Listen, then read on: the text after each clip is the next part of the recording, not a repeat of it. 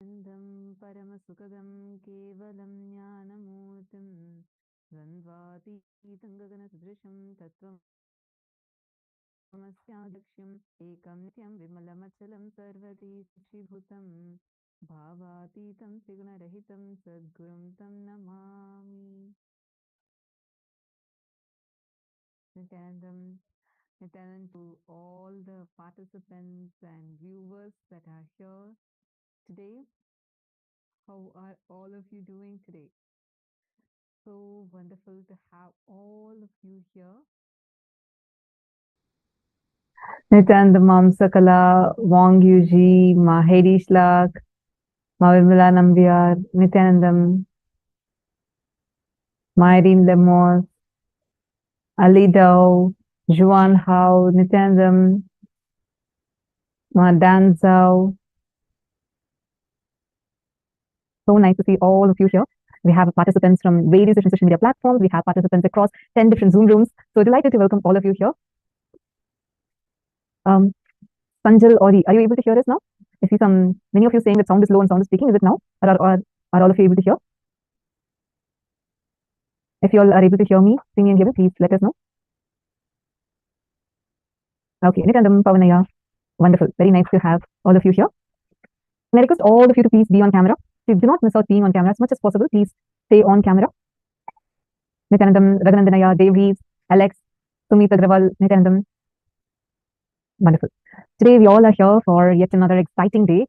We are going to be experiencing astral travel, learning about parallel universe, and learning about very mystical things today, and experiencing mystical things today. So that's why I'm so excited. This is the day where we are going to be experiencing completion with our forefathers, ancestors, who have left their body by meeting them in the parallel universe. Nithyanandam, Max. All right. Now, the best thing that you can receive to today's sessions would be with your intense participation, because it's highly recommended that everyone attends the whole day, and that would be only helping you to experience the best from the darshan. So we request all of you to attend the entire day as much as possible without missing any of the sessions.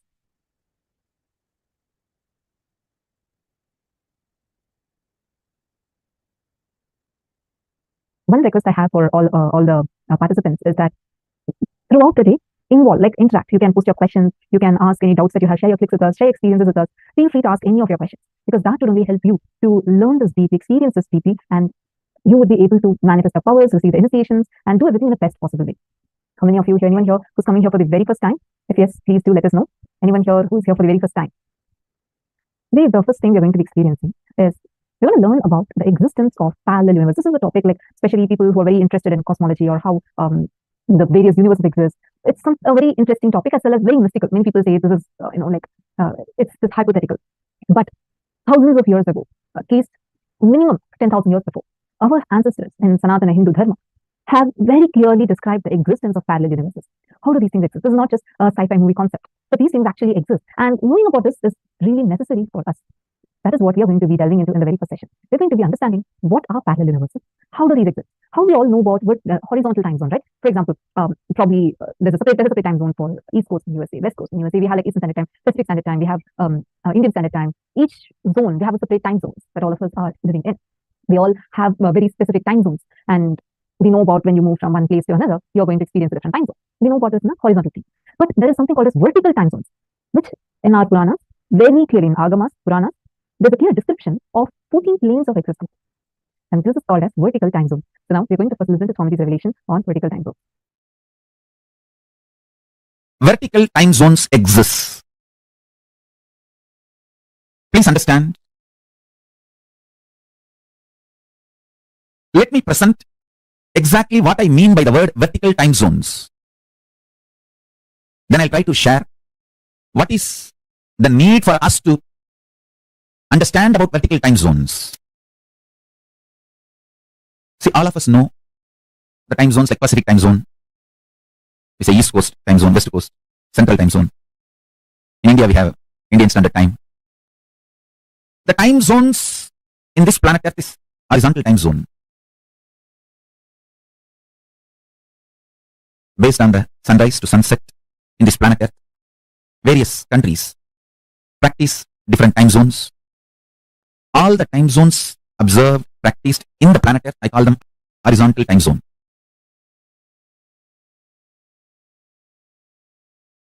there is something called vertical time zone. What I mean by the word vertical time zone? What I mean by the word vertical time zone? For us, 1 year is 1 day for the higher time zone, Swargaloka. That is why Nataraja, the god of Swargaloka, receives 6 Abhishekam in a year. Because for Devatas, in Swargaloka, the 1 year of Bhumandala, Bhuloka, 1 year of planet Earth is 1 day in Swargaloka. There are vertical time zones, Bhur, Bhuva, Suva, Tapa, Satya. The Satyaloka, where Brahma resides, there, 1 day of Brahmaloka is 4.32 billion human years. Understand? 1 day of Swargaloka means the vertical time zone above us. Bhur, Bhuva, Suva, Tapa. It goes and Satya, then beyond Satya is Vaikuntha, beyond Vaikuntha is Kailasa. Below Atala, Vitala, Sutala, Talatala, Batala. Understand? I am not giving you some superstitious theories. No. I give you precise understanding and experience of these vertical time zones. And understanding about these vertical time zones as a direct utility for your day-to-day life. It can bring tremendous physical health, mental health, psychological wellness, a very powerful way of existing. And above all, life of Paramashiva Jnana. You can exist embodying the space of Paramashiva, state space of Paramashiva and manifest powers of Paramashiva. Understand? The idea you carry about you is very important because that is the foundation from which you manifest your life. Knowledge about the vertical time zone, especially experientially, can change absolutely your life for best, highest, supreme form of existence. The Paramashiva Jnana makes you experience the state space powers of Paramashiva. That superconsciousness entering into individual consciousness of you, your individual consciousness, and mutation happening, you manifesting. That superconscious mutation is the ultimate, we call it moksha, ultimate liberation, Paramadvaita Anubhuti. In Sanskrit, we use the word Paramadvaita Anubhuti, ultimate oneness. Hindu tradition, Sanatana Hindu Dharma, is focused on this superconscious mutation. Ultimate oneness. Sanatana Hindu Dharma reveals about this cosmos. It has vertical time zones, higher worlds. Bhuva, Suva, Tapa, Maha, Jana, Brahma, Vaikuntha, Kailasa. The higher worlds and the lower worlds. Atala, Vitala, Sutala, Talatala, Mahatala, Patala. I'll project a simple description diagram of these lokas. Understand? Sanatana Hindu Dharma, the Hinduism, reveals about the cosmos, the higher planes, vertical time zones, and the lower planes, both. Just physical mutation and mental mutation happens in the lower planes of the universe. But conscious mutation and superconscious mutation happens in the higher planes of the universe, vertical time zones of the universe. Here I am projecting a simple description diagram of the vertical time zone.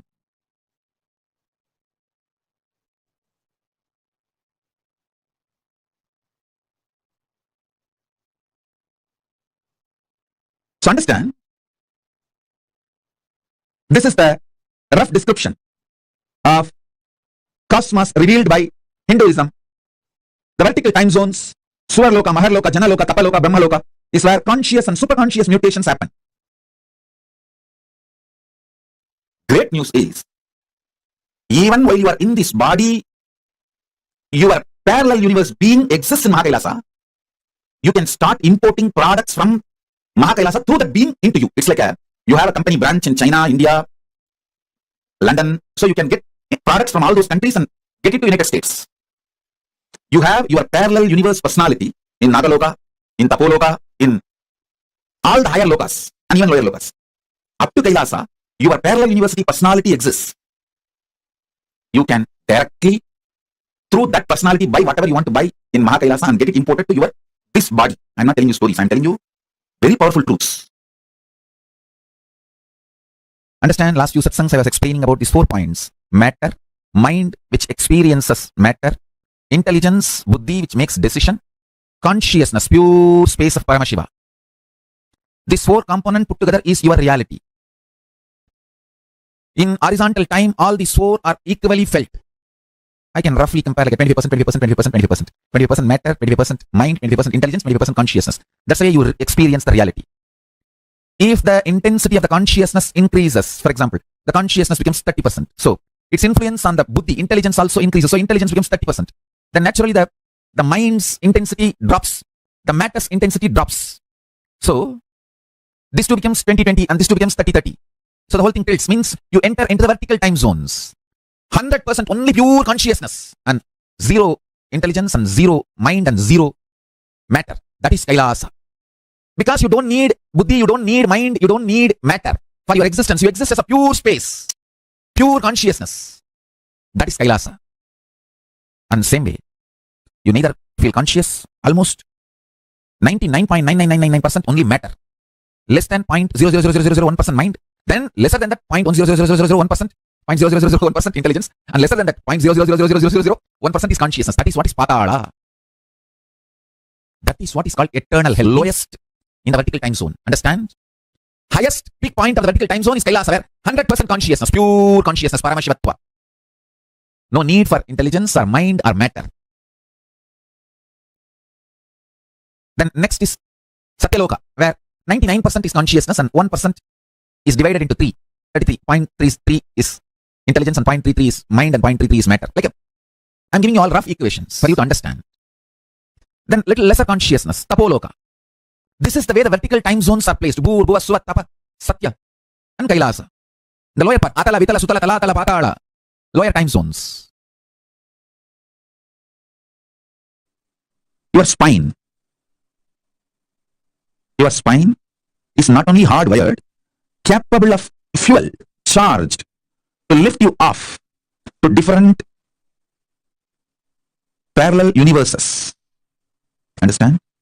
Even though animals have spine, because the majority of the time they spend horizontally, the spine is not capable of getting fuel with a subtle fuel called ojas. It's like their bodies are capable of receiving kerosene as the fuel, maximum diesel, but they can't handle petrol or flight petrol, white petrol. Understand this example. Same way, only the human bodies can handle, due to the vertical spine, the fuel like white petrol. Traditionally, the word ojas is used. The ojas need to be filled in your spine and the kundalini need to be ignited for you to reach parallel universe and different vertical time zone spaces. With consciousness as a fuel, you can straight shoot up to the different time zones. Move to different time zones. See, if you go to the higher altitude, in the world, many governments have established that station in the space research station. If you go there, your body goes through certain changes, hair growth and whatever changes. Same way, if your body is lifted with a conscious empowered vehicle to the vertical time zone, it goes through superconscious mutation. That is why if you go to Indraloka, automatically you will have 4 hands. If you go to the Swargaloka, automatically you will grow 2 hands more. Because the superconscious mutation will happen. Listen. If you go to the space station, automatically your body goes through certain changes. Same way, if you go to the Swargaloka, automatically your body goes through certain changes. Because superconscious mutation happens. Now focus on, because these statements are too important. See, if you die without this introduction, when you go to the first loka, second time zone, second vertical time zone or third vertical time zone, you will feel shy. You will have a cultural shock. It's like somebody from Indian village comes to New York. Due to cultural shock, he will not talk to anyone. He will just move to a corner into a shell. He will escape from life. People asked me, when I came to US, that was the first time I got into the flight in my life. I have not even seen the flight from distance. The first time I got into the flight is the flight for US, United States. And as you all know that I am from a village, but I never had a cultural shock. I just started going around and speaking in English. giving satsangs, classes, programs. The day one, I landed in US. I went to Chicago to pay respects to Vivekananda. The same stage, the auditorium in which Vivekananda spoke, I went there and offered my respects. Second day, my ASP, Anandaswarana program. First time I am doing it in English. Before that, I have spoken in my own bottled English. But first time in outside India in my own English. People asked me, can we get a translator, Swamiji? I said, no. I'll have to learn. Let me learn. Not only in language, any problem. I did not have any cultural shock. All of you listen. Now initiation time. So no moments. Every word I am uttering is important for your soul to move through the vertical time zone when you are alive or when after you leave the body. So listen carefully.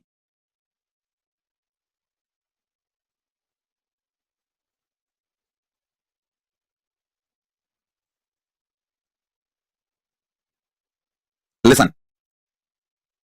People asked me, Swamiji, don't you feel a cultural shock? I said no. Because from the young age, in my village, Tiruvannamalai, I have seen tons of foreigners from all countries coming for seeking enlightenment. My gurus always had people from all over the world coming to them for enlightenment. So I was always near my gurus and saw all of that. Saw many of them. So how my gurus used to teach, I have seen. My gurus have already trained me to teach for the whole world, to be Jagat Guru. So I did not have a cultural shock. Now I am trying to train you not to have cultural shock when you go to Kailasa. See now, whatever I am telling you, if you internalize, you will not have a cultural shock, or you won't feel shy, you won't feel inadequate. Not enough when you go to the vertical time zones. Elaborately, now I'll give this example so that I can help you to understand how you can face yourself in the multiverses, parallel multiverses.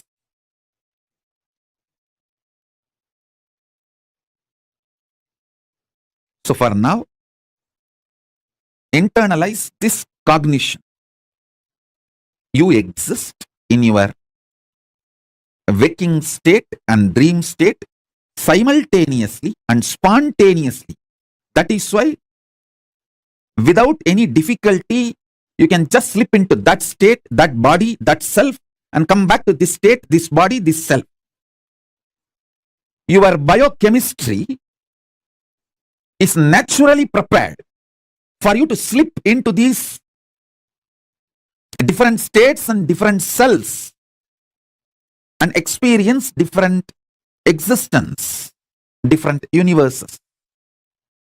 In waking state, the universe you experience is different, and the dream state, the universe you experience is different.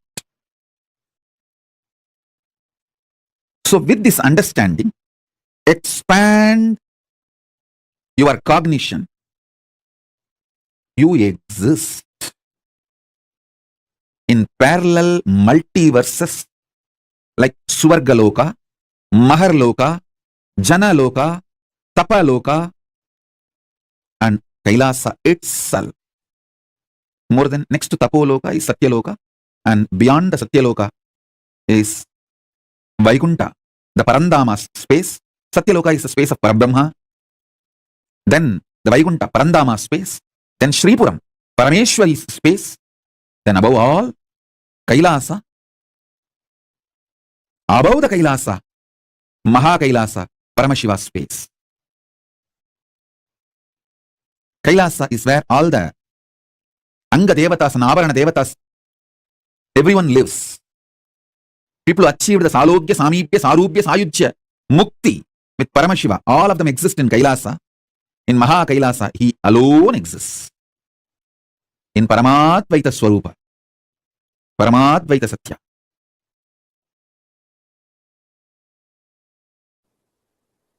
All of you have your presence in all 14 lokas.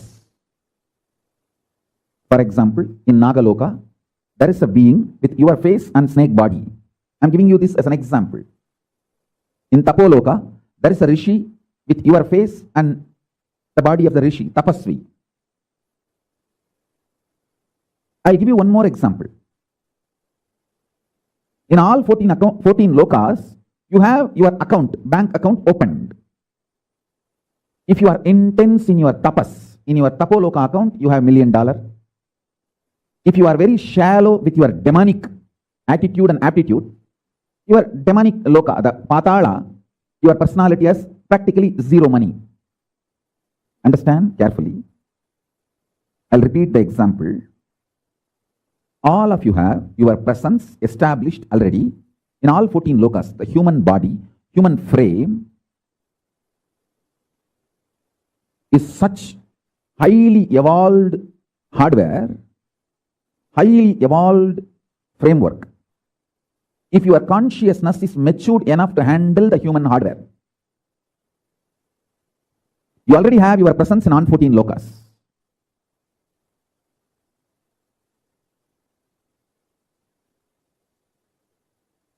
I'm giving you the example.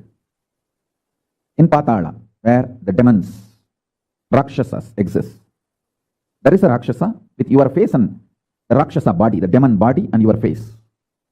Same way, in Tapoloka, your identity exists. There is a person with your face and a tapasvi, great rishi body.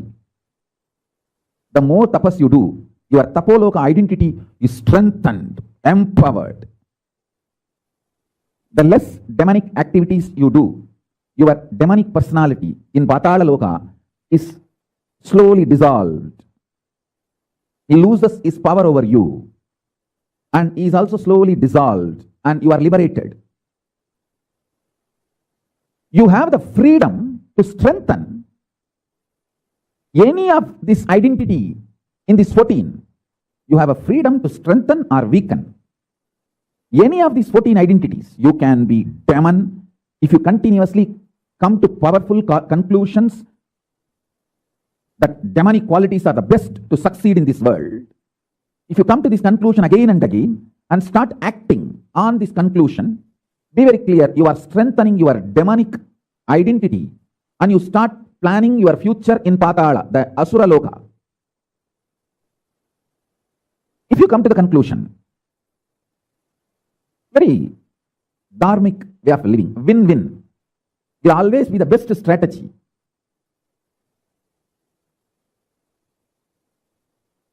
For success in the life, whenever you come to the conclusion, hey, I should also win, he should also win. That is the best strategy to achieve success in the life. And you start executing those strategies, those conclusions. Then your personality in Swargaloka gets strengthened and more your intensity in Swargaloka gets strengthened. And you start manifesting your future time in Swargaloka. And if you feel tyaga, giving up, vairagya, the absolute tyaga is the best strategy for success. Your personality in Tapoloka, highest zone, your identity in Tapoloka gets strengthened. That gets empowered. And naturally, your future starts manifesting in Tapoloka. So each of these loka opens up for you based on the powerful conclusions you arrive, based on the actions and activities you do. So understand this truth deeply so you can start manifesting not only the highest zone, Tapoloka, Satyaloka, all that, you can manifest Kailasa itself. Pure integrity, absolute integrity to Guru and Paramashiva.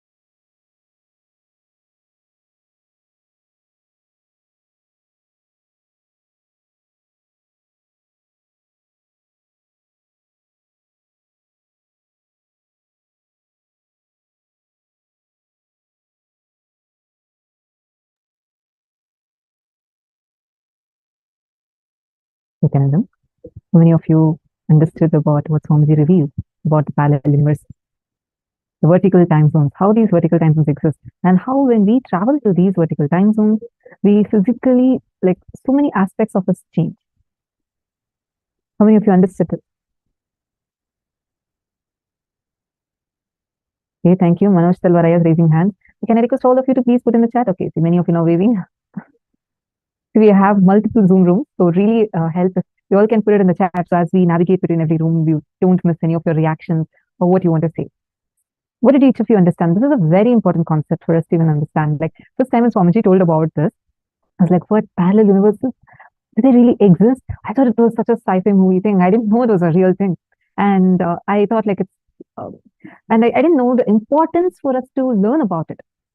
So then when Swamiji again and again continuously explaining about this, how to face yourself in the parallel universes, how you can experience each universe, Swamiji brought the Shastra Pramana to it in Mrigendra Agama. It's so clearly described about the existence of each of these planes, how many yojanas these are. And Swamiji showed those Shastra Pramanas and explained to us. It was like, wow, it's something too huge. Manoj Silvaraya has posted, Swamiji is teaching us what Rishis of Bharat used to teach. Absolutely. Actually, much more than that, because it's not just a mere intellectual knowledge alone, but you get to experience it. Today, we are going to be experiencing it. We had one participant sharing, which really touched me a lot, was how she was having the relationship with her father was very, very, very difficult in her childhood. But unfortunately, she had lost her father when she was very young. And she then missed her father a lot. And she then got connected to Swamiji, life went on. And at one point, she said, so when Swamiji was conducting this initiation of astral travel, like where literally you can travel to the parallel universe and you would be able to experience this completion with your ancestors. Today, we are going to be having that. All of you, please make sure you're getting the picture of any person who you would like to meet with, complete with, of the people who have left their body, means they are no more there, they have passed away. It can be someone even younger to you or elder to you, anyone okay. If they have passed away and you would like to meet with them, connect with them, you can get their picture. Today we had a special invitation. So that lady, she had come for the program and she just thought, why not experience completion with my father? And she got the picture of her father and she kept it. All of a sudden, when Swamiji started the initiation, she could literally see her father standing next to her and speak to her. And she just broke down and she completed it and he completed it with her. There's such a deep completion and fulfillment. Her life transformed completely after that. I was like, wow. You know, we do not even know the value of the sciences that we are getting to experience because of Swamiji. Like, we all think it's like, yeah, we are experiencing something, we are having these initiations, it's so exciting to see Swamiji, but what Swamiji is gifting to us is so phenomenal. Like, millions of dollars can also not buy this. Ajay Narayana has posted, yes, mother click for me was that our thought current and cognitions and actions based on cognitions strengthen or weaken our alternative universe identities in the vertical time zones. Absolutely right. Jian Shang, the kind of perception and awareness you are now, your future will be empowered with the corresponding words. Very good. Jian Shang, just to add one more thing, it's not just the words that we utter, but the very cognitions that we carry. Sometimes we may utter certain words which we don't really cognize inside us. So the cognition, deeply what we carry inside us matter. And that cognition that we carry is what is going to impact our future, impact even after our perceived future, meaning even after we leave the body. My consciousness has been lifted to see the interconnectedness of how each of my actions, thought currents, I choose to give life energy and will too cause ripples through each of the universe. Yes, Lucas, true. See, when you cherish some thought currents, like the thought currents Swamiji was mentioning, I'll actually show, we have beautiful slides where Swamiji is beautifully mapped for each loka, what is the thought current. So when you start consciously cherishing these, you are empowering those identities. Now, what in turn starts happening is that parallel universe identity of yours would start empowering you. So when you are not having the ability to hold yourself, that identity will help you, empower you, and make you grow further in the thought currents that you want to cherish. Yes, Max, what definition you posted is right. Correct.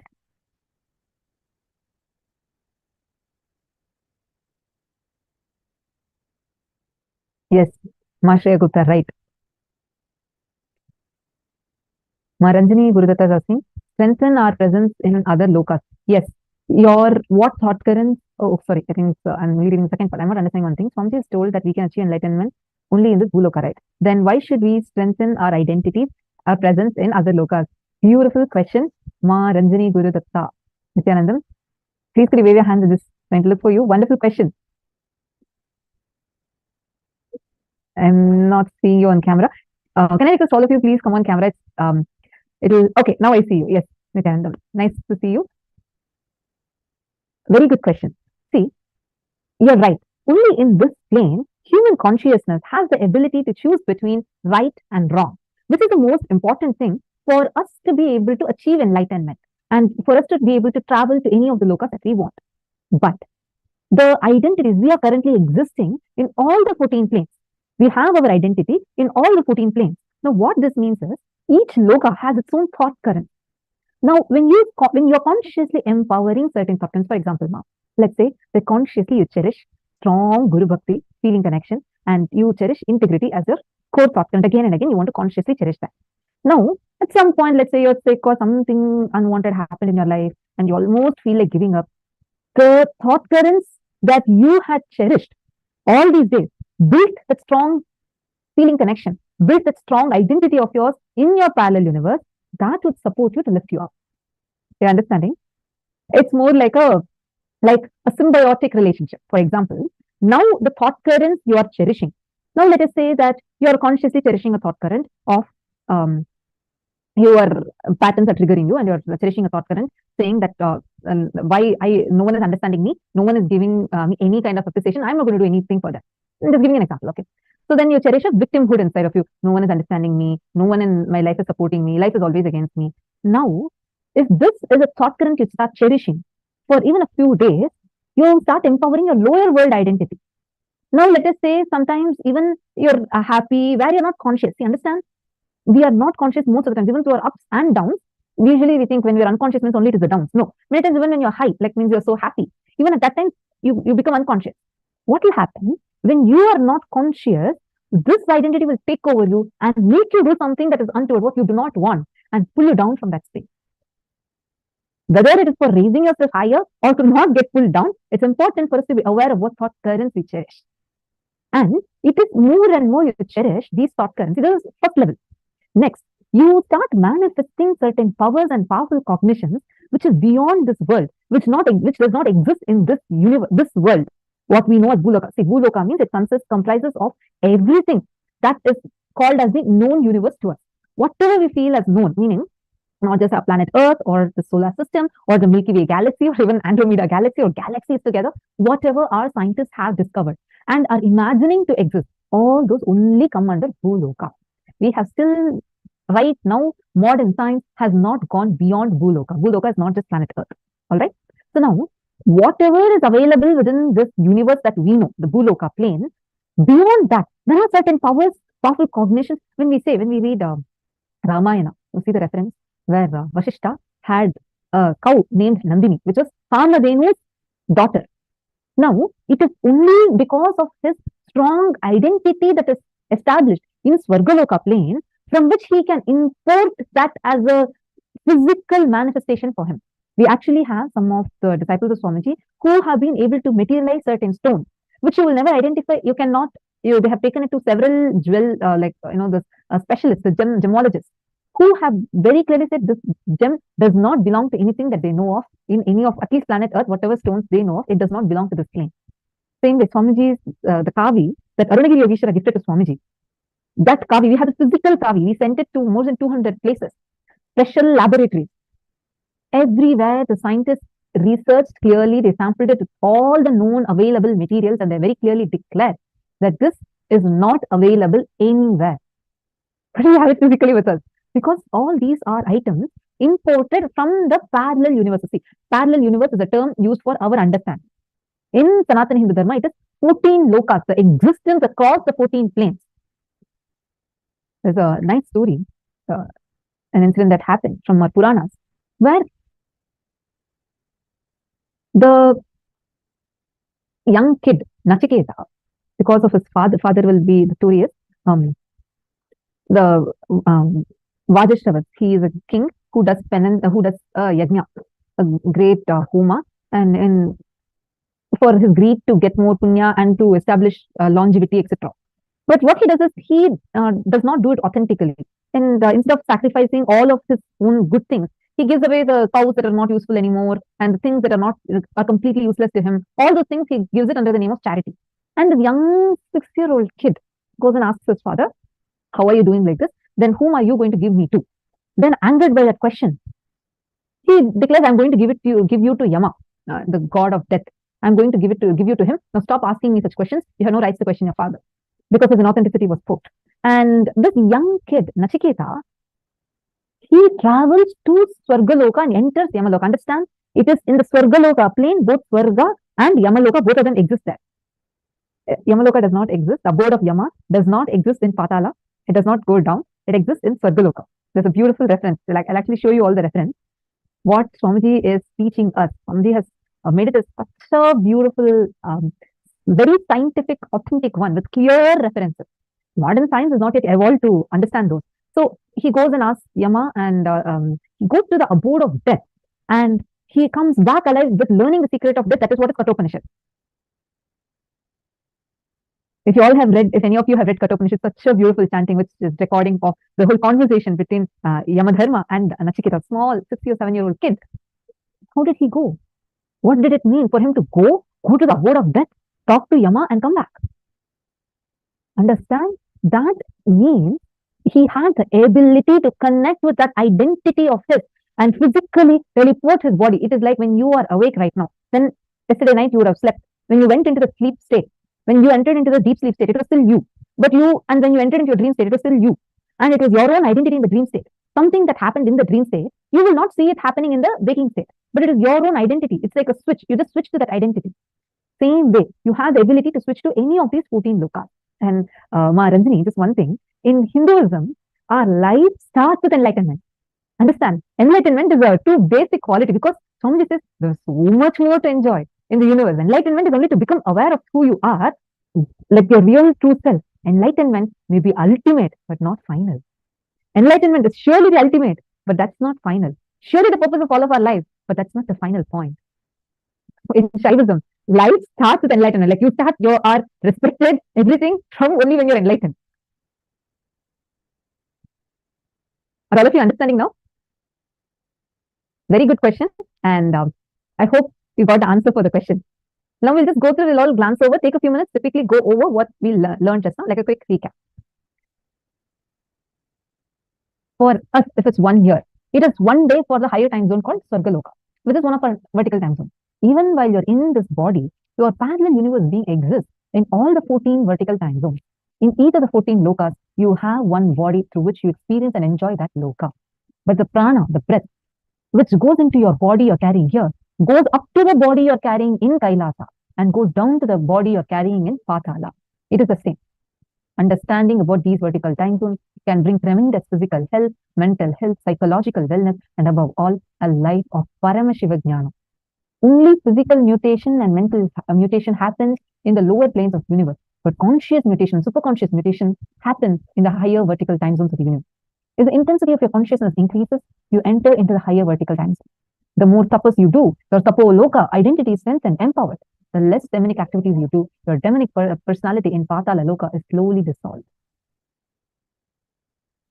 Now we are going to be learning, see, this is the verse I was mentioning, this is from Mrigendra Agama, from the 10th chapter, 116th sutra. Sadhuna koti swarloka swargivarya samashayaha.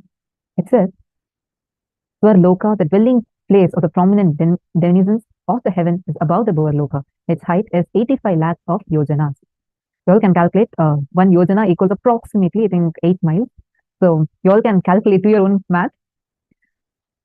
This is, to understand, every time I read these, right, I'm like, wow, first thing, how does Swamiji get the time to sit and map from these agamas? Each agamas are this thick. It's not a joke. Swamiji goes and gets it, downloads it into him, decodes it for us, simplifies it for us. He makes it so easily available and accessible to us. And not just that, he gives us all of these references to make sure that we are understanding the authenticity of this. And to make sure, see, when you're sitting and learning, here so many of you are sitting right now and getting to enjoy, experience these powerful cognitions, revelations. Do you know something? This is not just for some like a good knowledge, good to know kind of a thing. When you leave your body, this knowledge is what is going to open up in you and make you experience the parallel universe identities of you. Marvelous, Nithyananda, what I'm understanding, the more higher loka we tune in, the higher prana density in that higher vertical time zone body. The lower the prana, the lower is the loka. Prana, as your prana increases, prana is not just breathing, it is the life energy that your breath carries. And as the intensity of your prana increases, yes, surely you will reach higher lokas, but the pranic flow. So sometimes when you're angry, you will see your breathing pattern is different. Sometimes when you're very sad, you'll see your breathing pattern is different. Sometimes whenever you're very happy, your breathing pattern is different. When you're very complete and blissful, again, your breathing pattern is different. How many of you have noticed this? That breathing pattern decides which loka identity you're empowering because it's directly influenced based on the thought currents you cherish. Understanding? Yes, what you posted is right. I'm just adding a point to it. Really appreciate all of your sincere participation. Now, let's understand the lokas, how each of the lokas exists. So this is the Swarga Loka. It's absolute peace and joy and upgraded life compared to planet Earth, Bhuloka. Next is Maharloka. It is much higher than Swarga Loka. Higher level beings go there. And Maharloka is your highest peak possibilities. You experience it in Maharloka. Actually, Swamiji, this is the largest universe. Maho Jikoti Yatrase Marichadi Munivrajaha. Maharloka, the abode of Marichi and other such eminent stages, is above the Swarga Loka, raising to the height of 2 crores of yojanas. Again, this is from the Gendragama, the 10th verse, 10th Loka. Janaloka is a vertical time zone where you can exist in multiple bodies at the same time. Anyone who experiences Janaloka loses all violence because you know you exist in everyone. Janoshakotyavatchinnaha Pitrujagujanashrayaha. Above this is the Janaloka where the Pitrus, the ancestors, and the sages such as Janu and others are living. Its height is 8 crores of yojanas. This is again from Mrigendragama, verse 10.117. Deep surrender lifts you to Brahmaloka. Then from there, you move to Vaikuntha, Kailasa, and Mahakailasa itself. Take a few minutes. You all can take a note of this. This shows each loka, what is the abode of it, what kind of inner space takes you to that loka. You all can take a note of this and post it on your Facebook.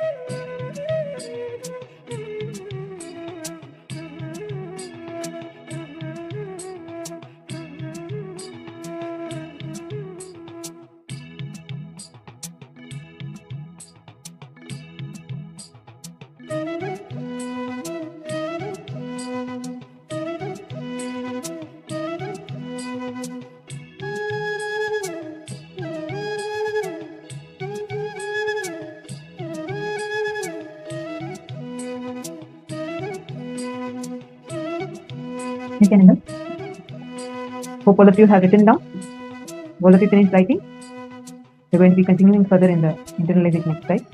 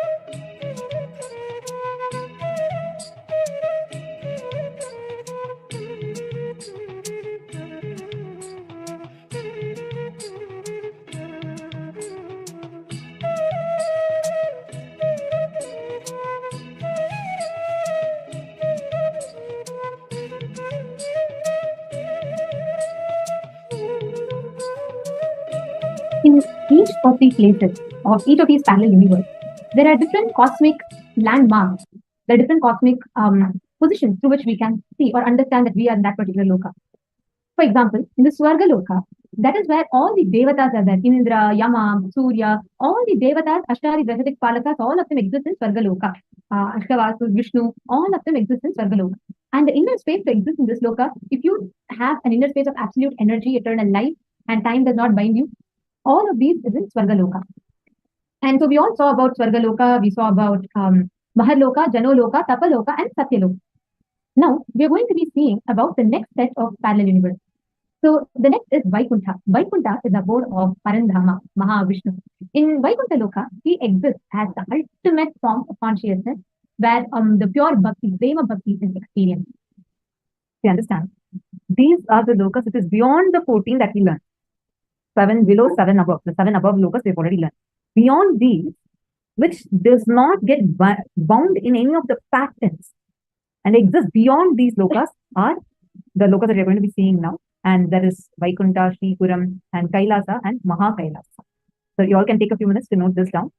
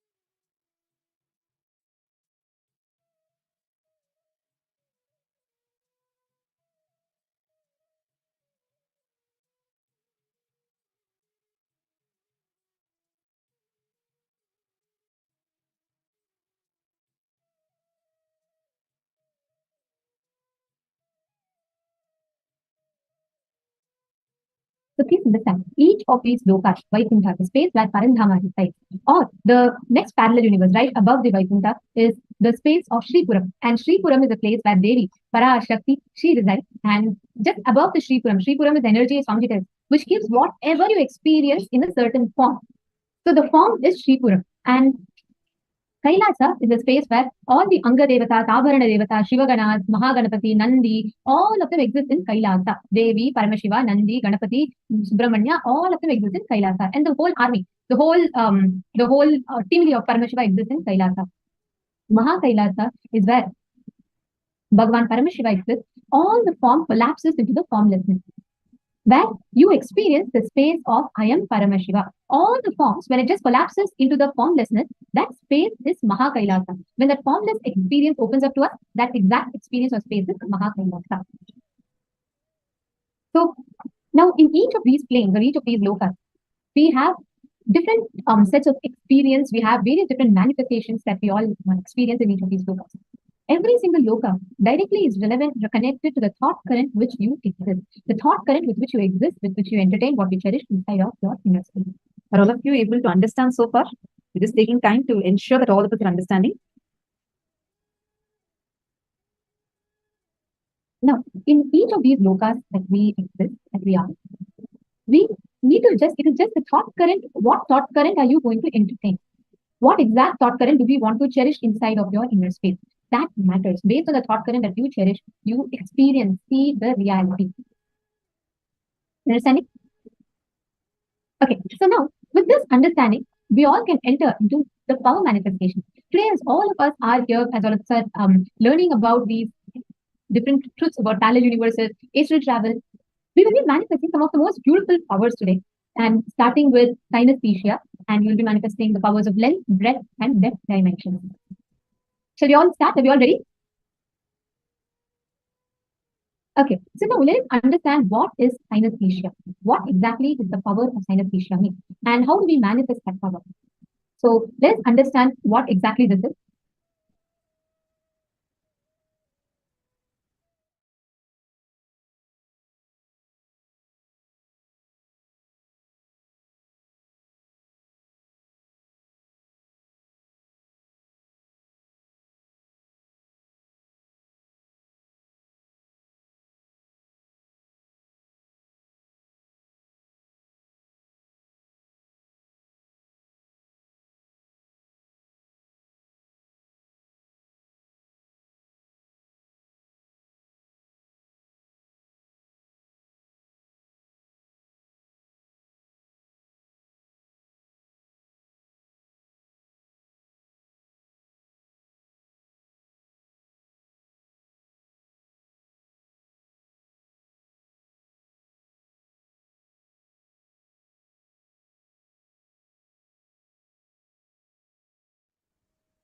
So synesthesia is a very beautiful power which we manifest. So please understand, there's a very beautiful science behind it.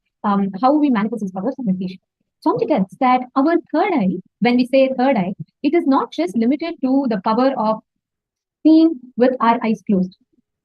It is beyond what we see. It's beyond what we perceive or what we understand. The moment you sit in that experience, Swamiji tells beautifully that your synesthesia is an experience of oneness in the physical sensory level. So Swamiji tells very beautifully, it is the blending of senses in which you simultaneously produce or perceive multiple sensations at the same time. Listen very carefully. There's a very, very beautiful revelation. Swamiji tells, synesthesia is the power where you can hear colors, you can feel sound, and you can taste shapes. I know this will be very, it will be very weird for all of you, but hear sounds, taste shapes, hear colors, taste sound. This power of synesthesia that all of us experience is a very unique power in itself. Please understand. When you are in the space of oneness, in the physical sensory level, which means when you're transcending the experience of oneness in the levels which is beyond the physical senses, then your ability to perceive multiple things through all senses manifests inside of you. Swamiji tells, when Swamiji awakens the third eye, the synesthesia capability happens in us where you can hear the colors, see the colors, and there's a sound. Even experience the sound of the colors. How many of you are exactly catching it?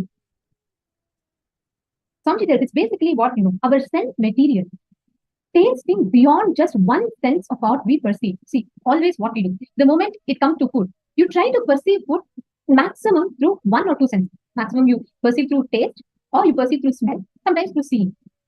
We limit our sensory perceptions to most of the times it's just one, sometimes two, and sometimes three maximum.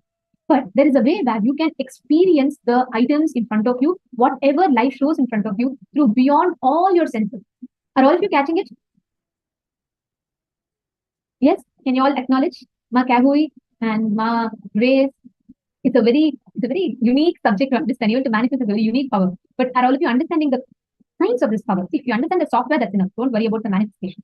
Manifestation happens as a byproduct.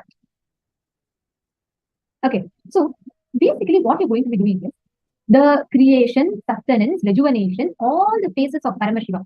We will be learning about this.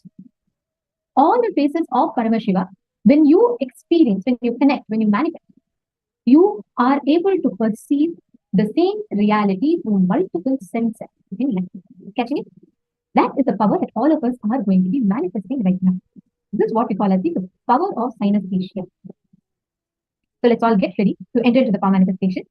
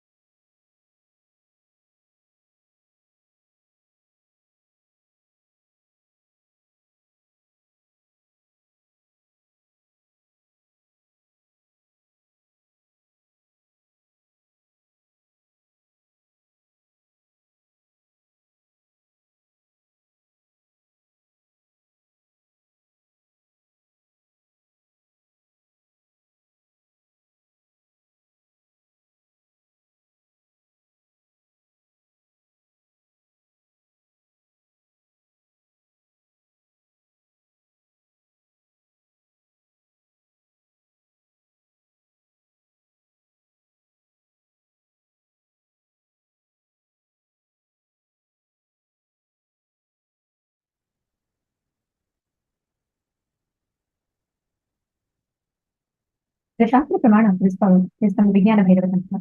Tanmatamatamabhyatam yah karoti dine dine sarva papa vinirmukto roganna sayate hi saha samvattarakratabhyatad bhairavo bhavati dhruvam animadi guna labhva शीतभूतगणास्वयम्. Bhagavan Paramashiva said, when the yogi continues to manifest the powers of drinking nectar and manifesting power over body physiology for 6 months, he becomes a Bhairava, the independent cosmic power of Sadashiva, who is the lord of completion, time, and space. He obtains and expresses the powers of anima, etc., which are the 8 naturally superpowers, in oneness with Bhairava by his own self, conquers all the elements in length, depth, dimension.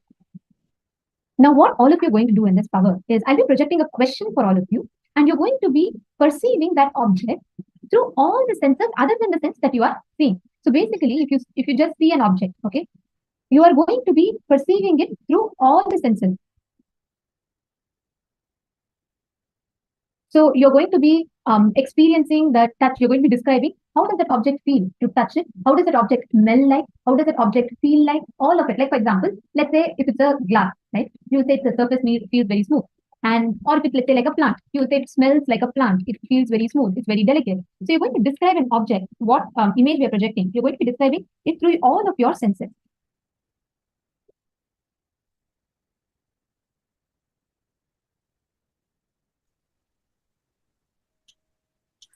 So now we can all get ready by sitting straight.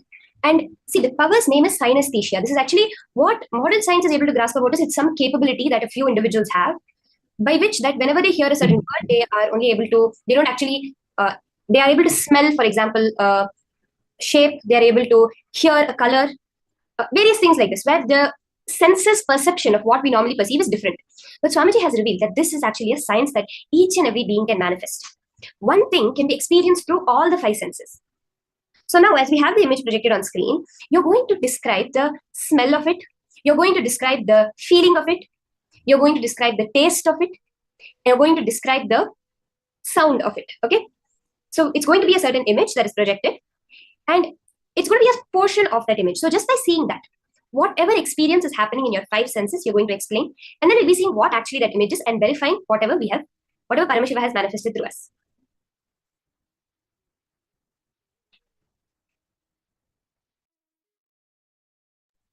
So we have the first round. You can see an image projected on screen.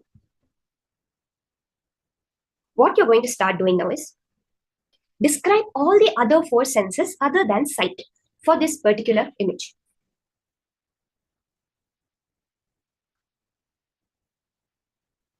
The smell of it. What is the smell of this object? What is the feeling? How does it feel when you touch it? The texture, the material, the hardness. Is it soft? Is it squishy? Is it sticky? Is it hard? Is it sharp? What's the touch of it? You can sit straight. You can keep your eyes open and gaze at the image, or you can close your eyes for this round. What is the smell that emanates from this object, this picture, the picture of the object? The smell that is coming to you. Consciously scan. What are the sounds that this object produces? What is the sound of this object? What sound that you're able to get for this object? What is the taste of this object? How does it taste when it's put inside your mouth?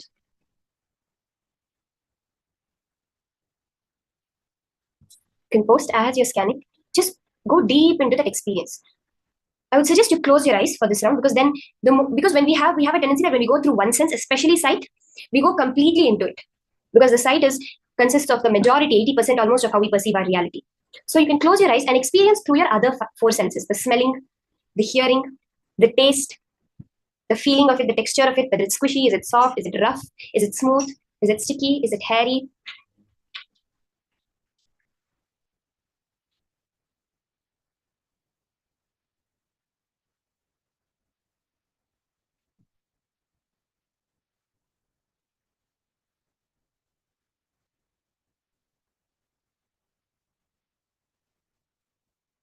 Sit as Sadashiva, as Paramashiva. You can do all the 5 Pancha Krityas: the creation, the sustenance, the destruction or rejuvenation, pulling out of delusion, and liberation. All the 5 senses can be perceived through one itself. Just through the third eye, all the 5 senses we can experience.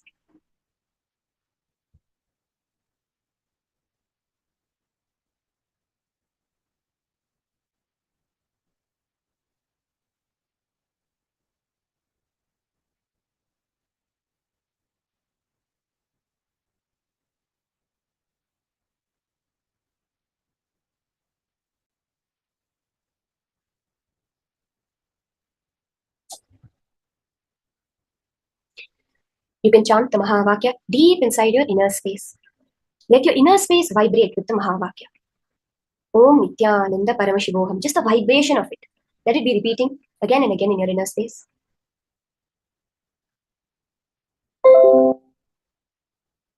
Connect to Swamiji. Be completely unclutched.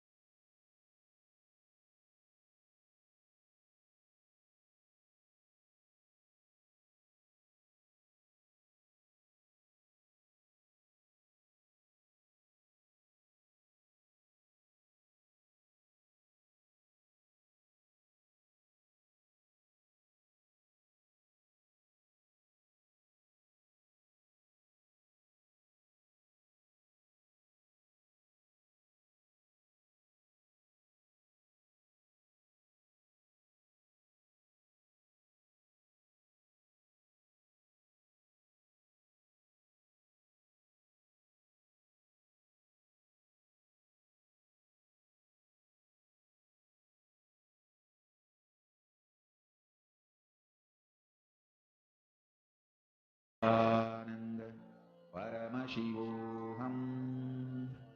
Om Nityananda Paramashivoham.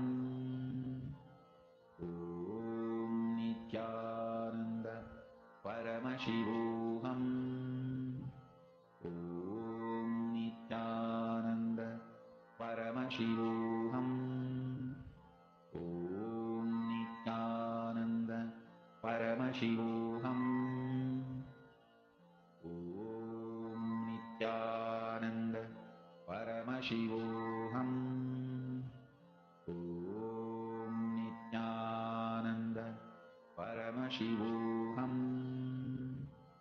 Om Nityananda Paramashivoham. Om Nityananda Paramashivoham. Om Nityananda Paramashivoham.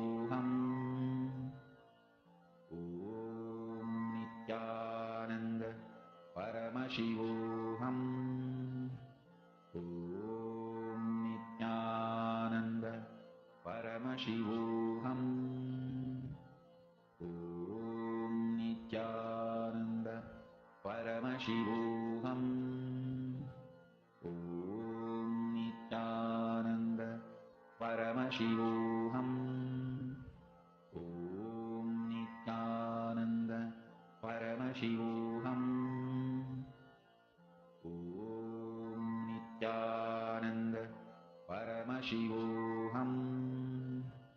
Om Nityananda Paramashivoham.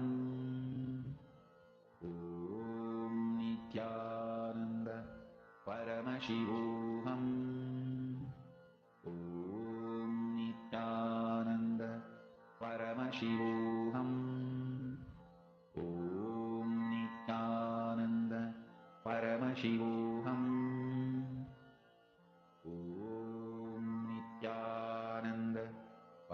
Paramashivoham. Om Nithyananda Paramashivoham. Om Nithyananda Paramashivoham. Om Nithyananda Paramashivoham. Om Nithyananda Paramashivoham.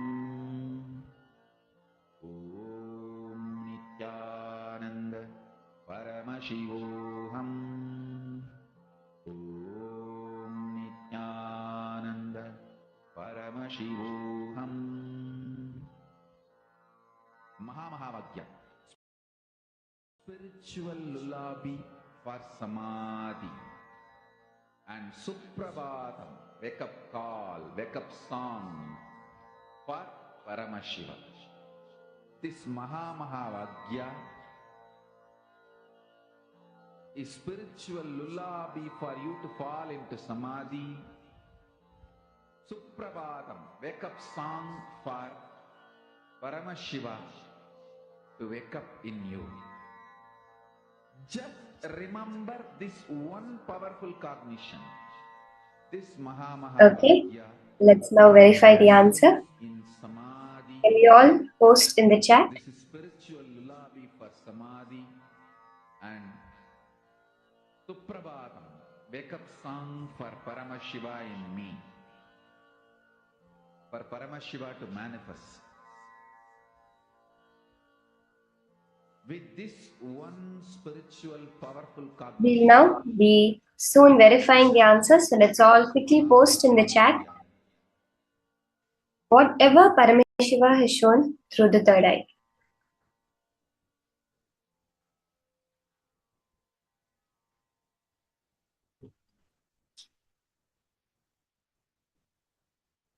We are having many people have already posted. This is a very exciting power. It's very fun and to experience the different senses through your various senses. Paramashiva also describes in more detail this power. Spiritual lullaby for samadhi and Suprabhatam, wake up call, wake up song for Paramashiva. For Paramashiva to manifest. With this one spiritual powerful cognition, chant this Mahamahavagyam. Om Nithyananda Paramashivoham. Om Nithyananda Paramashivoham. Om Nithyananda Paramashivoham. Om Nithyananda Paramashivoham. Om Nithyananda Paramashivoham.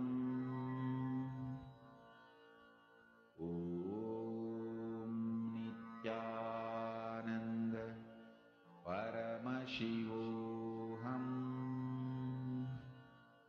Om Nithyananda Paramashivoham. Om Nithyananda Paramashivoham. Om Nithyananda Paramashivoham. Okay, we have many people who have posted.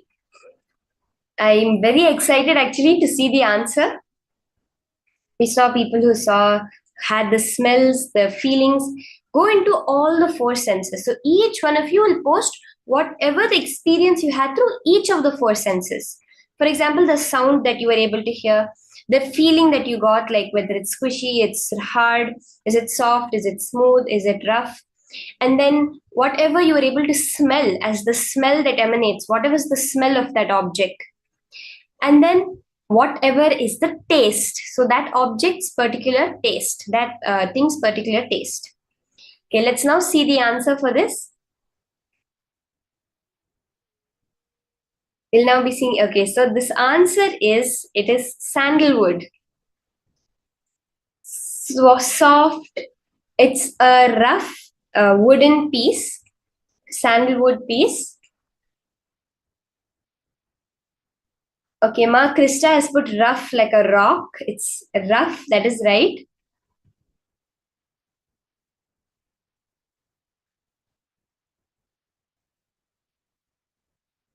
Ma Agama Priya, you have put soft, grainy, smells good, a little bit only, a little bit oily, you have said, Ma. Actually, sandalwood actually has that property of being oily, which is so correct. It smells really good.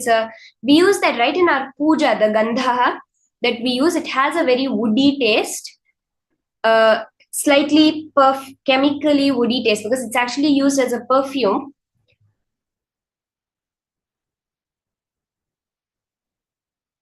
Orange color, Ma Mohilata, soft powder. That is so accurate because we use gandha as a very soft powder. We use the sandalwood as a very soft powder. Ma Indira, do you understand? You said it is sandalwood. Smells like sandalwood. That's exactly you've manifested, Ma. Ma, you have manifested so perfectly that it is sandalwood that was kept over there. That's so awesome, so awesome. Just celebrate, Ma. You have really, really manifested. All of us, when we celebrate the manifestation, when one manifestation happens, as we are sitting as a group, it is all of our manifestation. So that's so beautiful.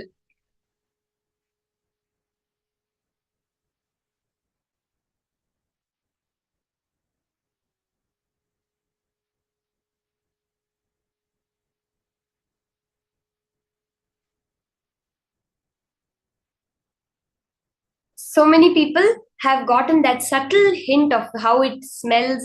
The smells, it's a very fragrant smelling object, the sandalwood. If all of those who do the puja, we use it as the gandha, the offering of the sweet smelling paste, which we usually offer to Paramashiva. It has very cooling properties. The sandalwood has very cooling properties and a very fragrant smell. It's actually a wood from a tree. It's the wood part of a tree.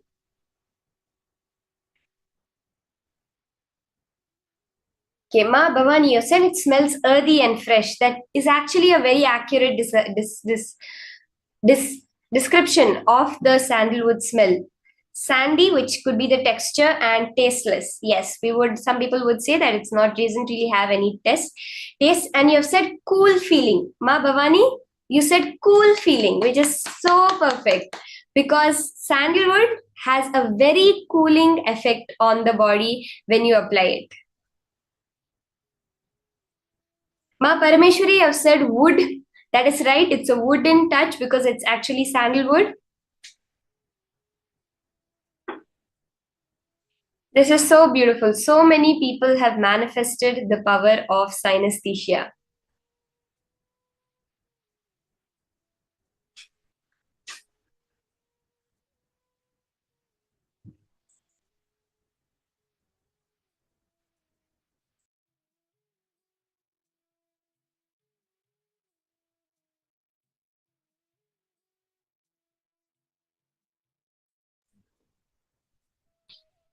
Further, today we'll be moving into very much advanced powers that are so beautiful. See, Swamiji always says that these powers, the power manifestation you're spending these 21 minutes doing, it's not some magic trick you're doing. It's actually practically you can apply it in your life.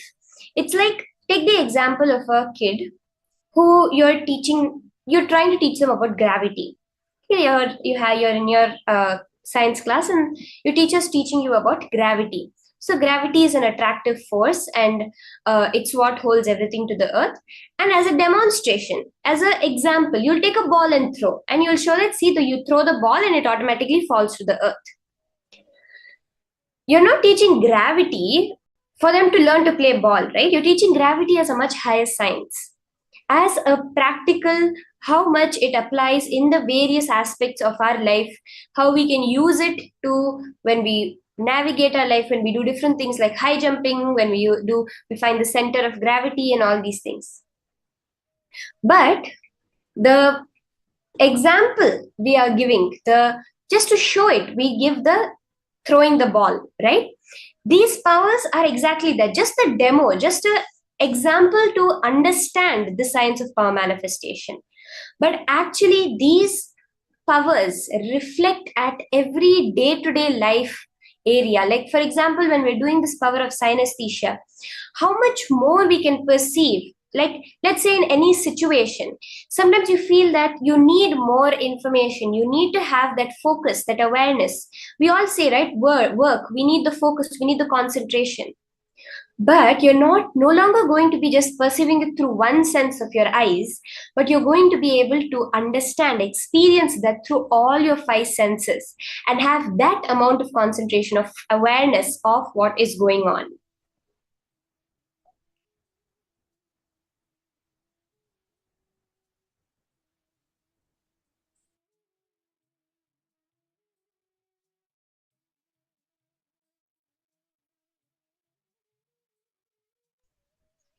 That is why Swamiji says that power manifestation is a Shakti.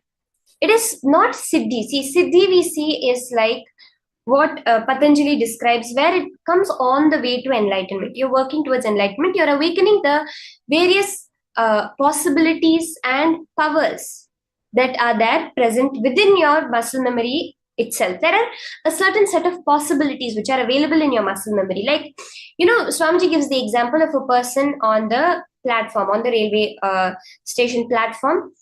Because of lack of food, he would have mastered the ability to be with only one meal every day.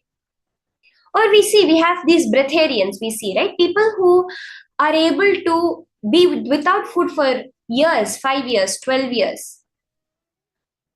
But that is just the possibility level. We see the circuses, we see people in the circus doing all kinds of play. We have contortionists that are pushing the body to its limits. But Swamiji is not giving any yoga, whether it's the Nirahara Samyama, whether it's the puja, whether it's anything, even this power manifestation science. Swamiji is not giving it as a psychic possibility, but Swamiji is giving it as an established science by which you manifest the super consciousness through you.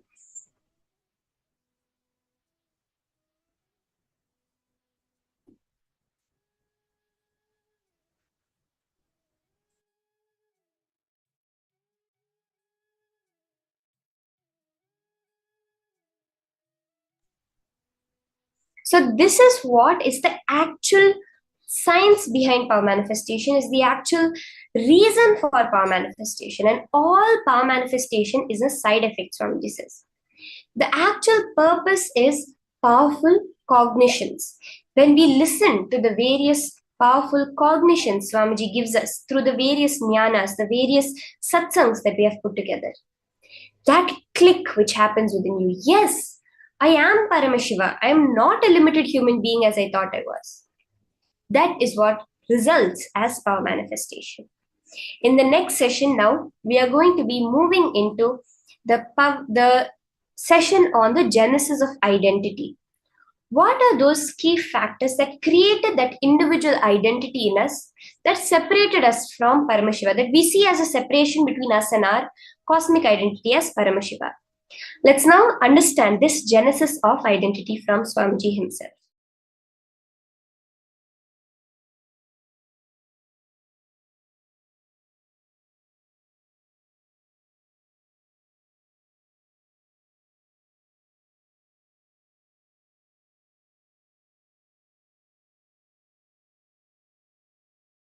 The first session is Genesis of Identity, understanding what you perceive as your identity.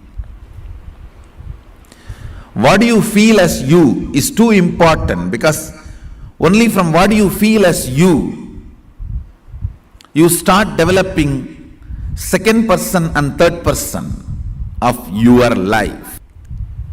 aligning, understanding, aligning and understanding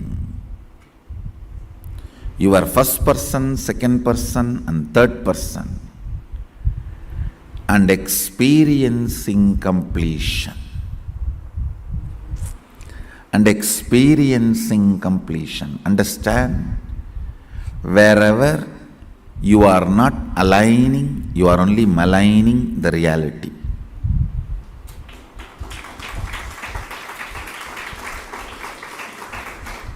Either you align or malign. There cannot be any neutral. Either you align or malign. There cannot be any other reality.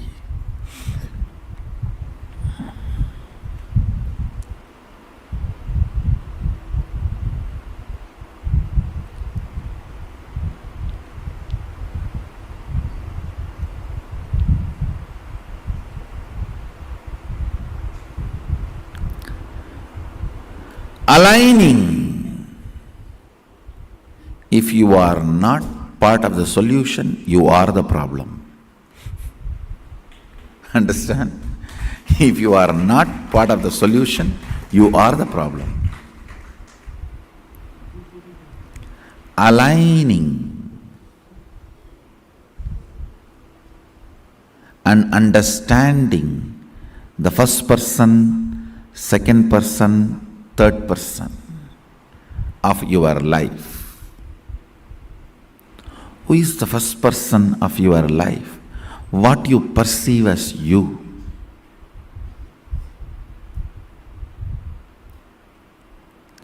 Who is the second person of your life?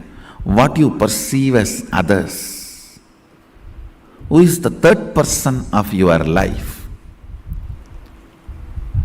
Whatever you perceive as you and others, and what you perceive as others, they and their others. Listen, whatever you perceive as you is your first person, whatever you perceive as others is your second person, whatever you perceive as your second person's first person's and second person is your third person.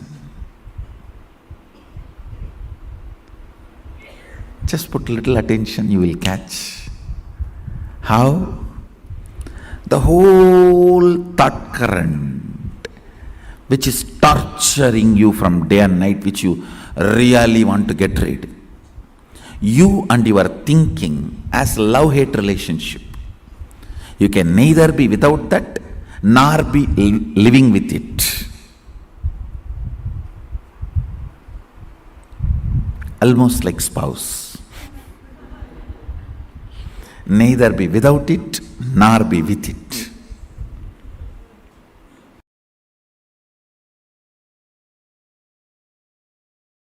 Listen.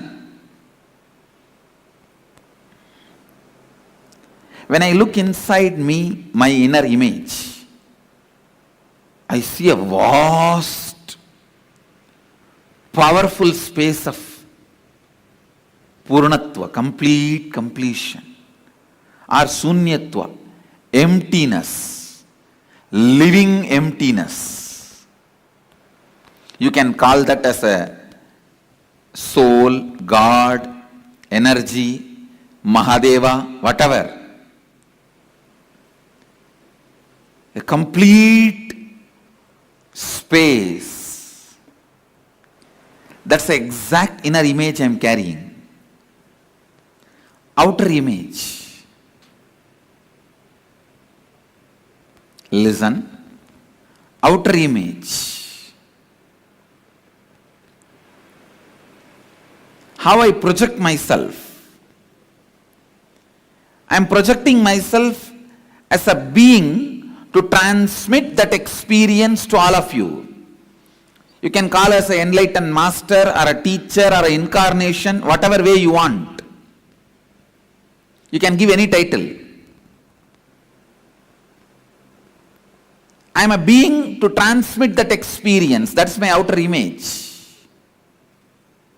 Declared outer image. Others' image. Listen, others' image. I may declare that I am here to transmit this enlightenment experience to you, but people expect that I should heal their physical pain, mental pain. I should bless them for wealth. I should bless them for a healing relationship. Peace, bliss, contentment, completion.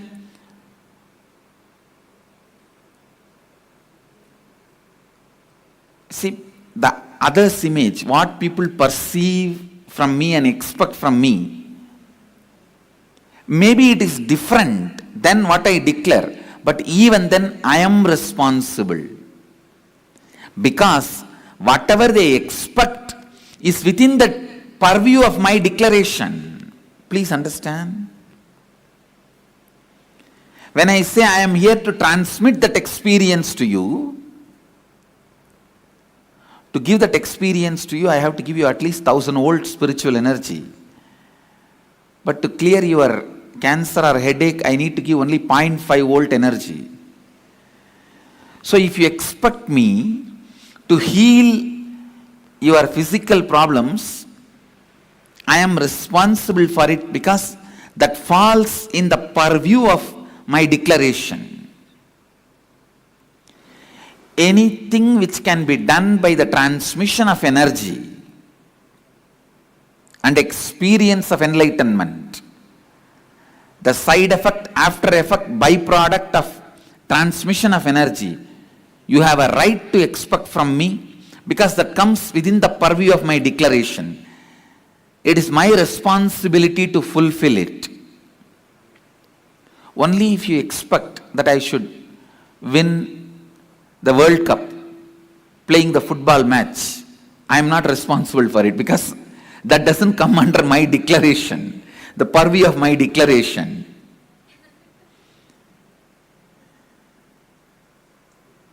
But anything you expect in the line of physical health, mental health, complete relationships, wealth, fulfillment, completion, enlightenment, I am responsible for it. Either I have to give you that. If you are not ready to receive, I have to prepare you and give you that. But till you achieve it, I am responsible. This is what is taking responsibility for others' image.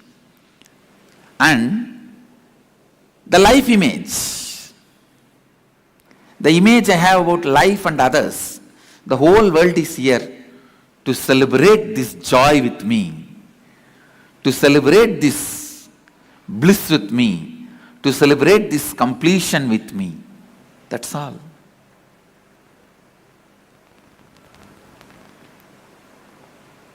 So understand,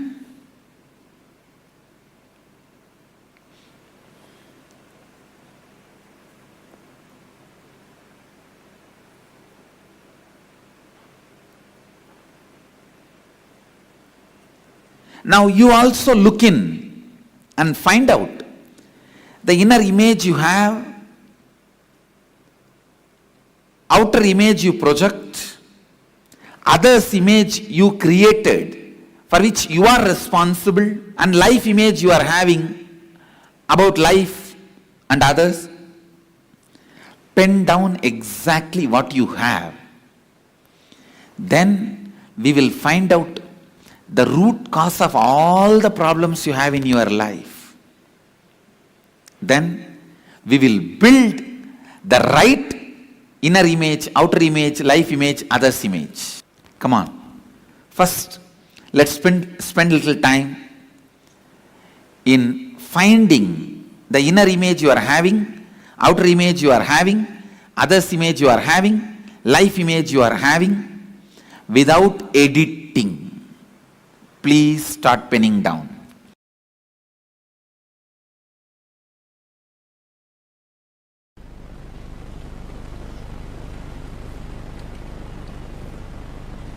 So understand, the exact inner identity, outer identity, and the gap between the inner identity and the outer identity.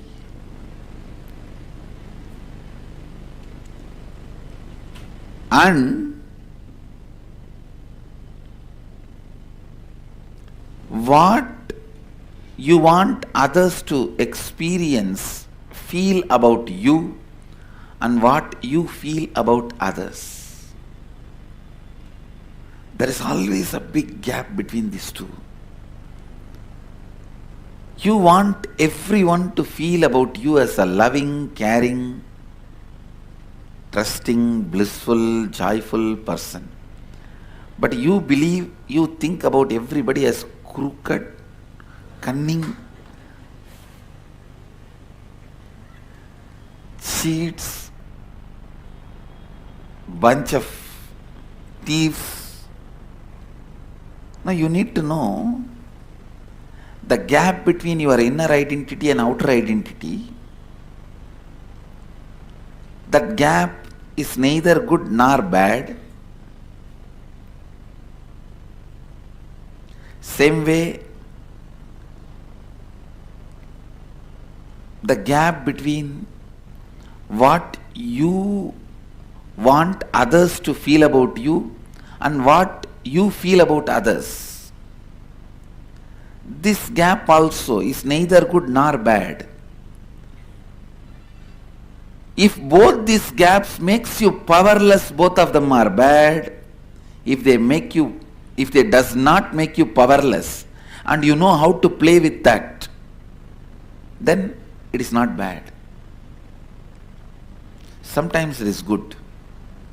Some of the very powerful, the most powerful strategies which Krishna did to protect Dharma are done from that space where other person can't even understand with what kind of a logic you are functioning. Other person can't even understand, you can never understand with what kind of a dharma Krishna is functioning. You can never understand.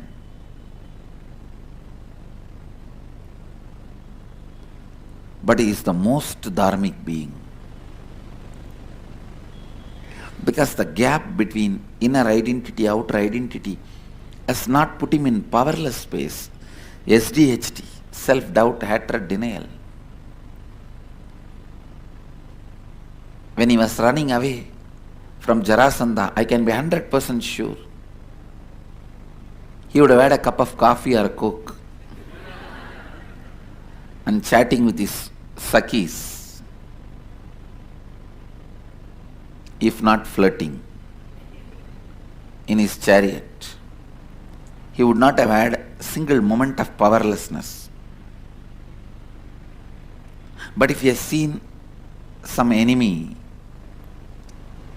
spy, immediately he would have shown the face as if he is afraid, frightened, running away. He knows how to play the game with. Because even the inner identity, outer identity,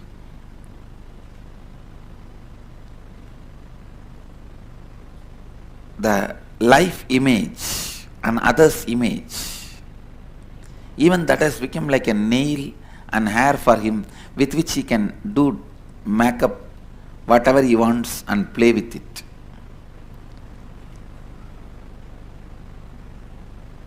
He knows how to show them, showcase them, and use them, play with them.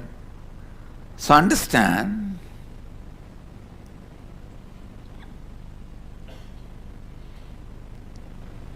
not to fall into any powerlessness by these four identities and the gaps between them is completion.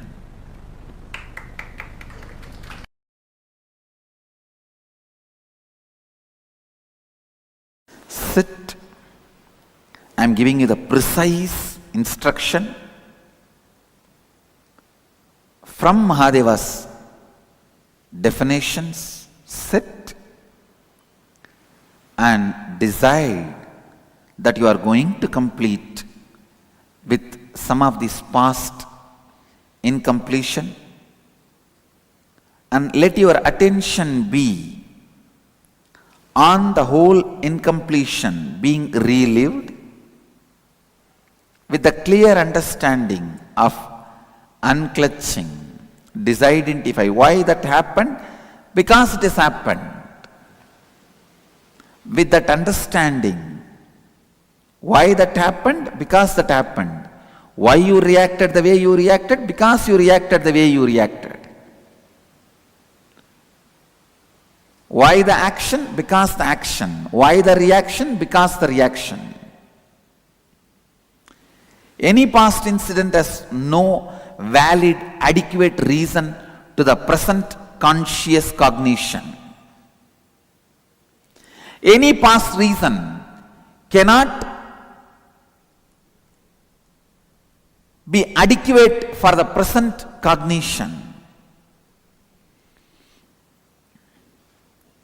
Any past incident has no reason or cause for why it happened the way it happened. It just happened the way it happened, and it did not happen the way it did not happen. That's all. With this clarity, relive, you will see the form you are able to remember in which the incompletion happened will melt down, will lose its power over you. That is the definition that completion has happened. The incompletions have melted down. Go on, go on, go on. Other than the form you are having this moment, you should not be able to remember any form of the past. Then you become formless.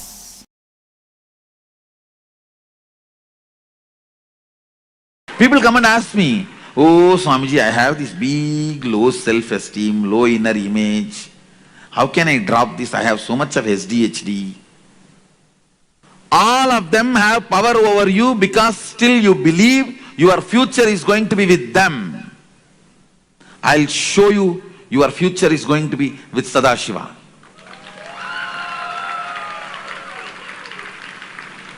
When you know you do not need beggar identity for your future is going to be your Raja identity. It will not take more than 2-3 seconds to make that old identity redundant, irrelevant.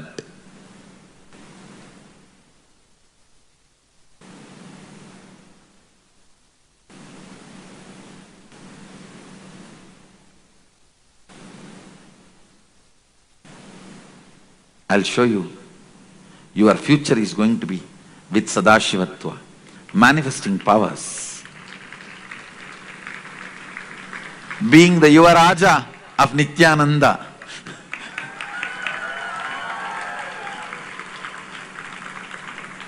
Prince of the cosmos. Yuvaraja of eternal bliss.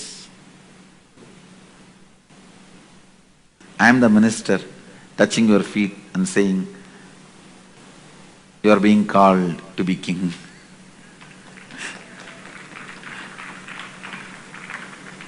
Understand? You need to understand only one thing. Your future is going to be with a higher identity. All this old identity, powerlessness, SDHD, GDHD, SSDHD means, SDHD means self-doubt, self-hatred, self-denial. GDHD means guru doubt, guru hatred, guru denial. Now when you have SDHD, you will have GDHD. When you can't trust you, you won't trust me. SDHD, self-doubt, self-hatred, self-denial. SDHD leads to GDHD. Means guru doubt, guru hatred, guru denial. which naturally makes you do SSDHD, means Sadashiva doubt, Sadashiva hatred, and Sadashiva denial. SDHD leads to GDHD, leads to SSDHD. Understand? The moment you understand your future is going to be with only powers as king, not as king, as king, not all the time as king. No, the prince, it only took 2-3 seconds for him to shift from as king to as king. From as king to as king. It took only 2-3 seconds.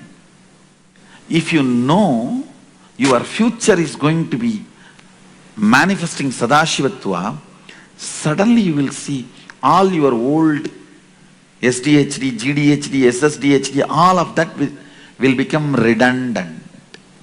All of that becomes redundant. All of that does not have any more power over you, does not have any more say over you, does not have any more hold over you.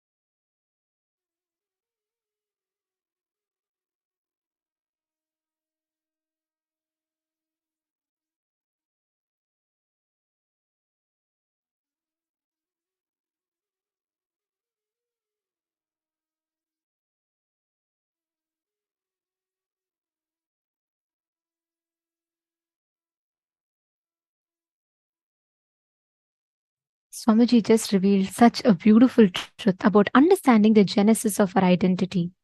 What? How do we exist? Each of us have multiple layers of how we cognize our identity. There's layers and layers and layers. Each moment, how we perceive reality in front of us has multiple different layers or multiple different experiences, let's say, through which or how we understand or we experience the reality in front of us. So, one such very important aspect is what Swamiji explained as the inner image, the outer image, the other's image, and life image. These four images, our inner image, the outer image, the other's image, and the life image, they have a very important, a very big role to play. How we experience the reality in front of us, understand the way you perceive about you is the way you perceive about world, the way you perceive about how life happens to you, all of that matters. They all have a significant role to play because how you experience reality, how you experience the way life manifests in front of you, all of these adds up to your understanding of what is life and your understanding of reality. So these four components, mamakara, ahankara, anyakara, and the swa anyakara, all these four components put together makes up our existence, makes up you, me, our identity, how we perceive ourselves. So can I request every one of you to please explain what is inner image, what is outer image, what is other's image, and what is life image? Come on. Can I request every one of you to please post? Take a few minutes. Can I request each of you to post? What do you understand as inner image, outer image, other's image, and life image? Come on. Ma Vignanayaki, Ma Ananda Shakti, Ma Chingho, Ma Chungiliyu. Come on, everyone. Let's post. What do you understand as inner image? What do you understand as outer image? What do you understand as other's image? And what is life image?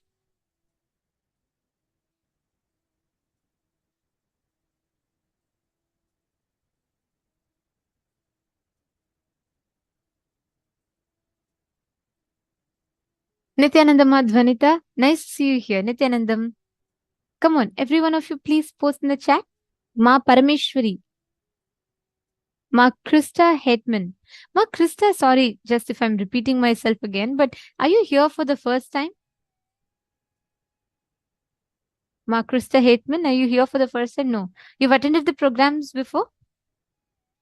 Could you share a little bit more which kind of programs you've attended?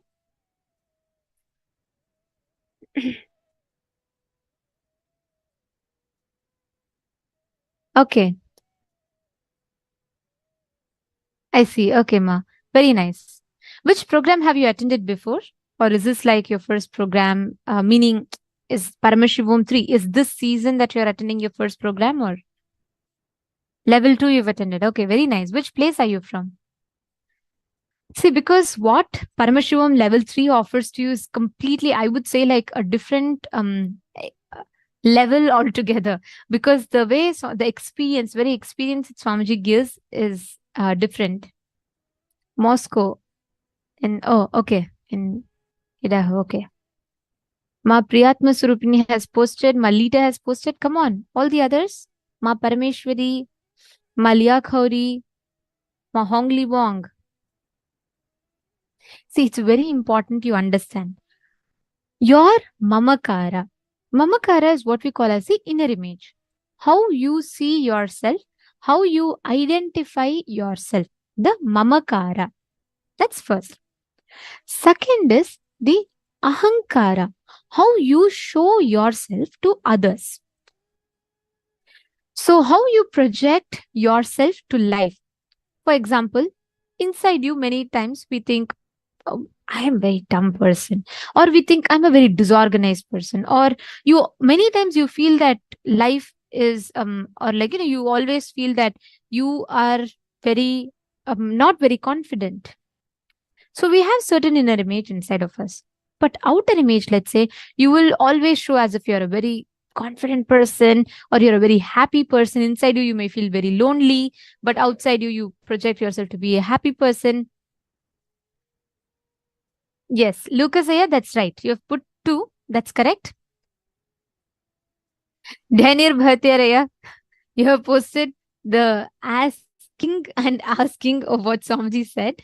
That's right. But what are the 4 images as such? Swamiji explained a very, very important component in this, right? The inner image, what you carry as you, inside of you, about you. That is your inner image. How you show yourself to others is the outer image. Like how you show as you, what your feelings, everything to life. And the next one is life image. Life image is how do you perceive world and life. And next is how do you think that others perceive about you. These 4 components makes up you, your existence and your life.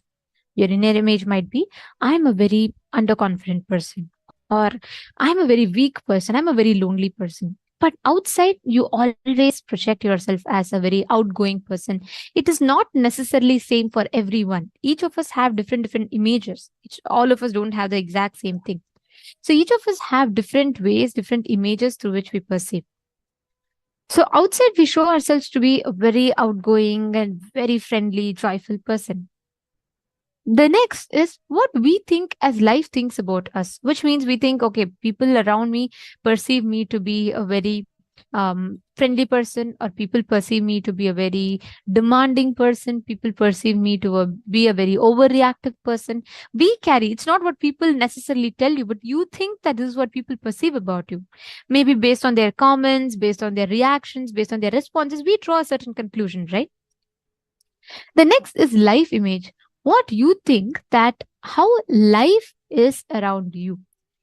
You feel life is unfair, life does not like you. Life means people around you. You feel nobody supports you, life is unsupportive, life does not want you to succeed. So these 4 components put together makes up the genesis of our identity. Now, each and every one of us have these 4 components in various different permutation combinations. Can I request each of you to just pen down, take 5 minutes, write down what are the 4 images about you that you carry inside of you? What is your inner image? What are all your outer image, others image, and life image? It need not always be negative. Sometimes you may think you are a very confident person. It could be anything, exactly as it is right now for you. Can I request every one of you to please write down inner image, others image, and life image? Hongsu is asking what is third person. Okay, so first person is inner image. Second is how you project yourself to others. Third is how others perceive, how you think that others perceive about you. For example, you have you think that your boss thinks you're a very non-productive person, or you think the colleagues around you believe that you always give big promises. So all of these are our ideas of what we think that people around us think about us. Are you catching it, Mahongzu? Sometimes people would have told you maybe you're very lazy, or maybe they would have just told you it will be better if you can keep up with your commitments. But you feel that people around you think that you are a person who does not keep up with the commitments. So we derive a certain conclusion based on what we hear from others, or based on what we even think as what others think about us. So all of that is the life image or others image, sorry. And Malita Seg is saying, is it possible that we have several outer images? Yes, it is. We all have different outer images. Sometimes we show that we are very weak. Sometimes we show we are very strong. It depends. So yes, we do have different outer images. Life image depends on the situations about life. Yes. But you first write down, only that will help you analyze, Ma Margarita. You first write down, only that will help you analyze.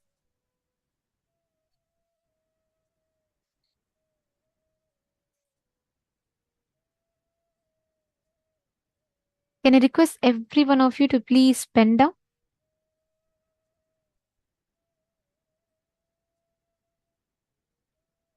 Let's all take 5 to 7 minutes. Please pen down.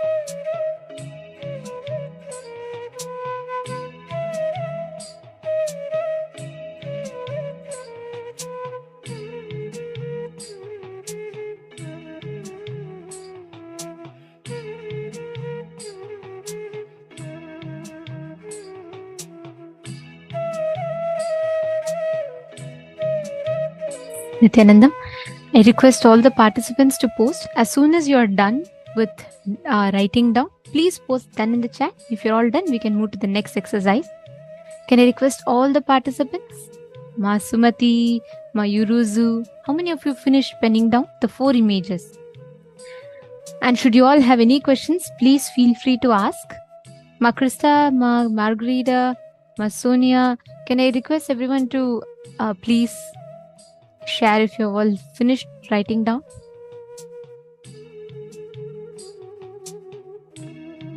Ma Sonia NG, have you finished writing down? Ma Shiva Shankari.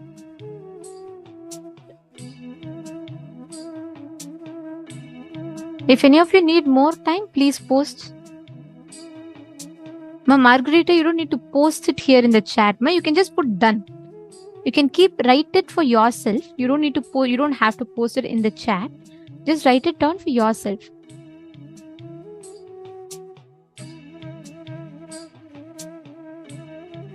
Okay.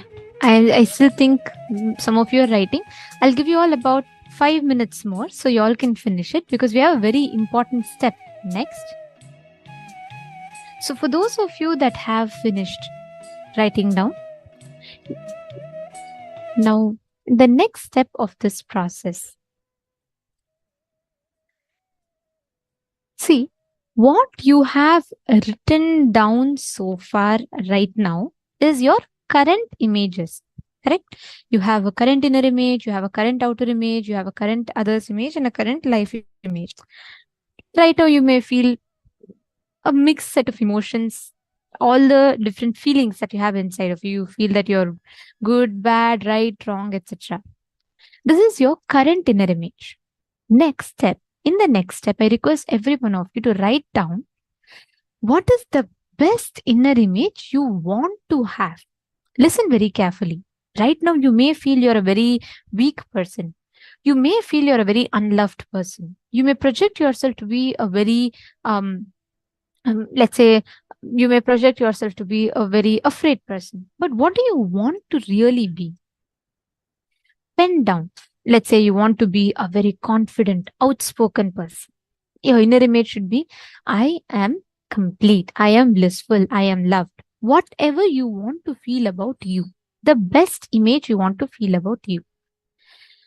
The next one, write what is the best image you want to show about you, project about you. Listen very carefully. What you want to be, it will always be only, you will always see all 4 images will come to alignment. The authentic identity about you, all of them come to alignment. You're understanding? So now write down what is the best image you want to have about you as you. The mamakara, I want to be a loved person. The ahankara, how you project yourself to others, a very caring, loving, fun to be around with type of a person.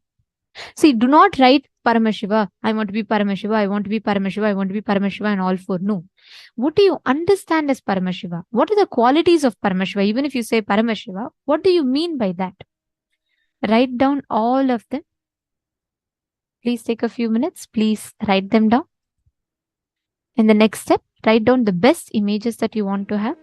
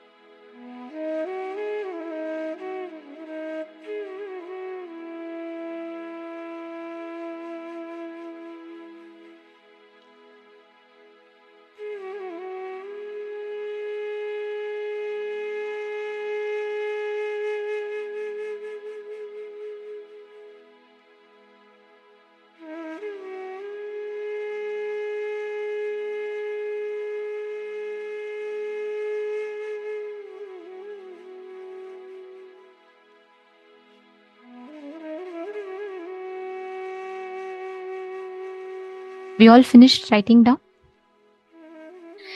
Great. Now, the doubts, the gaps that you have between each of these, the best inner image that you have, the best outer image that you have, the best others image that you have, the best life image that you have, the gaps between all of these that you carry inside of you is what we call as self-doubt, self-hatred, self-denial, as Swamiji himself had revealed, right? So now, each of these gaps you carry inside of you, in your inner space, the doubts that you carry, the self-doubt, self-hatred, self-denials that you carry in your inner space, in each of these situations, they impact what you manifest as reality. That is self-doubt. The gap between your inner image and your outer image is self-doubt. You believe yourself to be one thing, you project yourself to be another thing. The gap between that is self-doubt. And the next is self-hatred. Self-hatred means the way you project you and the way other person believes you. This gap is self-hatred. You want to project yourself in some way, outer image. But the other person is not ready to accept you with that declaration that you want to project. That is hatred. Listen very carefully. You want to project yourself to be a very friendly person, but still people around you, the outer image, the life around you, people tell that you are not as you project. You are not as you seem to be. You are very, let's say people tell you're very unfriendly. That gap between the image that you project versus what they perceive is what we call as self-hatred. The hatred that you build towards yourself. The next is self-denial. What others feel about you and what you feel about others and life. That gap is self-denial. For example, you always wanted others to feel great about you. Means you always, all of us, I mean, not just when I say you, all of us, we want others to believe we are very trusting, loving, compassionate, caring. But inside of you, you think, all these fellows are cheating. And you're afraid tomorrow they may cheat you.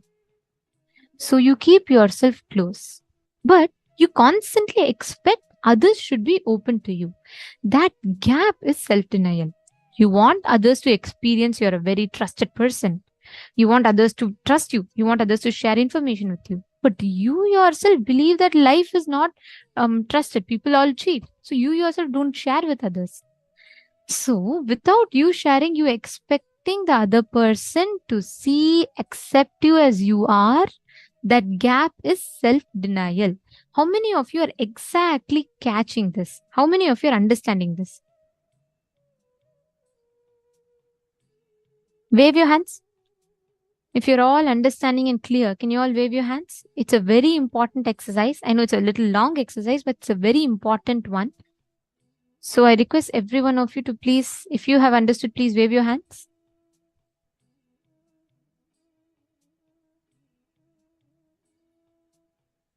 Okay, thank you. Yes, I see it. Thank you. You can drop your hands. Okay, now listen very carefully. You're going to write down, you're going to be penning down what exactly is the incidents inside you that you had in life which caused this self-doubt, self-hatred, self-denial in you. Please pen them down.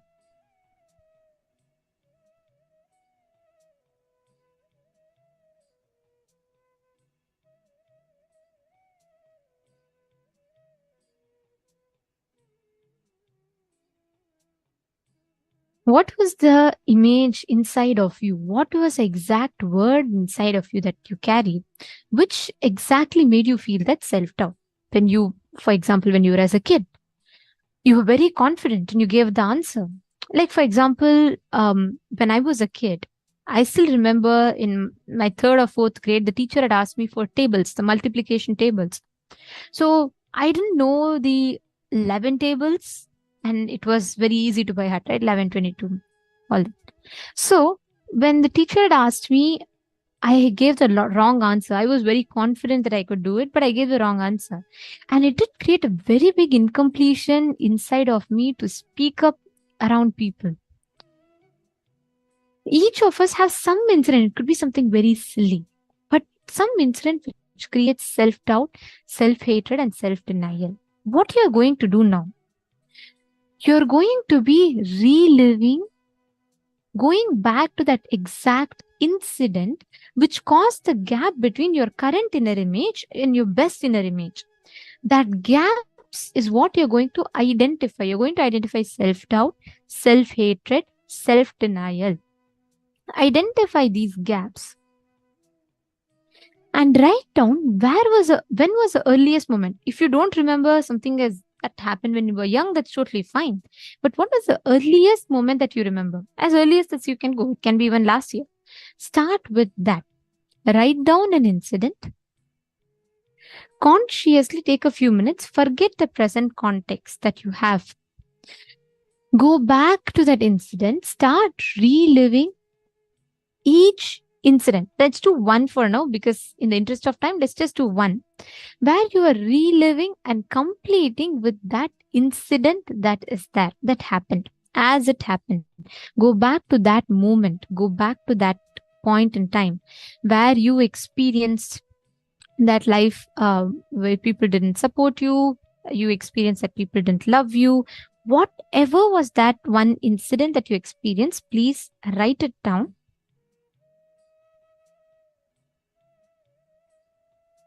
And relive and relieve, complete that whole incident. Please do this sincerely. I request all the participants to please do this very sincerely. It's a very important exercise.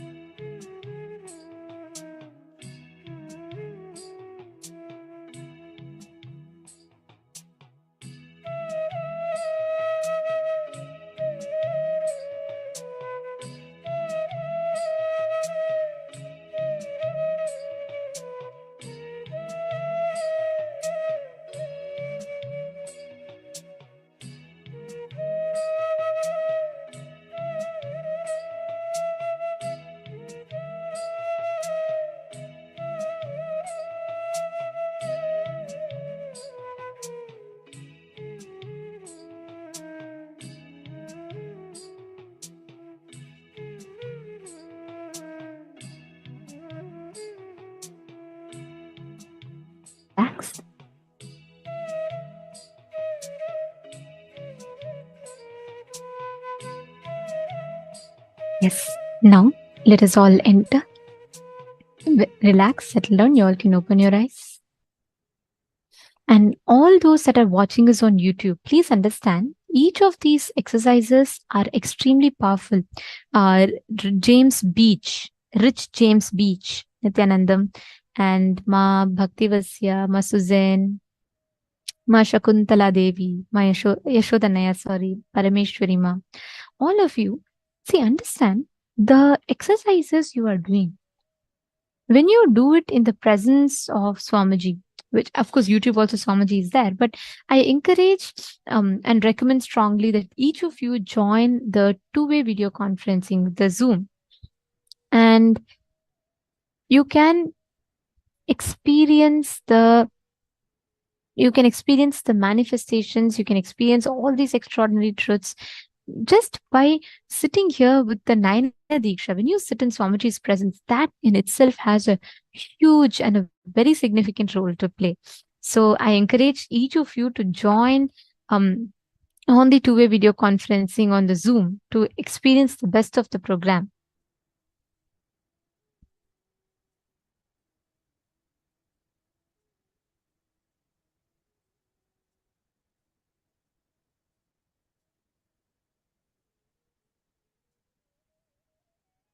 Yes. Now, in this same space, let us all enter into the power manifestation session and listen very carefully. This power that we're all manifesting today is the power in this round is the power of synesthesia, where being able to perceive, get information. Right now, what do we do? Right now, you're all seeing me, one sense. Second, you're all hearing me, correct? Now, there is a way to taste the sound. There's a way to feel the sound. All of this is possible. One, we are not denied, we are not blocking. I mean, we are not necessarily bound to be only perceiving through one or two senses at a time. We can perceive through all of our senses, grasp the information simultaneously, spontaneously. That ability to grasp that information and manifest the experience is what we call as synesthesia. Are you all understanding? So that was the power that all of you have been manifesting from morning till now. Now we are going to be entering into the next power manifestation session. Let's all get ready.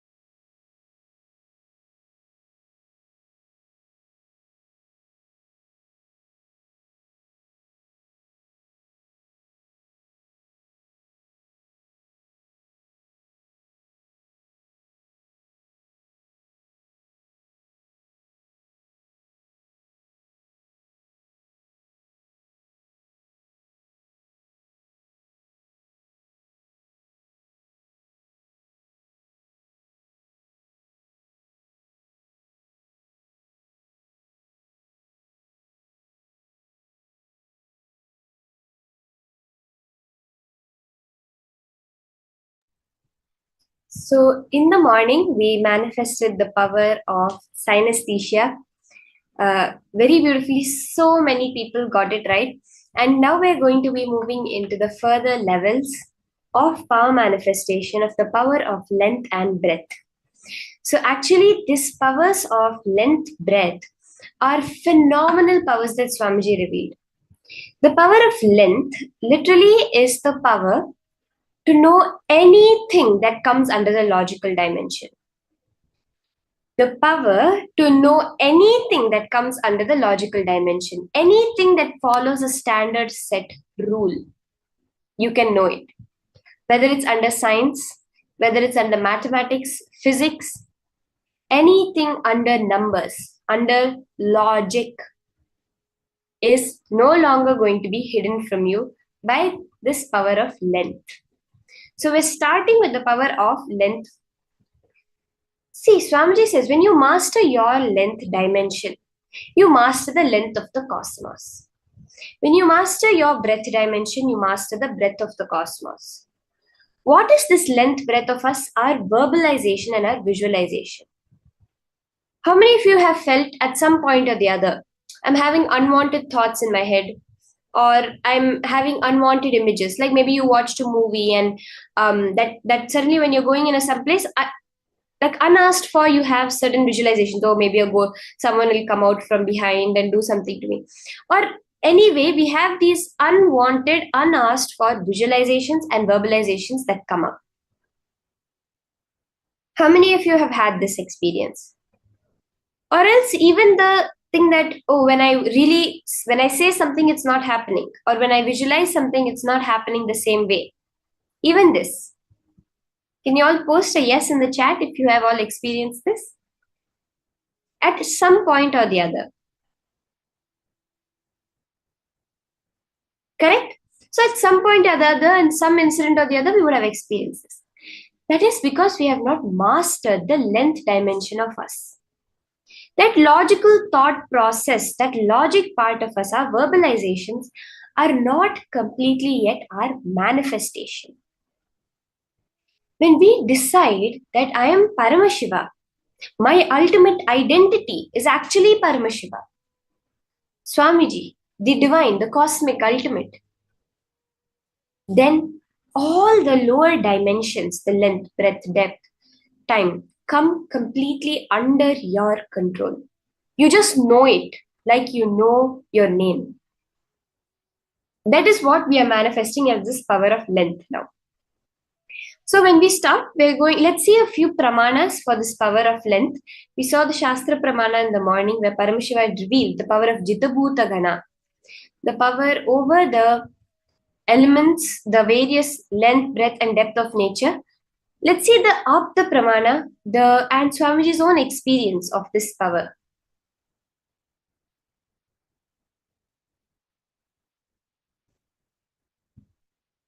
We see a beautiful Apta Pramana in the life of Srinivasa Ramanujan, who openly stated, so he's known as the man who knew infinity.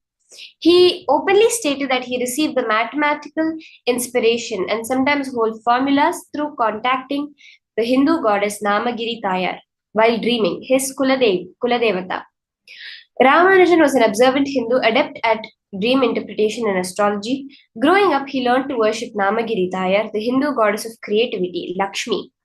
He often understood mathematics and spirituality as one. For example, he felt that zero represented absolute reality and infinite representations, that infinity represented the many manifestations of that reality. He is famously known to have said that an equation for me has no meaning unless it represents a thought of God.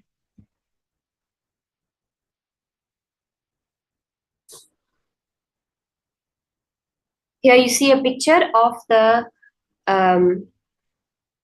Ramanujan himself. He was the first Indian professor to become a fellow at Cambridge University. And so many people say that we proved that Ramanujan was right. We found the formula explaining one of the visions he believed came from the goddess.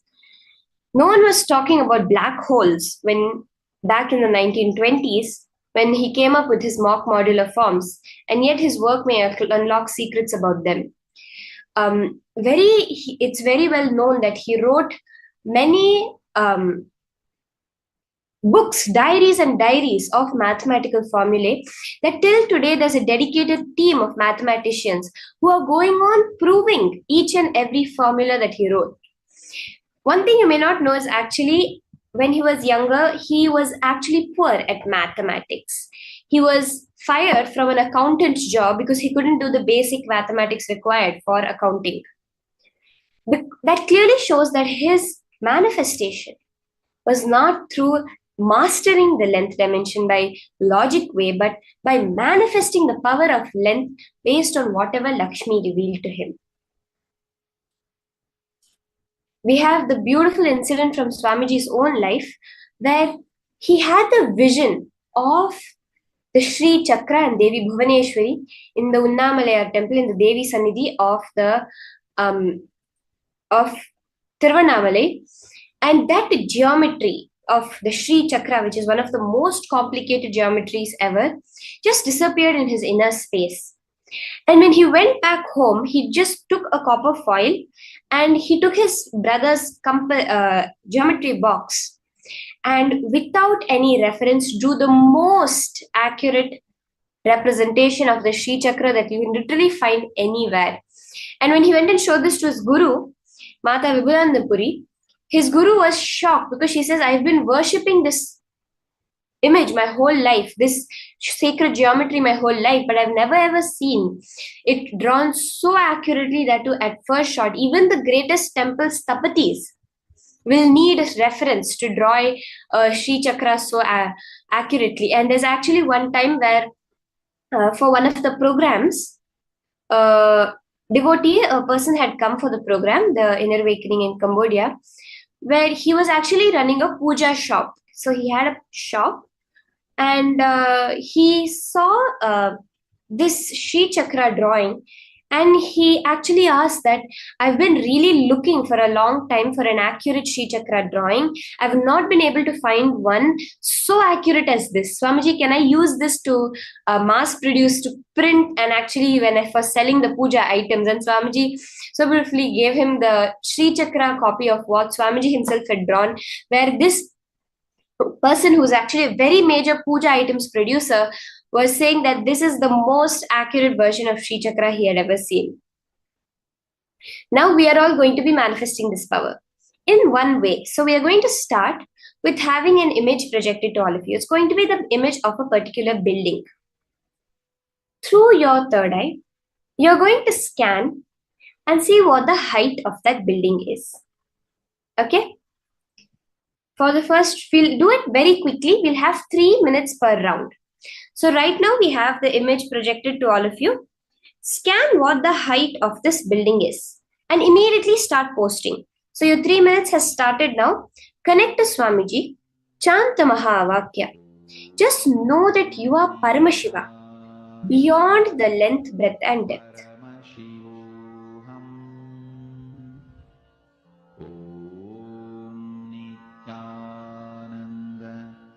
Paramashivoham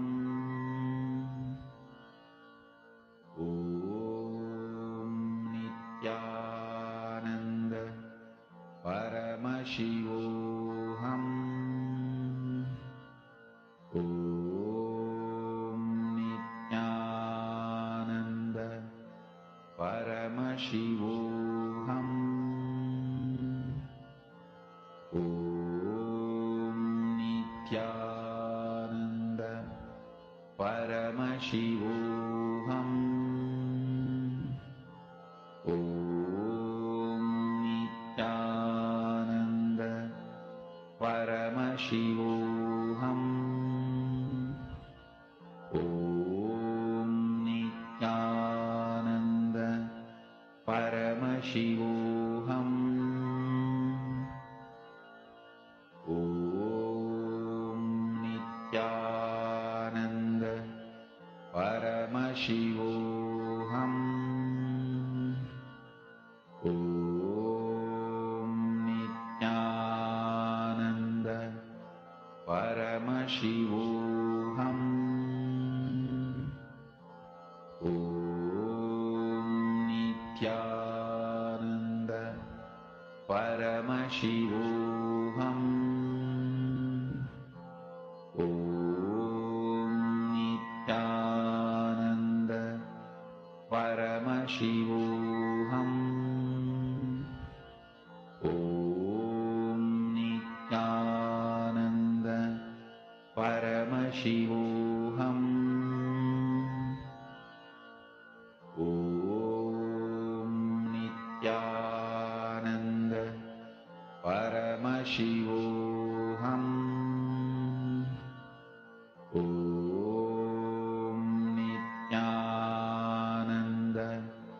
Paramashivoham. Om Nithyananda. Paramashivoham. Om Nithyananda. Paramashivoham. Om Nithyananda. Paramashivoham. Om Nithyananda. Paramashivoham. Om Nithyananda. Paramashivoham. You can put down in the chat whatever Paramashiva is revealing to you. Paramashivoham. Om Nithyananda. Paramashivoham. Immediately, you can start posting in the chat the details of what Paramashiva has revealed before we move into the verification.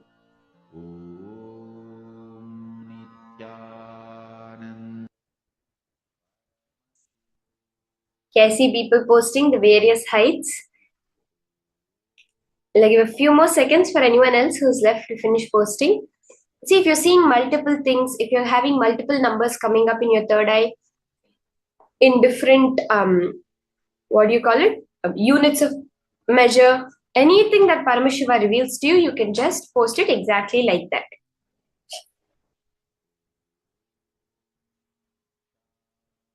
Okay, let's now verify the answer. Let's see. We have so many people who have posted. Let us see what the height of this building is. So this is the Rubjerg Lighthouse in Denmark. Its height is 23 meters or 75 feet. Ma Juan, how you have put 25 meters? That's so close, ma. That is so beautiful. It's 23 meters, around 75 feet.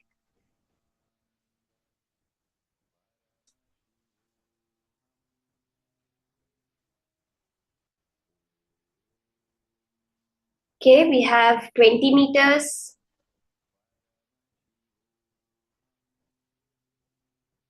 We can all verify our answers. This one is, we have it as a 23-meter long building or 75 feet.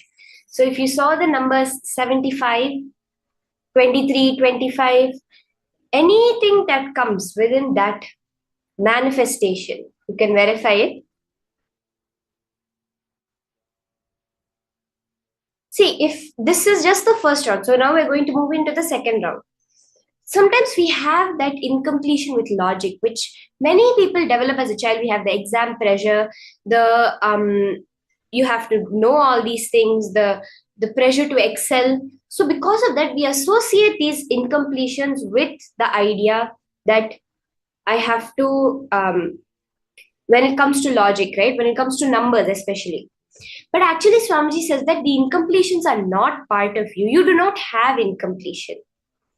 Anything that's right now telling you you didn't manifest or you cannot manifest is not you. It is some idea someone else has put into you. Swamiji says you're always manifesting. So let's declare now and move on to the next round of manifestation. We'll have another image projected. Another building is now being projected, which you're going to be scanning the height of this building.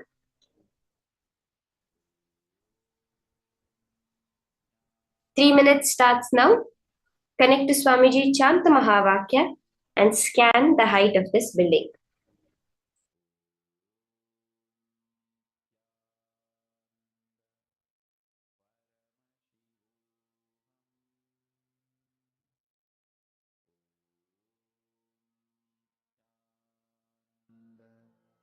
Paramashivoham.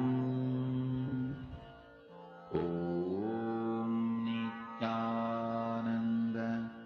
Paramashivoham. Om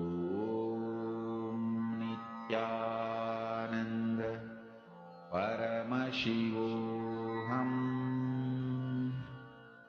Om Nithyananda Paramashivoham. Om Nithyananda Paramashivoham. Om Nithyananda Paramashivoham. Om Nithyananda Paramashivoham. Om Nithyananda Paramashivoham. Om Nithyananda Paramashivoham. Om Nithyananda Paramashivoham. Om Nithyananda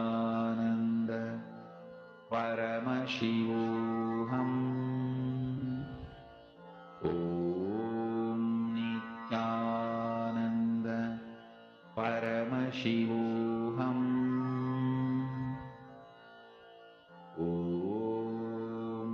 Nithyananda Paramashivoham. Om Nithyananda Paramashivoham. Om Nithyananda Paramashivoham. Om Nithyananda Paramashivoham. Om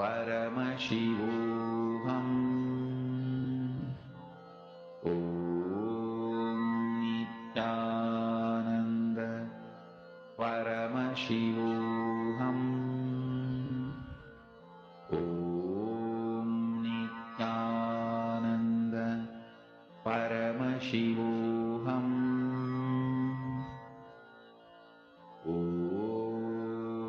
Nithyananda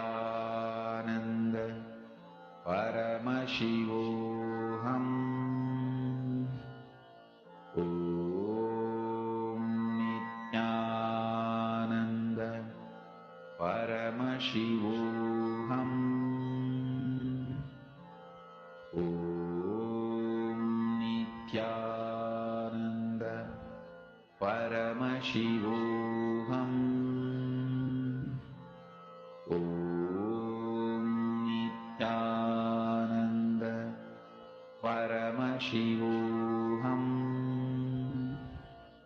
Om Nithyananda. Let's all post now our answers in the chat. Okay, we saw 100 meters, 30 meters. We have people posting.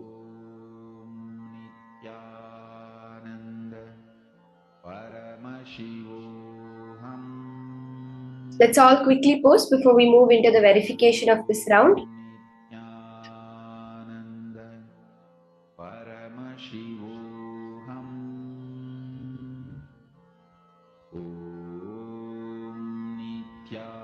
You can post any of the numbers that were appearing in your third eye. Very clearly, you can just put it. If you saw multiple numbers, if you saw, see, don't try to filter it with your logic. The last one is around this much, so this one may be around that much, or it looks like it's really tall, it looks like it's really short. Don't bring these ideas.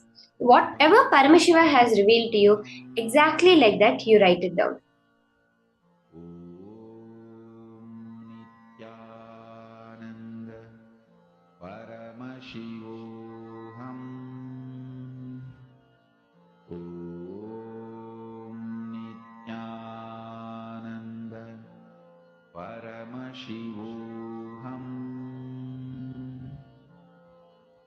Okay, let's now see the answer for this round. We have many people who posted.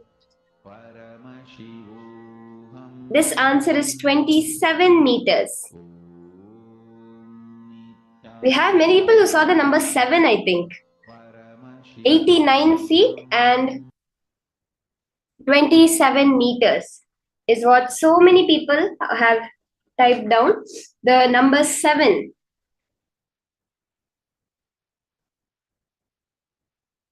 Ma Nartana Priya, you have posted 25 meters. That's so close, Ma. It's actually 27 meters.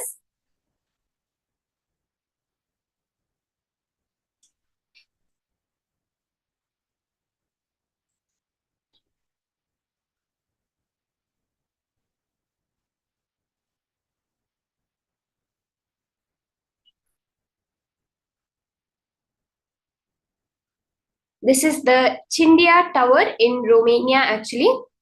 And so many people have scanned it. And I think this time a lot of people caught on to the number 7, that was the 27 meters, 89 feet. Going through the day, more and more, we are going to be moving into much more advanced levels of the power, going into breath. And the next power, one of the further powers we'll be doing is actually a very, very exciting power, which a lot of people enjoy, which is the power of GPS.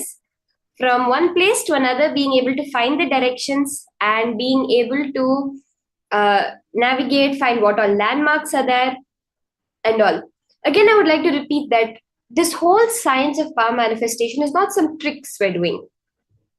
It's not just cool to find out what the height of a building is. It is the whole length dimension of the universe, because you are now going to function from space.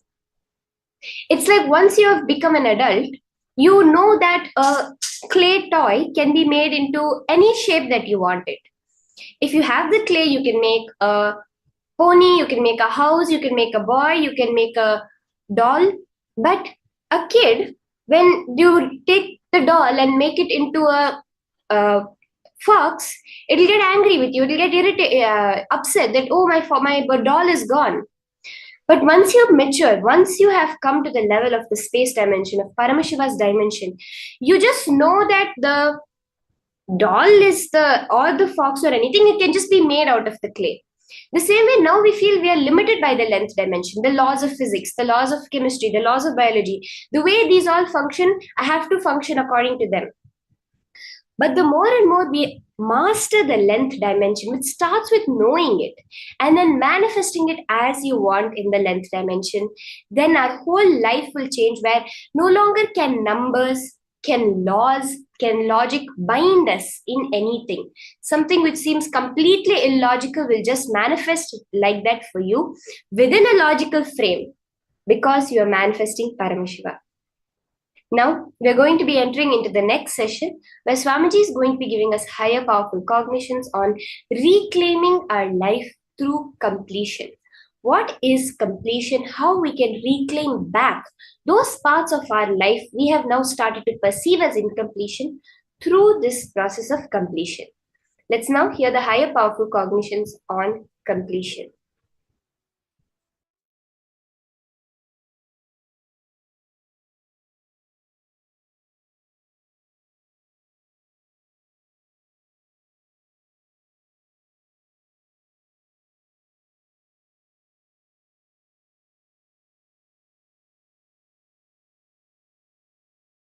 One, try to remember the earliest, as far as your memory goes, the earliest first time you felt powerless, either by fear or guilt or weakness. First time when you felt powerless. It can be as simple as your mother made you sit on the dining table, or you were playing in the rain and your mother slapped you and dragged you inside the room, or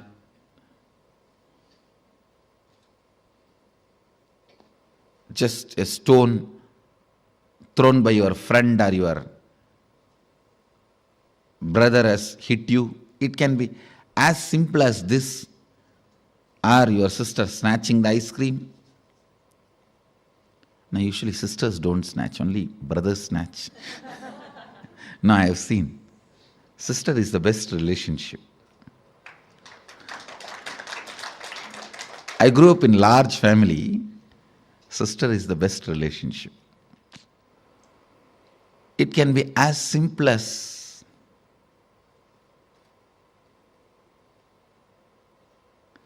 your mom gave one sweet extra to your younger brother.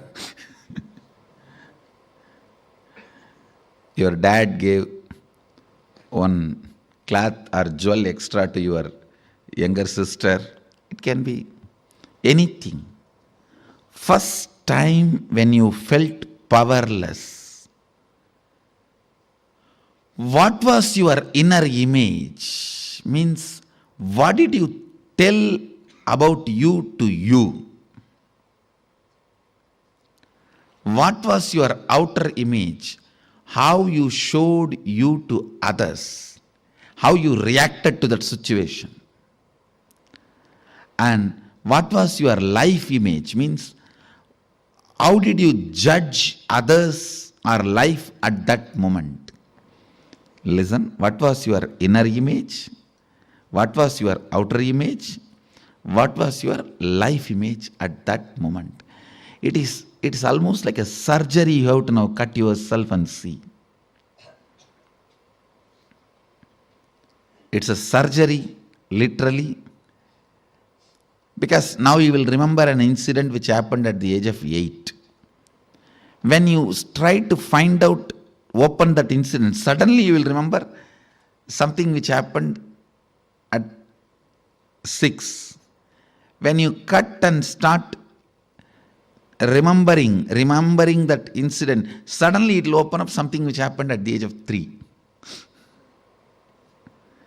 Earliest memory.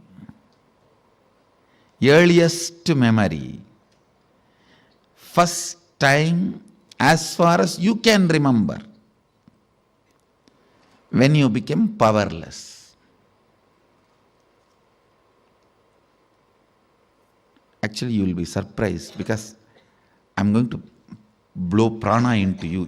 Means awaken your pranic energy. You will remember the memories you never thought, you never imagined you will be able to remember. Actually, only now you will see directly what I can do to your mind. You will suddenly remember the deepest layers of your memory. You may even remember what happened during your birth, and even those scenes you may start seeing. Actually, I am going to blow prana into your navel center. You will be there only, I will be here only. I will be awakening you. See, that navel center, that means your umbilical cord connection with your mother. That is the zone stores earliest memories. And if that awakens, means Kundalini enters into that navel zone, suddenly you will see from your birth, when they cut that umbilical cord, from that you will start remembering the memories. How many of you understood this example? When the child is dragged, there are 3-4 rules. Always root pattern will be formed before the age of 7. So the first incident you find will be before the age of 7. If it is after 7, you will have to dig out and you will find it. Always the incident will be before the age of 7.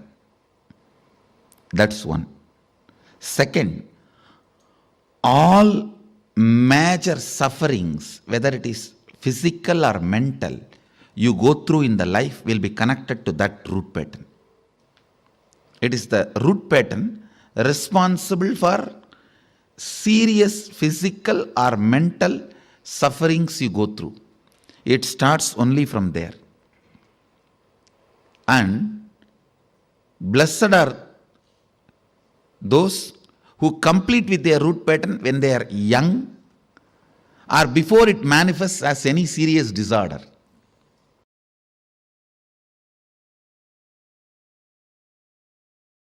When you complete with your root pattern The collective, your family's root pattern will stand in front of you. Complete that. Then collective, your society's root pattern will stand in front of you. Complete that. Then collective, your country's root pattern will stand in front of you. Complete that. Then collective, the global root pattern will stand in front of you. Complete that. Then collective, whole beings, not just human, all beings' root pattern will stand in front of you. Complete that. Then the whole universal, the cosmic root pattern will stand in front of you. Complete that. Then you are Sadashiva. So every completion is not completing with one thought pattern, but completing with the whole thought current. With the whole thought current.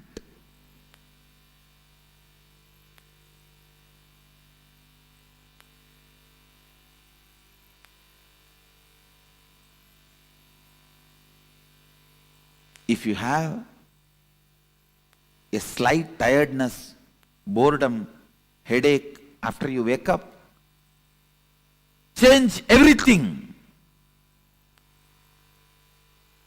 Not just your pillow or bed. Everything. I'm not talking only about the external, internal. Change everything. The way you think, the way you perceive about life, the way you perceive about death, the ideas you have about God, the ideas you have about the universe, the ideas you have about you. Say, na iti. Na iti, not this, not this.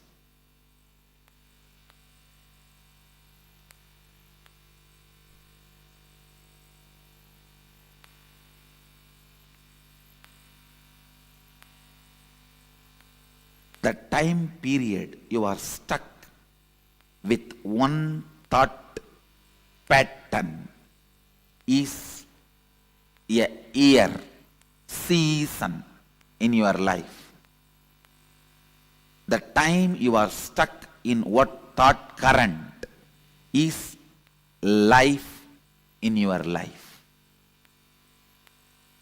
A thought current, the time you spend with one thought current in your long life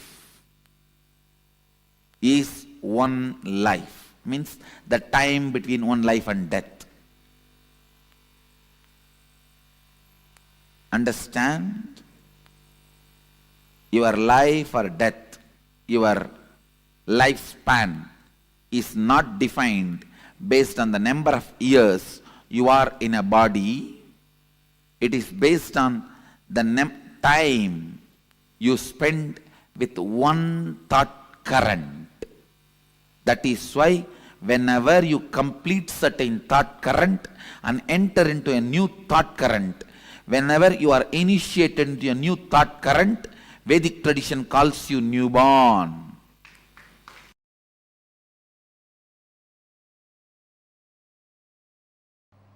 Please recite the first verse along with me. Keneshitam patati preshitam manakena pranaha pratama praiti yuktaha. It is not that only Gurukul kids should chant. You can also recite. Keneshitam preshitam manaha kena pranaha pratamaha praiti yuktaha keneshitam vachamimam vadanti chakshuh shrotram kabudevo Unati. Listen. Reciting this sacred verses intensely makes these sacred truths part of your biomemory. That is the reason the recitations play such an important, powerful role. The sacred truths revealed in this verse, by whom willed and caused does the mind go towards its object? It means even before cognizing illusory you question even the parts of illusory you. Listen. Even the question, who am I, has certain level of presumptions, assumptions. You assumed you are a whole and you need to find out who you are. Here, before even that assumption, Upanishad asks you to enter into pure questioning. Understand? First time when you start experiencing inner image, outer image, life image. First time when you start experiencing the root pattern, the root incident, root image. Listen carefully. Root pattern, root incident, root image. If you have false presumption, you are a whole entity, you will allow the root pattern to happen. If you have pure questioning, you will allow the enlightenment to happen.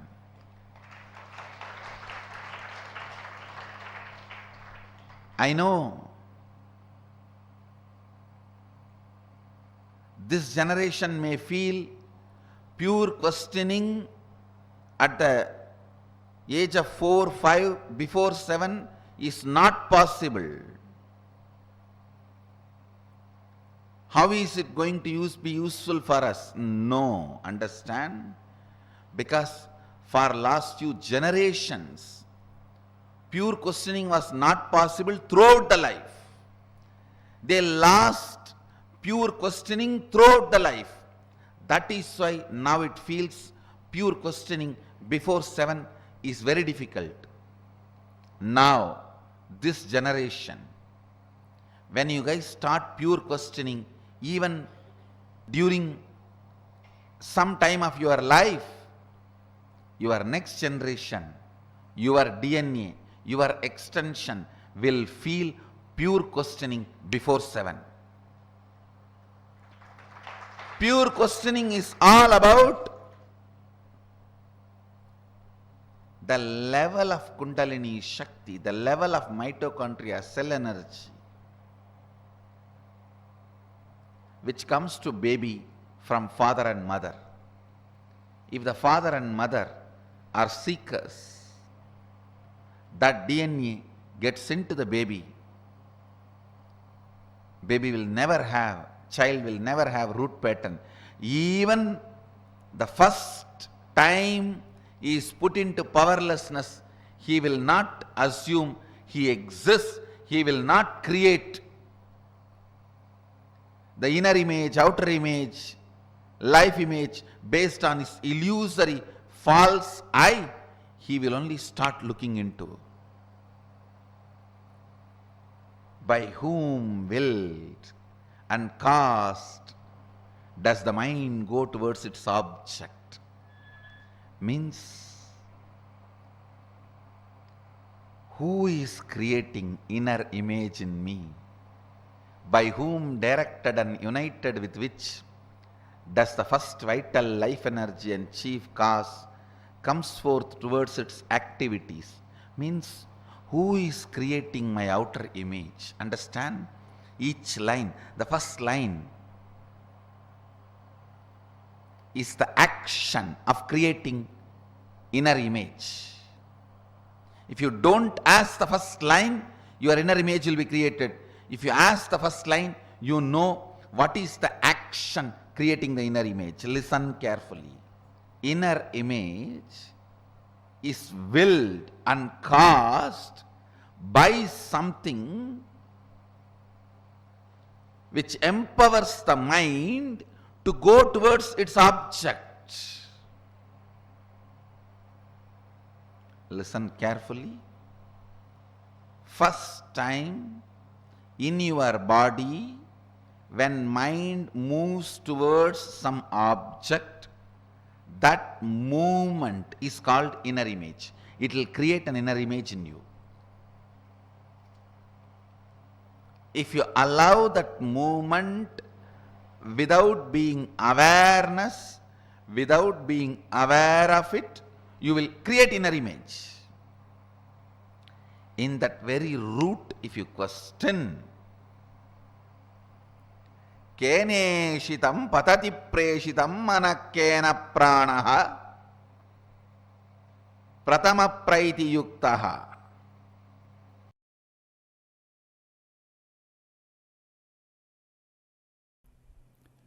Basic truth. You are the ultimate, even when you manifest all the wrong things, because you manifest. You are manifesting. First statement. Second statement, listen. Listen to the second statement. Decision. Will persistence. Decision, will persistence to manifest all the best things is the science of power manifestation. Listen. Nothing else is needed to be done from your side. Listen to the second statement. Nothing else need to be done from your side other than will persistence. Decision to manifest powers. The second statement I am repeating. Nothing else need to be done from your side other than will persistence. Decision to manifest powers. That is the second statement. Third statement, listen. Listen carefully. Nothing, second statement I am repeating. Nothing else need to be done from your side other than simple will persistence and decision to manifest powers. Manifest your ultimate reality as you want to cherish. Actually, even if you are manifesting poverty, at one time you felt poverty is very cute and you decided to manifest, that is why you are manifesting. It is not imposed on you, you manifest it.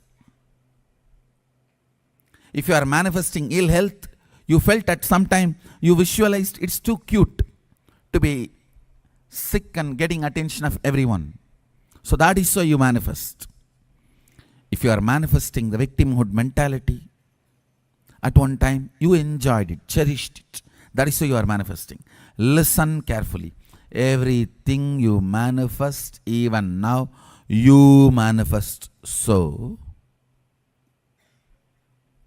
Your decision to manifest what you want and will persistence is only required for you to manifest powers or whatever you want in your life.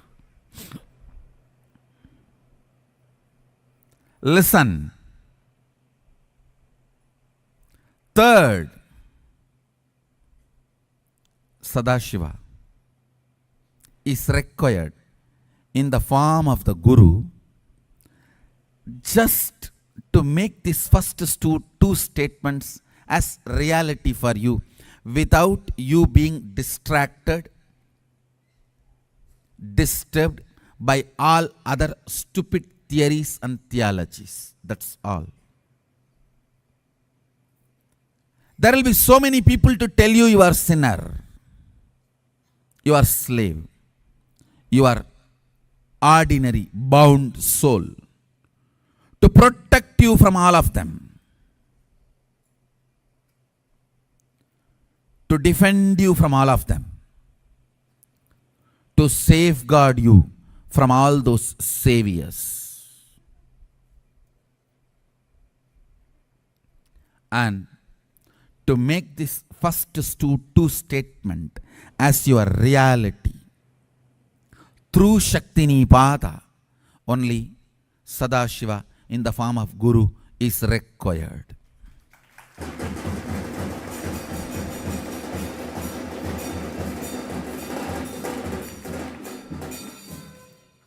These three statements I am repeating.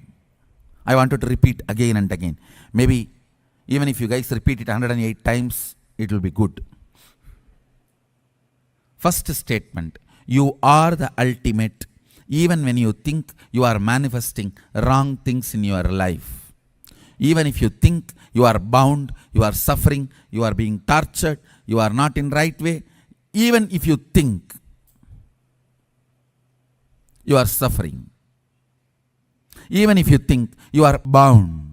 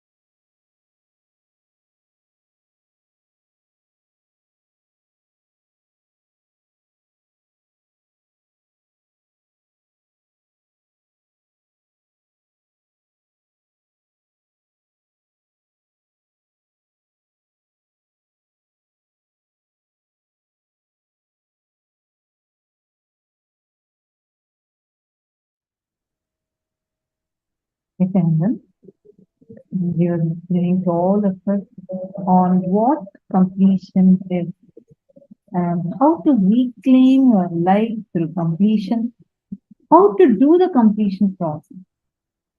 This is one of the most important, very important cognition, most important subject to understand, because all the practices, techniques, different things we are going to be doing are all going to be based on this.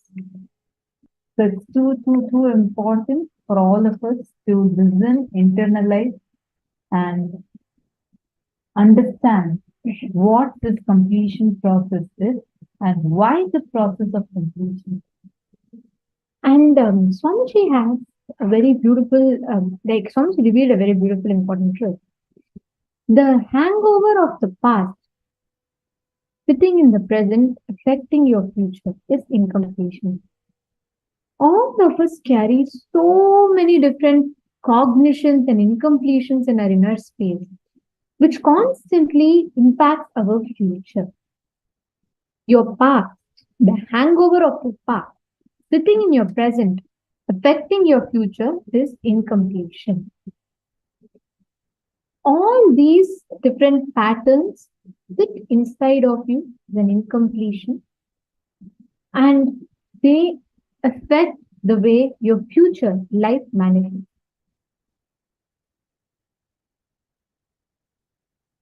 Understand, root patterns always get created before the age of 7. After age of 7, root pattern cannot be developed. So only from root pattern, all the incompletions start happening in our life. Understand? Only from the root pattern, all incompletions. What is an incompletion?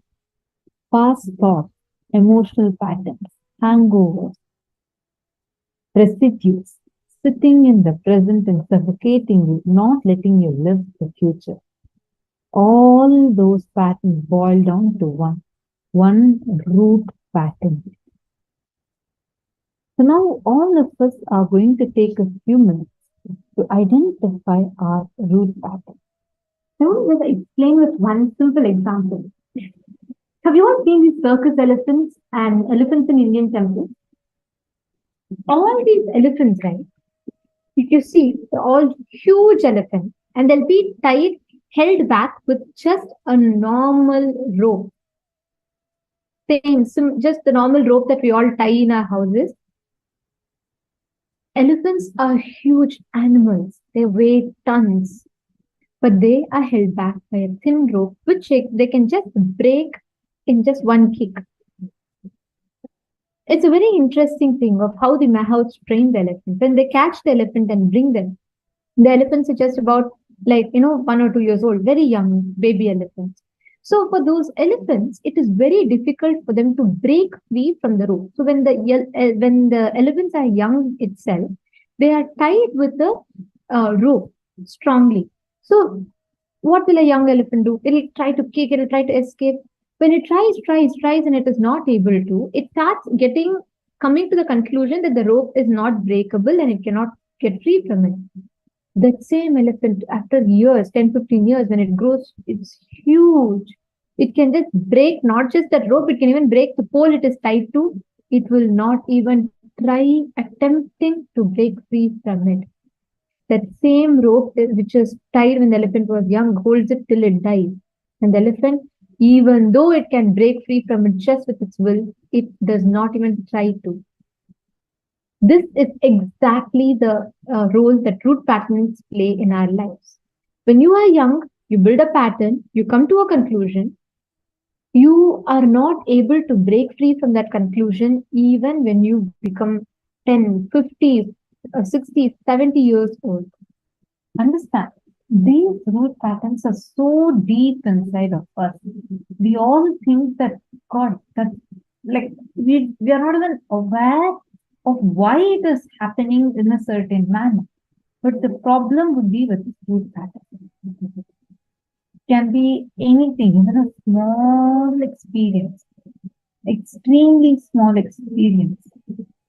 can cause a huge root pattern in you. Now, we're going to be doing a very powerful exercise which will help you in understanding and completing with your root pattern.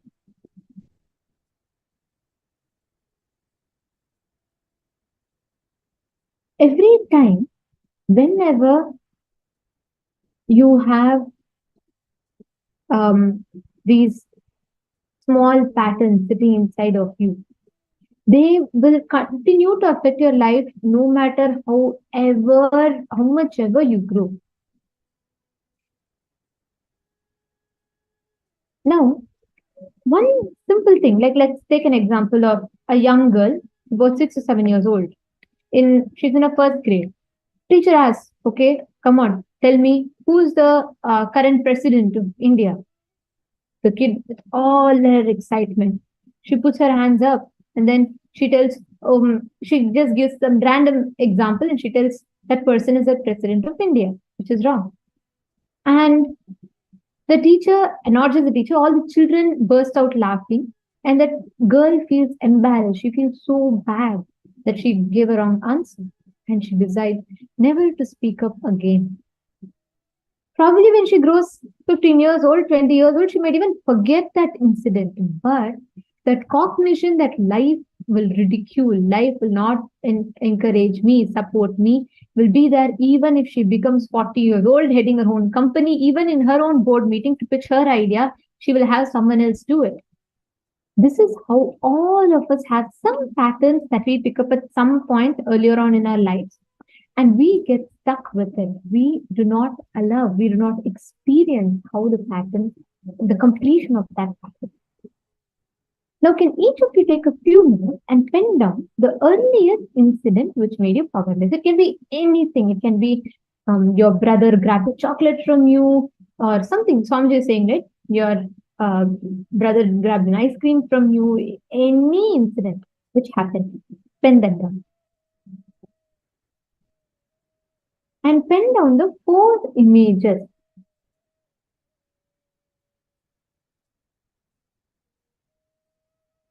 If you don't remember, many of you might have a difficulty remembering the earliest incident. That is totally fine. If you don't remember the earliest incident, remember whichever is the one that you remember which happened. Then you will notice as you write down, some of the earlier incidents will open up. Then start writing that down.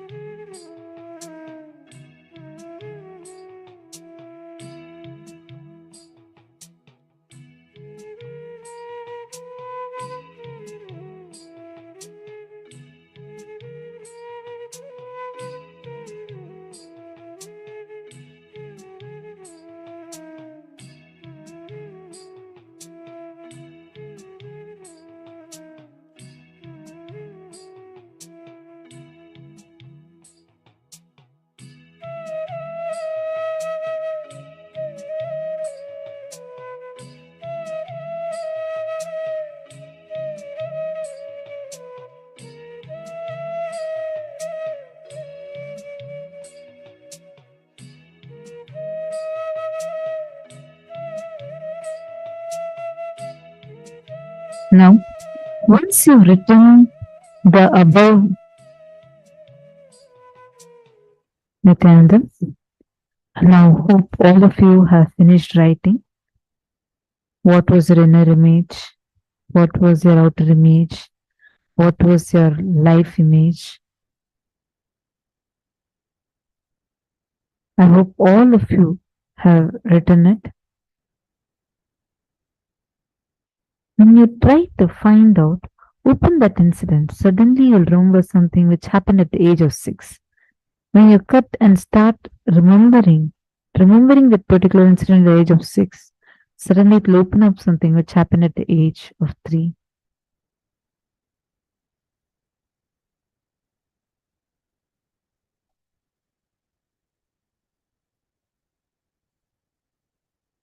Listen carefully. Here's another example. Let's say a child is playing in the rain. Mother just slaps and brings the child and puts him in the house. The first inner image the child will develop. Oh, I'm so powerless. I'm weak. I'm orphan. I'm victim. And the first outer image, even if the child is powerless, it'll try to hit the wall, hit the door, cry. It'll demonstrate, look, I'll show to you. The outer image, it'll show, oh, I have to survive. I'll show to you who I am. I am powerful. And the life image, the image it will have about others means who is in front of the child. Only mother, then the child will think, look, cruel, demon, you can't even tolerate my happiness. See, understand one thing. Now you may think, no, no, no, I know for sure my mother did it for my health, my happiness, and you know very clearly your mother only didn't want you to catch cold. All that is now. You might justify saying, no, no, I would have caught fever, I would have even died, my mother only saved me, protected me. Fine, that understanding is now. But at that time, now you may justify this, but at that time, you will not have any of those justifications. But that intelligence only you created this cognition. So go back to that.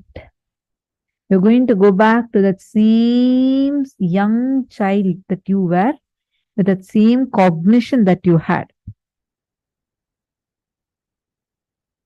You're going to write that situation elaborately, write the root incident that you identified, and start doing self completion using a mirror.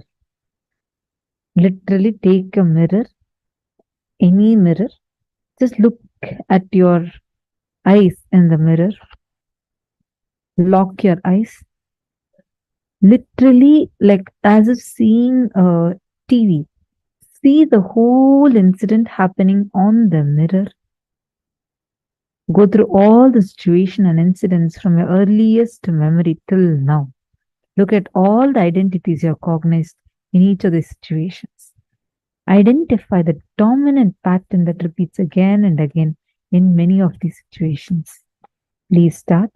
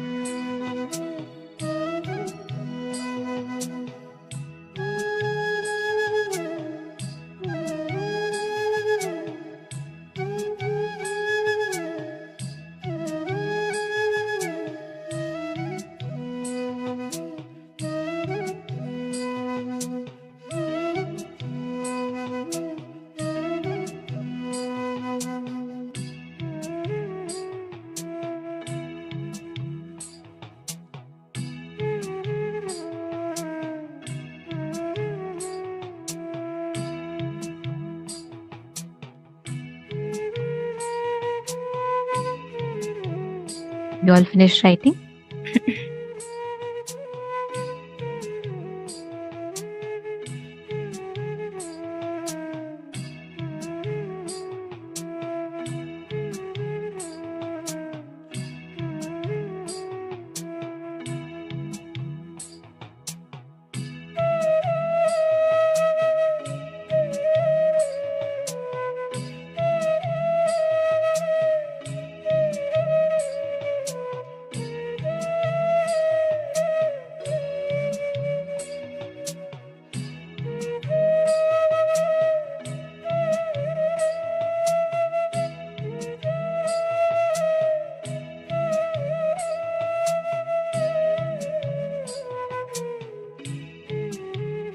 Now, please relax.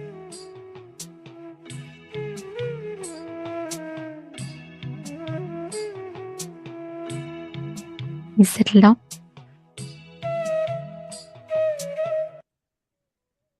Understand, when you are reliving, be completely focused and fix your eyes on the mirror and relive as if you are exactly in that very same incident. Like you are actually in that, you're living that, you're living through it, and you're having an experience. Or just go back to that exact same incident and relive that completely, fully. And if you are done reliving with the mirror, in the next step, you are going to be just experiencing the whole space exactly as it is happening to you.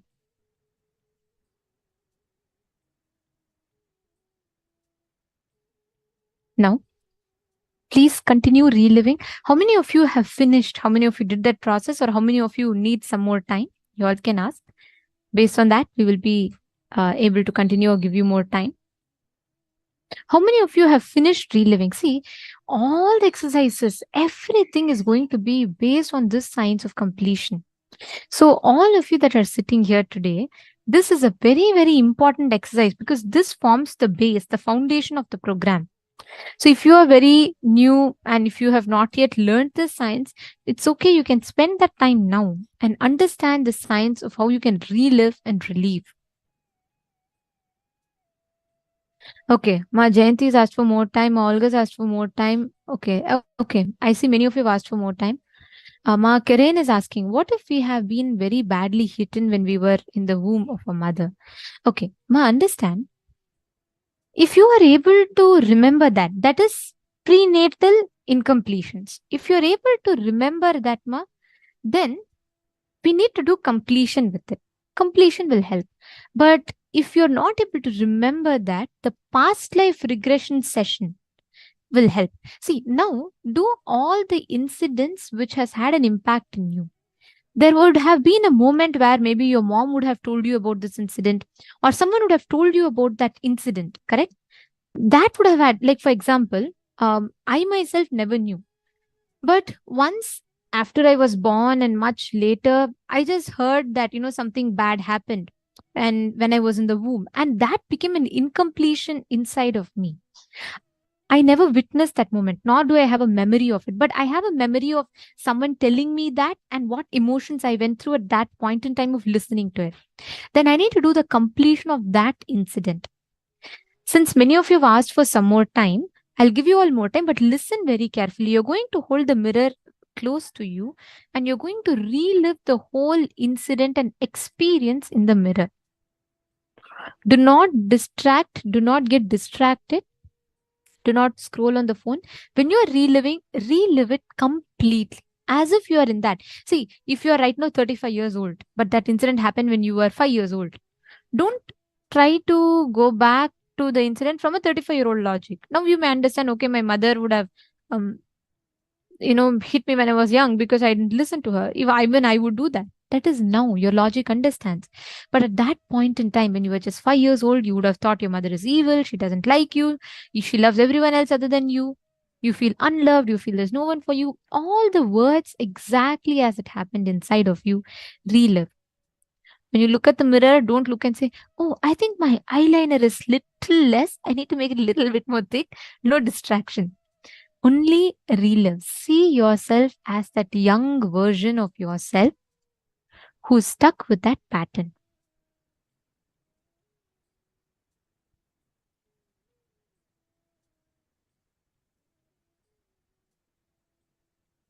Come on, every one of you relive. No distraction. Please do not get distracted. Go back to that incident wherever you had that powerlessness in your inner space and relive that incident completely. Go back in that and see how step by step that whole incident is sitting in your inner space. And you're going to look at it without any emotions. You're not going to go and get angry at right now. You're going to relive it without attachment to it. Just relive it. If you're feeling in that process when you're having tears come from your eyes, that's totally fine. Just relive it. Please start the process.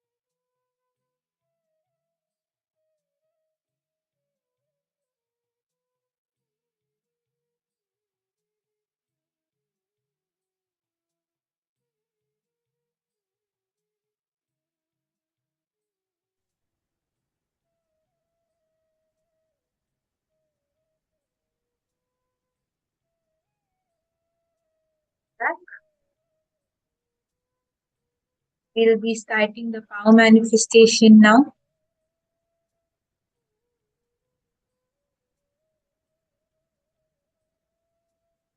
Yes. So all of you can relax, and now we'll be starting the power manifestation. So now we are going to be manifesting the power of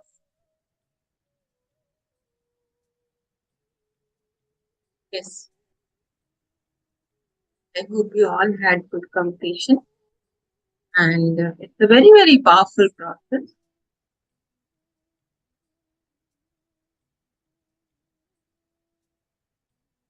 So now we're all going to be manifesting the power of length, and we are going to be manifesting in length. We are going to be manifesting the power of. So I request everyone to come back, be seated, and we'll be ready. Let's get ready to manifest.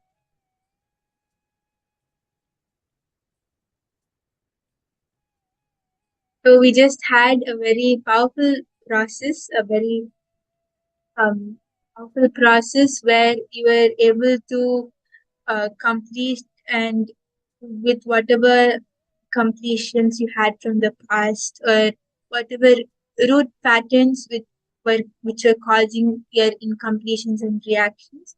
And this completion will really, if you'll see that it will help a lot for the power manifestation, because when we complete within ourselves, we take out all the incompletions, powerless cognitions, and that gives more space for more and more powerfulness to manifest through us, and we become a clear channel for Swamti to be able to flow through us. So you'll see that after this completion, now it is a perfect time for power manifestation.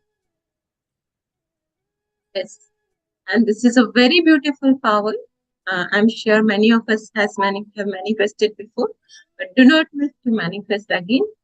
Wherein it's a very beautiful power of length, and we literally become the GPS. So you are going to figure out how the GPS figures out the directions from one place to another.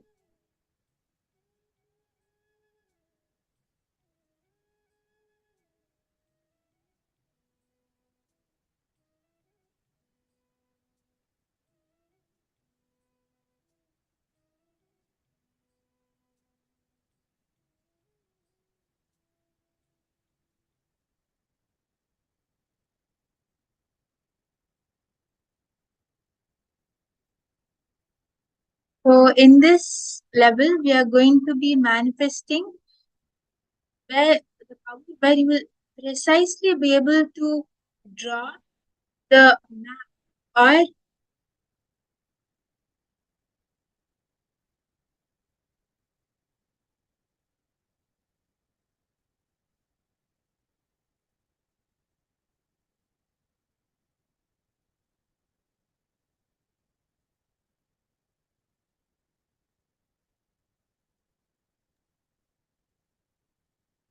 I'm so excited for this power. Actually, it's like we are literally going to be able to use the power of length in us. Understand, length is, it's like not just a tool you have, like your logic. Length is basically your logic.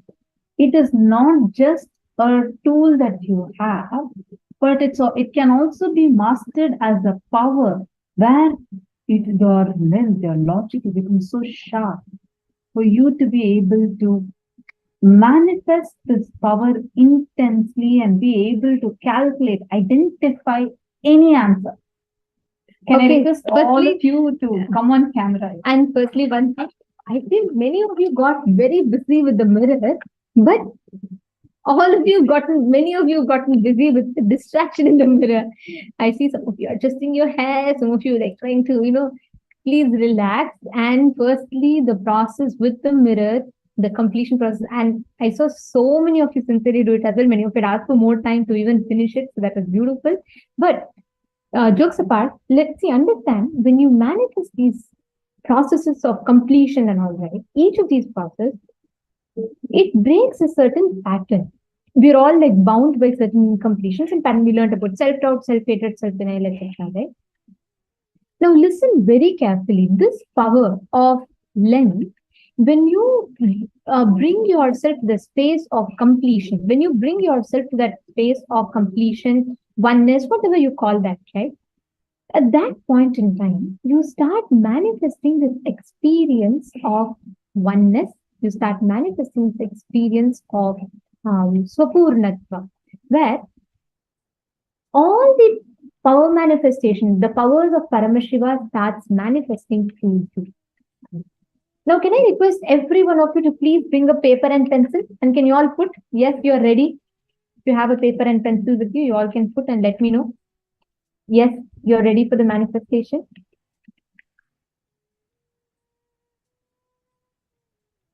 A paper, pen, pencil, anything should be fine. This is going to be a super cool power, and this is personally one of my most favorite power. I always, whenever I get some time in between, and if I'm like little free, then I always play with this power. This is my first go-to power. Actually, it's a very this is such an exciting power. Like first time I still remember when Swamiji had initiated us into this power of GPS, right? Like I got a question like with my partner. The first thing, first question I got was something in Singapore, and I had never been to Singapore or known about Singapore.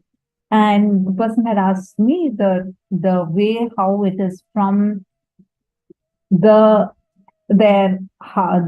airport to their house. And I saw at that time we started manifesting this power with the Kritya Shila, the granite slab. It's if you have been attending the programs, you know it's an alchemy product. More on this a little later. But like I was seeing that all of a sudden, like clearly, I could very clearly see the road, and then I was able to see the pathway. A shape came first, like exactly like how it is in the Google Maps. Then I drew that in my paper, and I started writing down whatever was coming. Then I started getting clear images. It was like some random images just coming inside. It started appearing inside. So I started writing, describing everything. Then when I finished writing, I gave it to my partner. I was so shocked. Like everything was precise. I even got the name of their road or something. I was able to get even that. See, that is the power of GPS. Like literally, you would be able to see anything, any information that you want. You would be able to see it. Along with like a live location, how you send a live location to your friend, something like that, you can see through your third eye. Swamiji explains very beautifully the science behind it, and all of you should listen very carefully. I know you're all excited to manifest power, but it's important you understand the science as well. Have you all noticed if an architect, he's very professional and he's very, like he's done it for a very long period of time. How many of you have noticed certain architects will be able to tell the distance or height, or, you know, they'll be able to exactly tell, okay, this building should be about these many feet high. How many of you have noticed such things? How many of you have noticed that? An engineer or an architect, he'll be able to just see and tell precisely the height, correct? He's not manifesting any power as such at that point in time, because of his logic is very sharp with that, due to prolonged time of period of experience and expertise in that field. Now, the same way, if you ask a chemist, right? If you just look at a particular chemical or a number of chemicals in front, they'll be able to precisely tell this is the proportion of something. They will know it.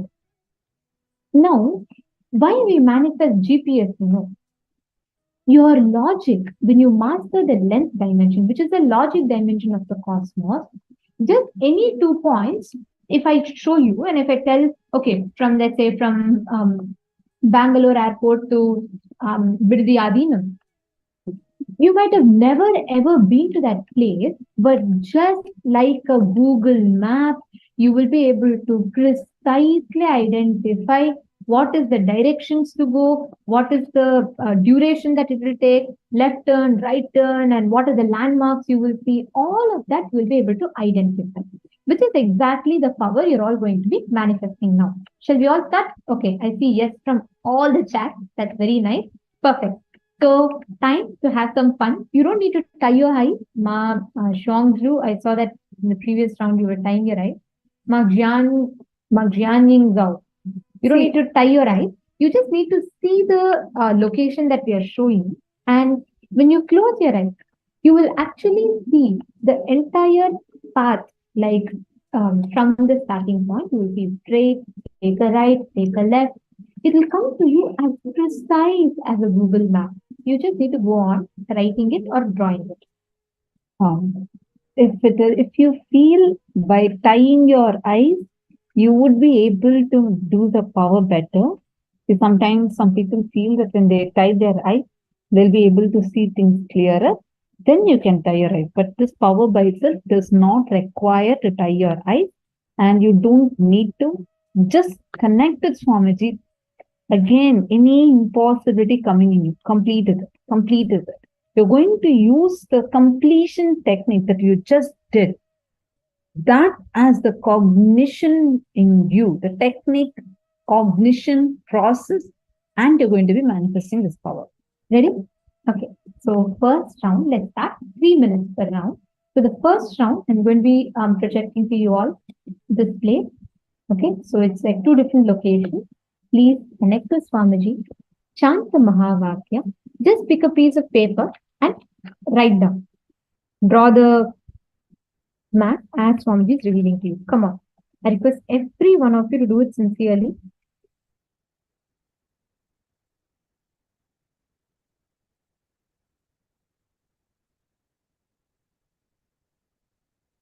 Your time started. Please write down. Nithyananda Paramashivoham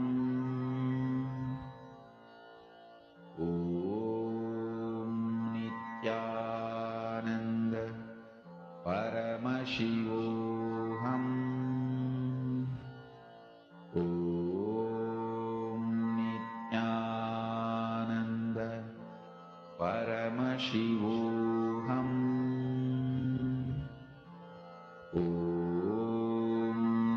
Nithyananda Paramashivoham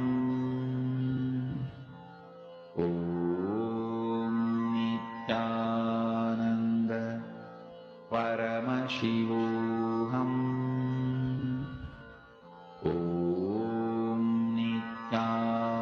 Nithyananda Paramashivoham Nithyananda Paramashivoham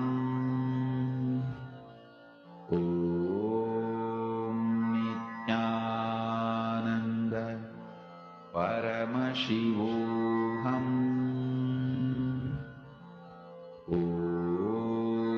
Nithyananda Paramashivoham Nithyananda Paramashivoham Nithyananda Paramashivoham Nithyananda Paramashivoham Nithyananda Paramashivoham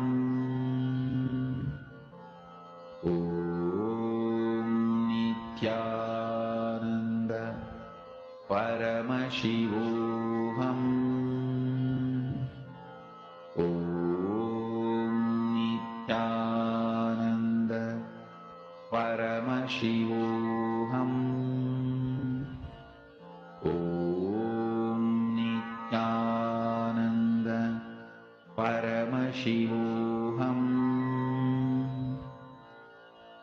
Om Nithyananda Paramashivoham. Om Nithyananda Paramashivoham. Time's up. Please relax. All of you can relax. Come on, it's time to post the answers now. I request all of you to please post the answers. So from point A to point B, what are the directions that you saw? Come on, type it out. And you all can post. If you have drawn it, you can click a picture of the drawing and you can post it on the Paramashivoham Facebook group.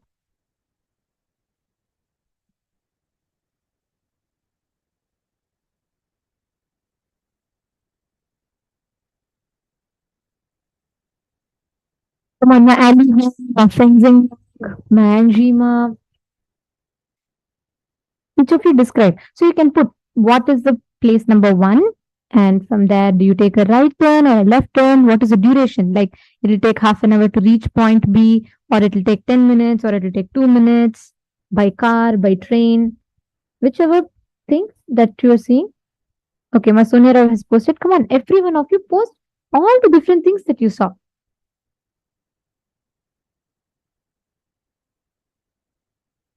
My Ali who? What did you see? My Ali Zoo. Sorry, my Ali Zoo. My Shaya Chong. And come on, Madvanita, Madonna, Madeleine. Can I request all of you to post?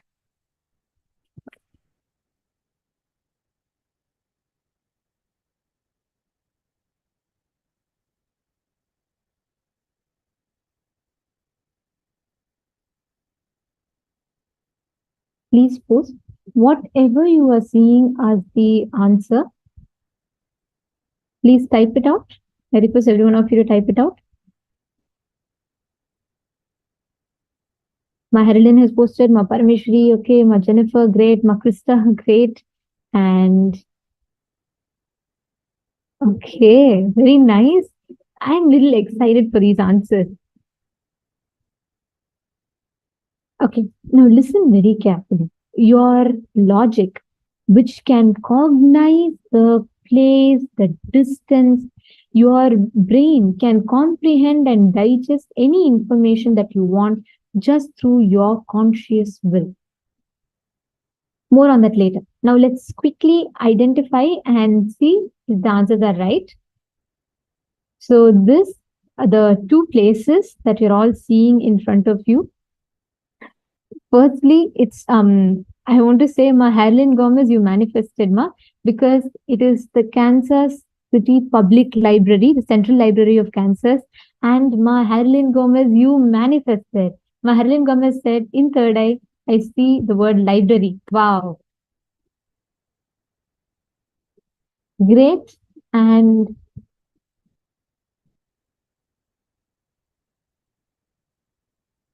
white building, okay. I'm just saying, but Jennifer Poirier also saw a library. Wow. Okay, great. Ma Indra also has seen library. That's wonderful. Wow. Okay, great. Wonderful. So now we will start from what it is. So first, it's from the Kansas City Public Library to the Kansas City, Missouri Temple. So then we will see the directions as well. So it is 15 minutes by one route, the fastest route, which is 12.5 miles or 14 miles.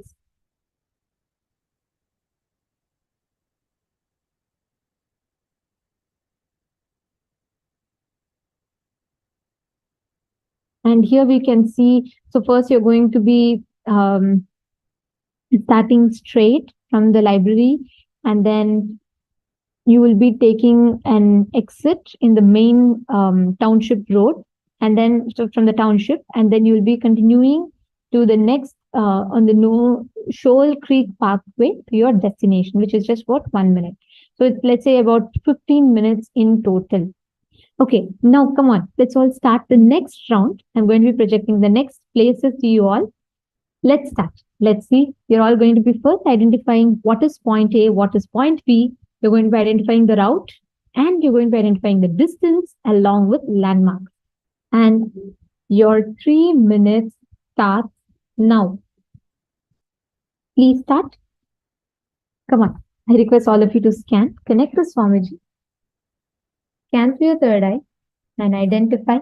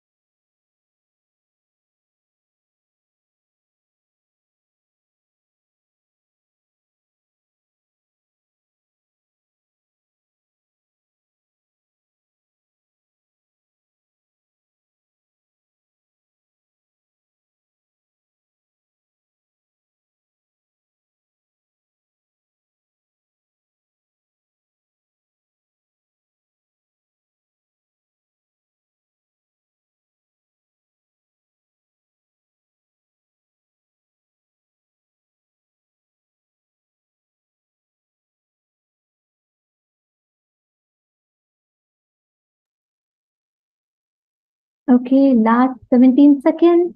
You have 10 seconds left. Come on. Let's see now. The 3 minutes is almost up. Actually, you know why we give you a little shorter time for power manifestation? Okay, time's up. Sorry, your 3 minutes is up. See, whenever you have a less time, right, you don't give so much time for your logic to think and, give all kind of interpretations to things. So it's always good to have less time. So don't worry. Don't feel like time crunch. It's good. Oh, Ma Priyatna Sarupini, you manifested. Wonderful. Okay, Ma Krista said she saw the word museum, then also saw it is in Alaska. All right. Okay, Madonna is also seen. Masonia Rao, you see, you've put left turns, but you should be more descriptive. How many meters? See, these are all logic based, correct? So you need to be as precise as possible or as descriptive as possible.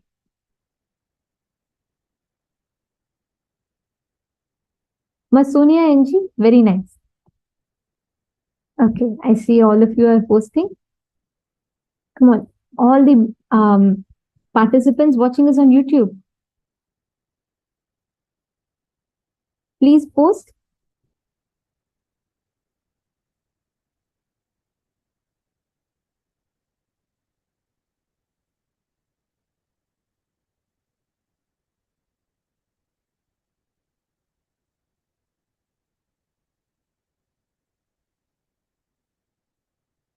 Okay, there's a channel called Science Behind Sanatana Hindu Dharma, Nithyananda. Very nice to have you here. Okay, all right. So let us now verify the answer. Okay, so it is 15 minutes to 19 minutes. So even if you say 15 minutes, that's fine. Or if you say that's 19 minutes, that's also fine. So it is again from the UNAM Central Library in Mexico to the Cerro El Cuetel.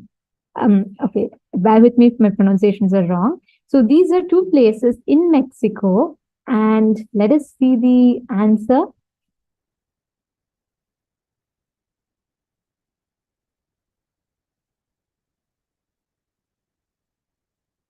Okay, wow. Interesting. Many of you have seen, I saw some of you have posted 10 minutes. Actually, 15, anywhere between 15 to 19 minutes, you can count it in. It's as the right answer. So anywhere between 15 to 19 minutes. You can see this is the Central Library. And then here you can see the Cerro El Cuepel.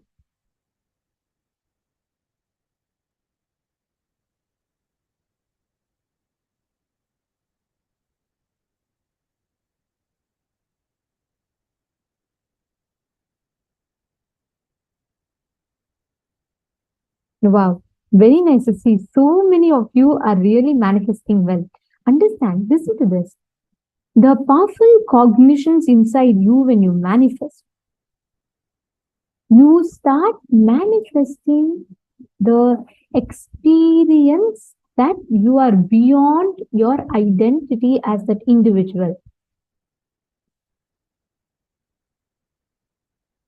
Wow, Ma Olga, precise, excellent. Ma Olga manifested. She said what came was, it is Mexico. That's right. And also Ratna Prabhama, you got the 15 minutes parts correct. That was right. And Ma Indra has put 15 miles. Just a minute. It's 12 miles or 14.7 miles to the 19-minute route. Wow, that's pretty close, Ma. That's so close. Actually, it's 14.7 and you got 15 miles. That's also a manifestation. That's excellent. Ma, the point about Mexico is precise.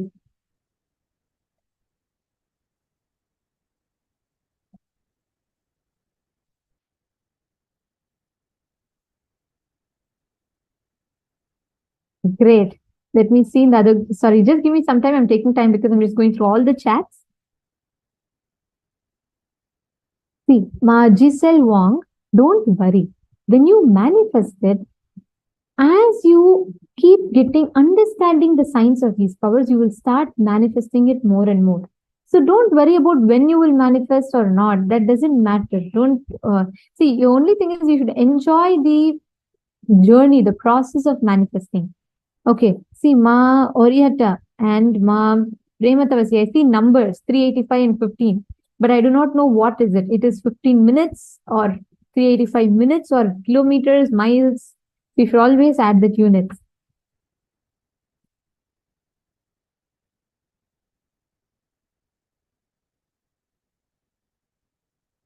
Bhupendra Goderavaya has put 72.9 meters. Okay, 19 minutes.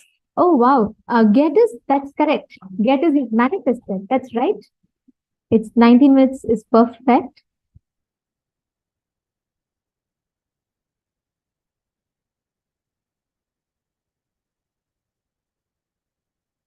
See, Amit Popatkaraya, try seeing what you're saying is very nice. Try seeing more when you see the, let's say, like for example, the numbers or the place, the distance. Start trying to draw it like a cohesive map. Only then it will become a training for you more and more to manifest it. You understanding? Excellent. Very beautiful. Okay. Now we're all going to be entering into the next session. We'll be continuing to manifest this. I know all of you are very excited and I see all of you participating very well with this. So now we'll be manifesting, we'll be listening to the next session where we understand the principle that Sadashiva represents. Who is Bhagavan Sadashiva? What principle does he represent? Let us listen to that session now.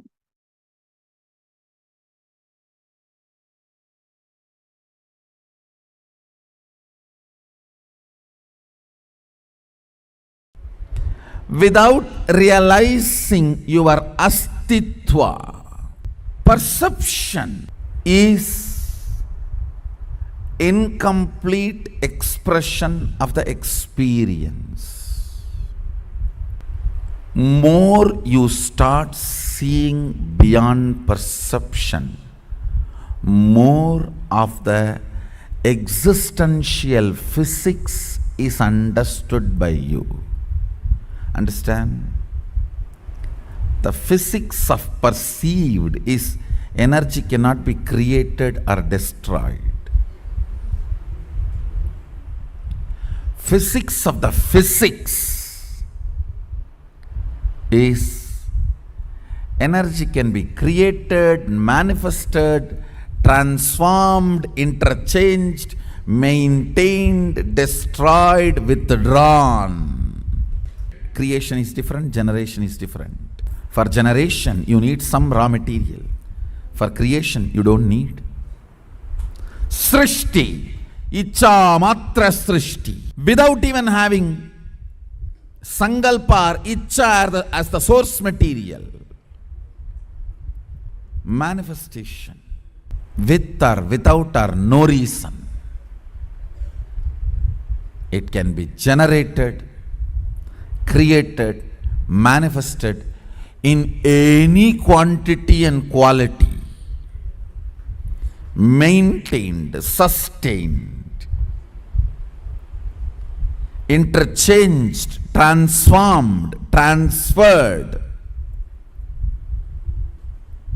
played with, hidden, stored, covered, withdrawn, destroyed, can be made to disappear without even the trace that it existed.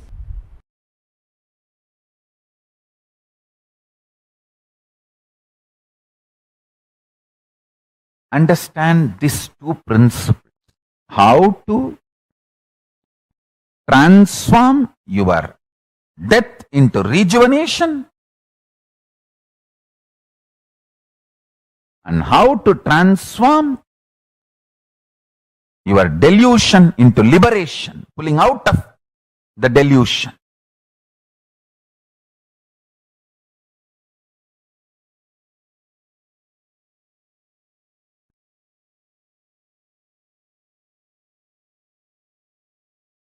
The fear of death is an unusual, abnormal, irrational fear of personally dying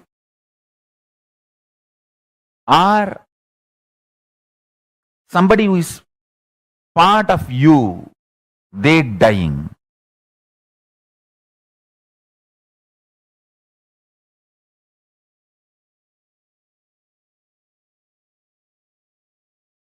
Understand this too, you will realize your Sadashivatva. Creation, sustenance, rejuvenation, getting out of delusion and liberation. Srishti, Sthiti, Samhara, Prabhava, Anugraha. All these five will become your powers. You will manifest Sadashivatva. You will manifest these 5 dimensions, 5 phases, PHASES of you, your existence.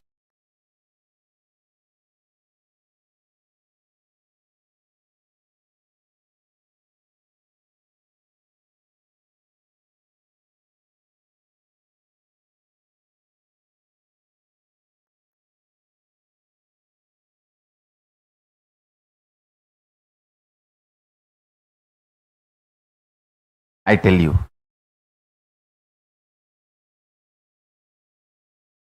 when you get out of delusion, which you created, see, when you create, oh, this is difficult, this is bad, this is wrong, I can't, and made small mole into mountain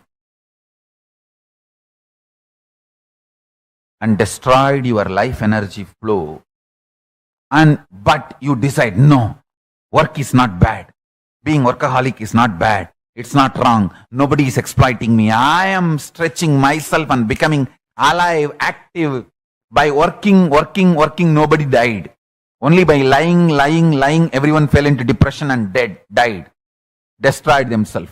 By being active and overactive, nobody died. Only by overlying, people fell into depression and destroyed their life. When you realize and go on declaring, hey, I'm working, it is good, it is life positive, and get out of that laziness even once, you will gain so much confidence to declare the highest realities of you and stand up to it.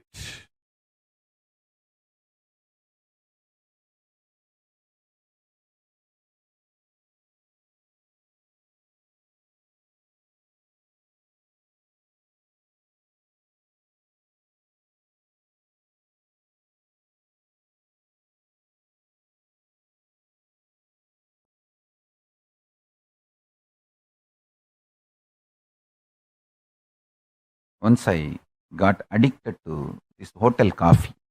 In Thiruvannamalai, there is a hotel, Udupi Hotel. My guru, Raghupati Yogi, used to take me every day, morning, and give me that coffee and take me for the yoga. I got addicted. And morning when I get up and come with my guru, first thing I'll say, get me coffee, I'll tell. After a few days, I myself understood I am becoming addicted. Then I asked him that how to get out of this. He said, just go and tell 3 people that I hate coffee, I don't want to drink coffee anymore. To my mother, to his wife, my guru's Raghupati Yogi's wife, and Udupi Hotel owner. All 3. Only these 3 will give coffee for me. He told me, go and tell all these 3 people that you hate coffee and you don't like coffee, you don't want coffee, it's bad. I did it. I saw all 3 stopped giving me. In 2-3 days, I even forgot coffee. Listen, really this happened. When I started declaring, telling, first time when I told my mother I hate coffee, I don't like coffee, neither she believed nor I believed. But second time when I went and told my guru's wife, she thought maybe I am a little cranky and my mood is not good. Or her husband would have told me to do this because she knows all the trick. Even if you are a great enlightened Siddha, your wife knows all your tricks. You are not beyond your wife. Your wife is the bigger Siddha, bigger person than all your enlightenment. And she knows all his tricks, all his techniques, all his methods. So she thought maybe he only told him to do this. Third time when I went and declared to that hotel owner, Udupi Hotel owner, I also started believing and he also started believing. I tell you, that's all.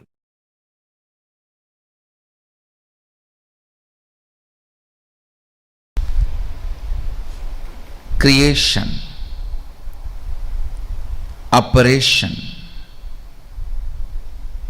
rejuvenation, delusion, liberation. Please understand, Supreme cannot be just GOD, generator, operator, destroyer. Please understand, the Supreme, as per Sanatana Hindu Dharma, Bhagavan, Brahman, Sadashiva cannot be translated by the word God. The Western definition of God is generator, operator, destroyer. Only three aspects. The Hindu understanding of supreme reality is generator, operator, destroyer, deluder, and liberator. The major two aspects of life unfortunately was never grasped anywhere else other than this Saraswati Ganges civilization.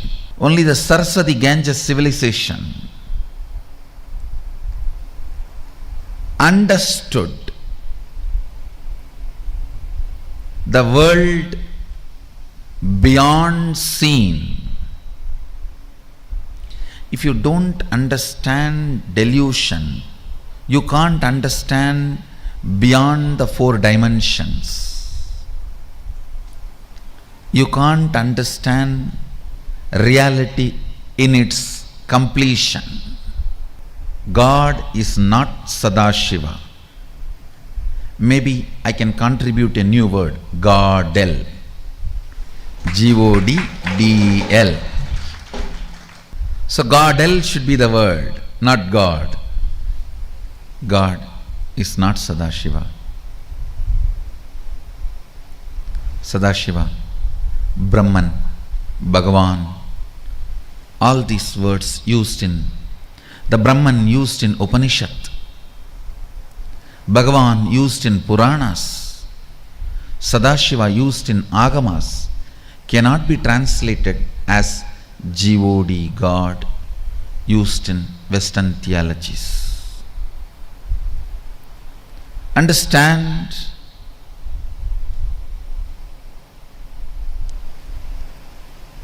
these five aspects of Sadashiva in the manifest form is called Ishvara, unmanifest form is Avyakta.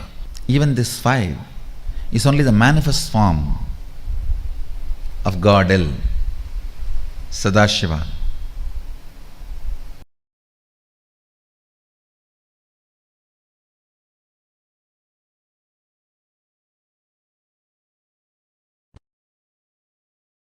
Paramashiva's message directly from Sri Kailasa.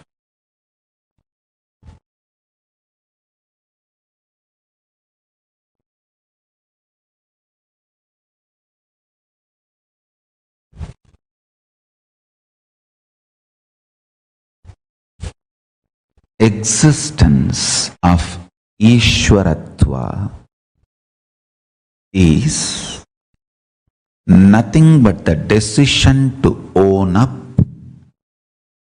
the principle of creation, principle of sustenance, principle of rejuvenation, principle of delusion, principle of liberation in your existence.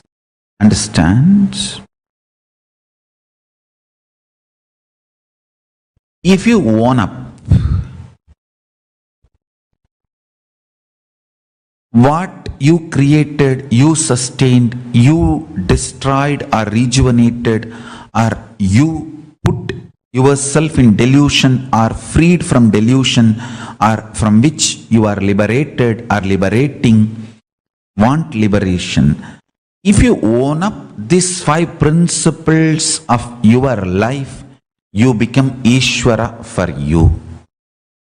If you own up these five principles for a group of people, you become Kulapati to them, Ishvara to them. If you own up for a large number of people, you become Mandaleshwara. If you own up the same five principles for a Mahamandala, you become Mahamandaleshwara. If you own up these five principles for the whole universe, you become Ishvara of Brahmanda. That's all. principle of existence of Ishvara.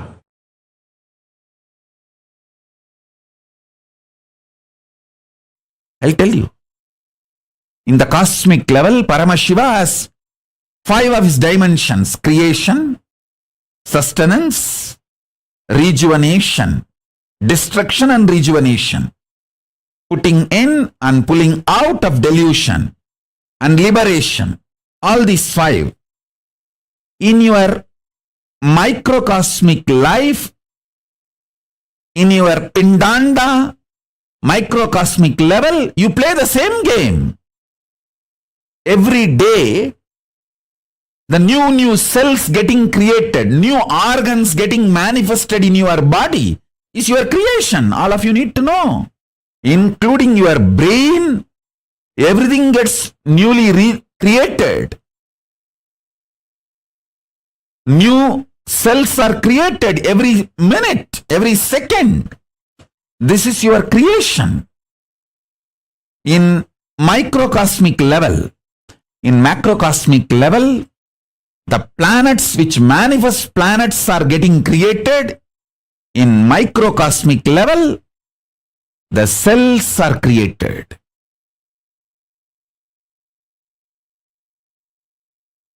In the macrocosmic level, whatever is created is continuously getting sustained. In microcosmic level, the body you create is getting sustained. The life you manifest is getting sustained by you. You continuously breathing, inhaling and exhaling, keeping you alive is sustenance, maintenance in microcosmic level. In the macrocosmic level, destruction, rejuvenation, samhara is black holes swallowing, big bangs. In the microcosmic level, the old cells getting killed and new cells getting formed is rejuvenation, samhara. In your body, in your microcosmic level, Pindanda level. Same way, in the Brahmanda level, the delusion is cosmos creating deluges, pralayas to rejuvenate itself, clean itself. I told you, this year, not just corona, there are so many other natural calamities.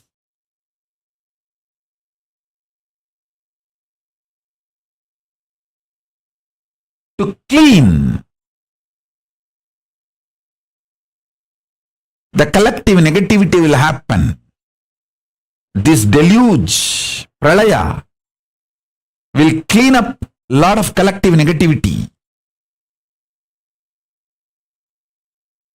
You can see the heat wave all over the world. All the Pancha Bhutas playing and aligning itself. In the cosmic level, this is the delusion, throbhava going on. In the macrocosm, Pindanda level, you forgetting your existence as Paramashiva, higher reality, falling into the nightmares and going through, is the small scale throbhava. Delusion in the Pindanda, microcosmic level you go through. In the cosmic level,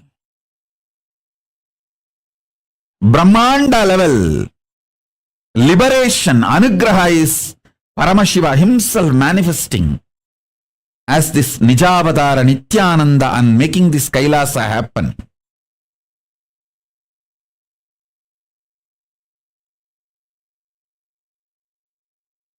And guiding all the beings in microcosmic level, Pindanda level, you receiving these powerful cognitions and liberating yourself from all this deluge by holding on to the Guru's feet is the liberation happening in you. Understand, whatever is happening in Brahmanda, macrocosm, is happening in your Pindanda, microcosm.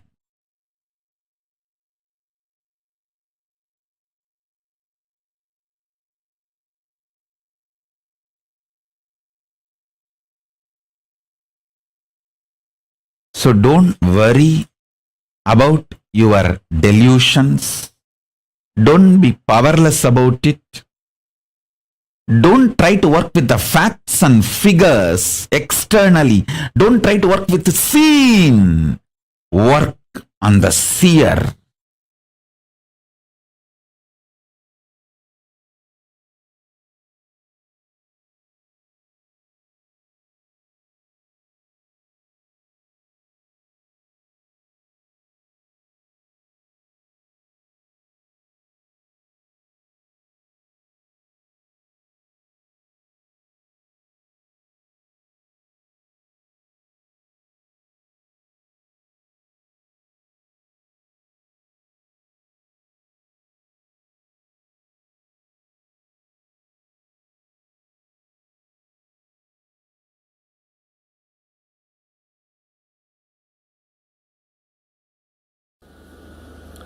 You have two levels of existing.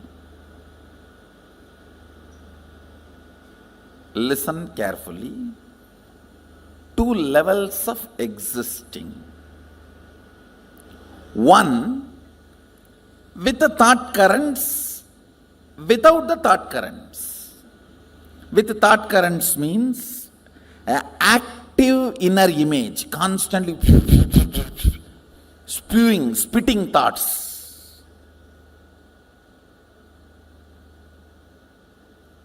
Without thoughts, in deep sleep, where I think some of you are in that state now. If you are not hearing me, you are in that state. If you are hearing me, you are not, fortunately.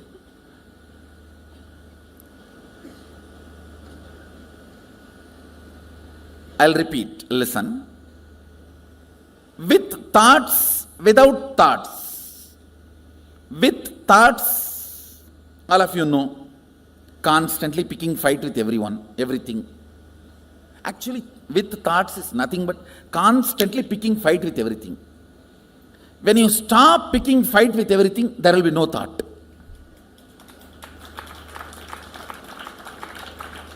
Thought is tan in your existence. When there is uneasiness and you decide to pick fight with some part of you or the other, then comes thought.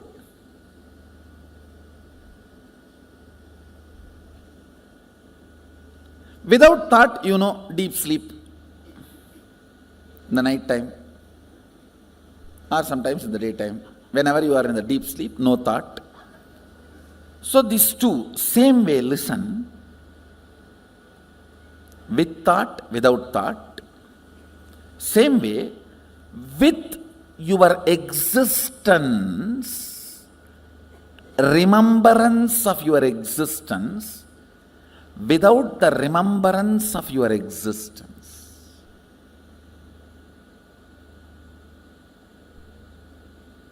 Listen. Listen. You need to listen to these words very carefully. With the idea, I exist, I consciousness. Without the idea, I exist. These two states, how many of you are able to understand? See, now, all of you have the idea, I exist. Am I right? The deep sleep, do you have that? That is why it is sleep.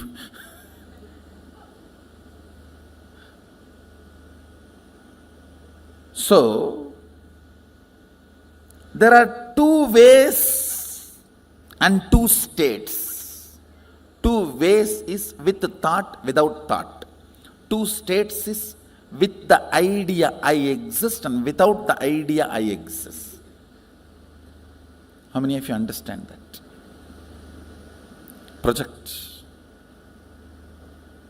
Projector. Listen.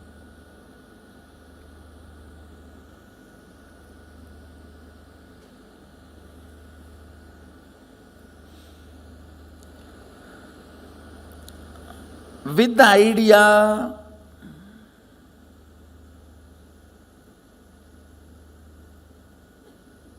I exist, and with thoughts, listen carefully, because you need to understand this unit. This is the fundamental unit. How the states of consciousness is formed in you. Why you go through what you go through in your life. Understand, ignorance is not cute. Ignorance of traffic rules is not going to save you from the traffic ticket.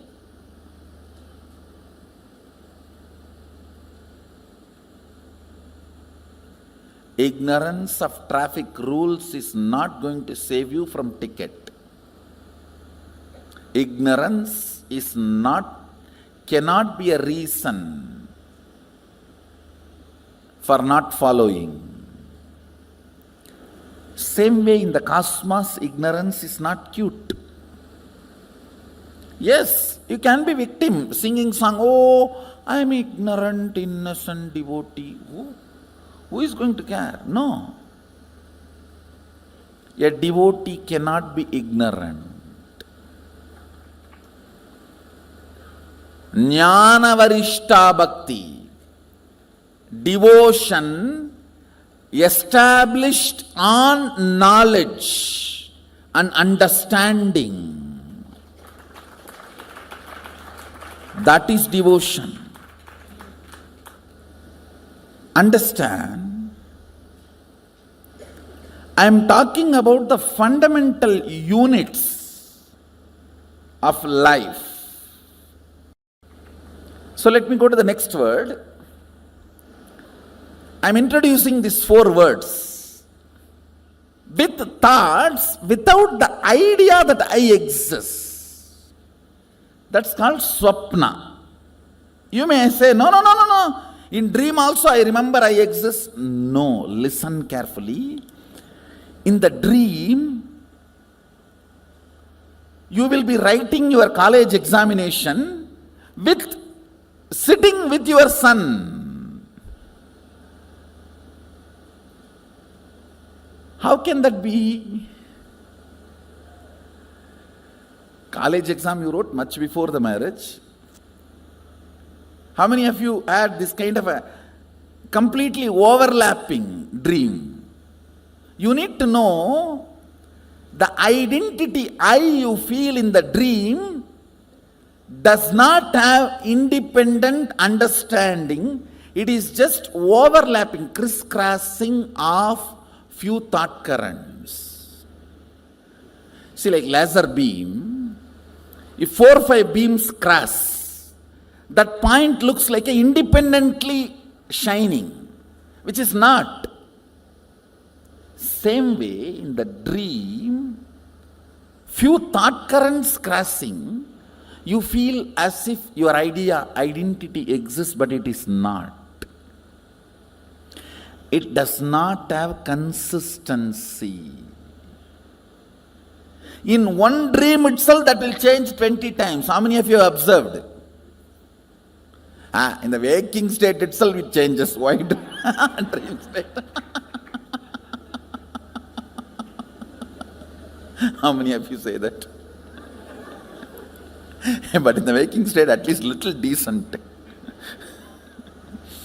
In the waking state, it's more like an unstable spouse. Every half an hour divorce.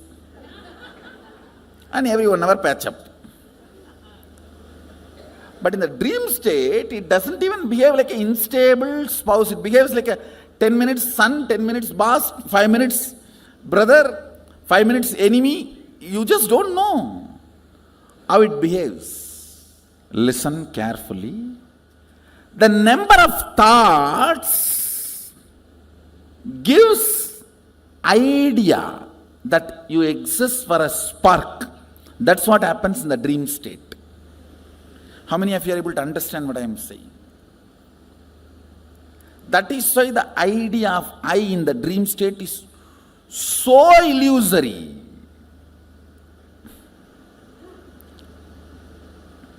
Many times you don't even remember you when you come back from dream. What was your idea about you? Seen but does not exist. That's a direct translation of the word swapna.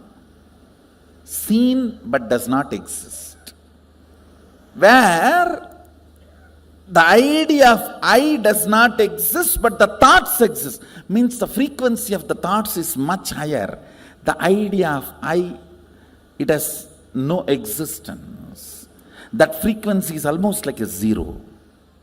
Then third word I am introducing, listen, where neither the idea I exists nor the idea thoughts exist. That is what is called deep sleep, sushupti. These three all of us experience in our day-to-day life.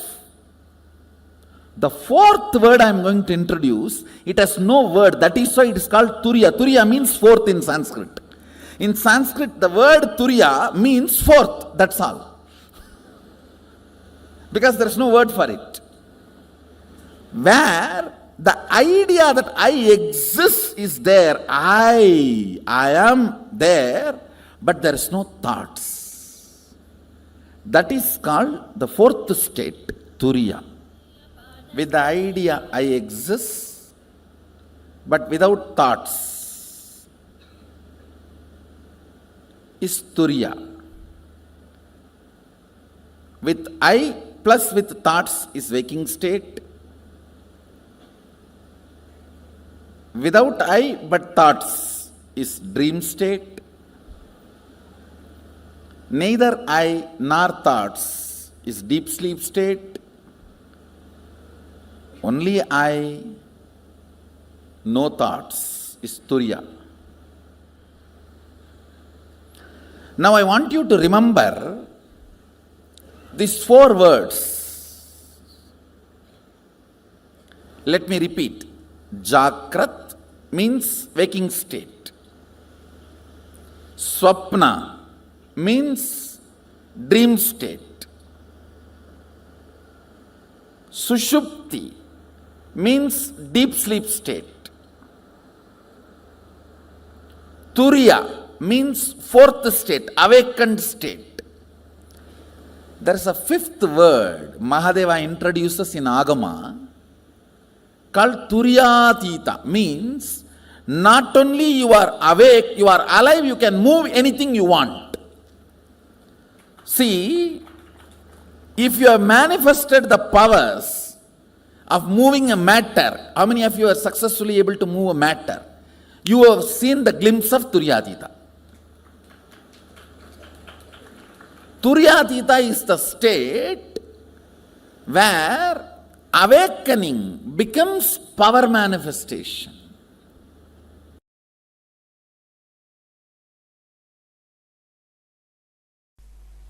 All these five states, deep sleep, dream, waking, awakened, alive. All these five states in Sanskrit, Sushupti, Swapna, Jakrat, Turiya, Turyatita.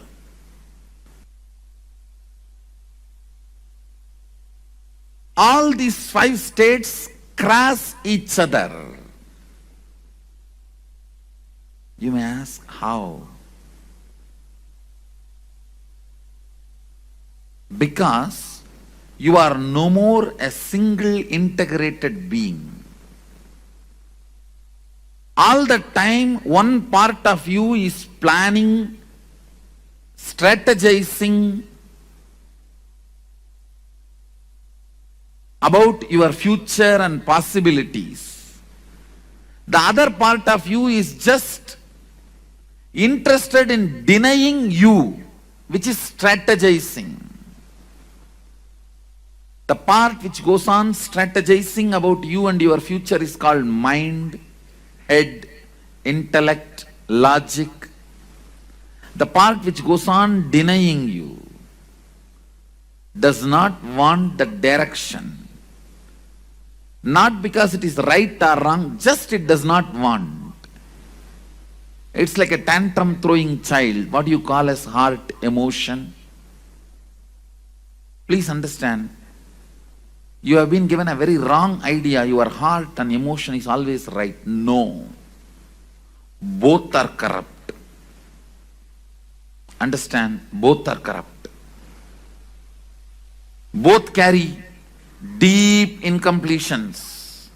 Heart wants something just because it does not want that. Heart denies something just because head wants it. It's not that always heart is right.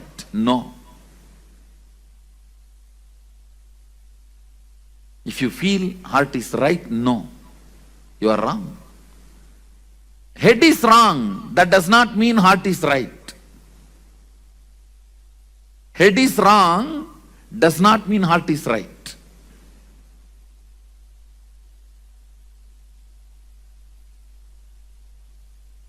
Sometimes head is right.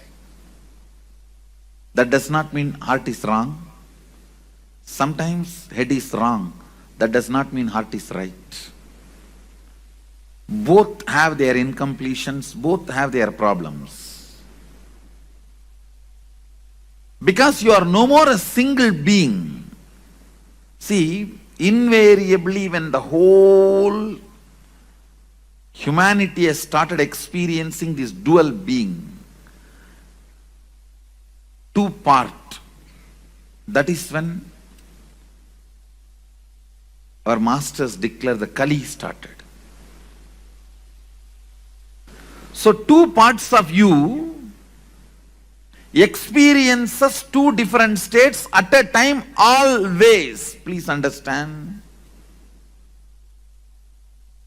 If your head, which is strategizing about your future, is now awake, your heart is in dream state, sitting somewhere and doing something else.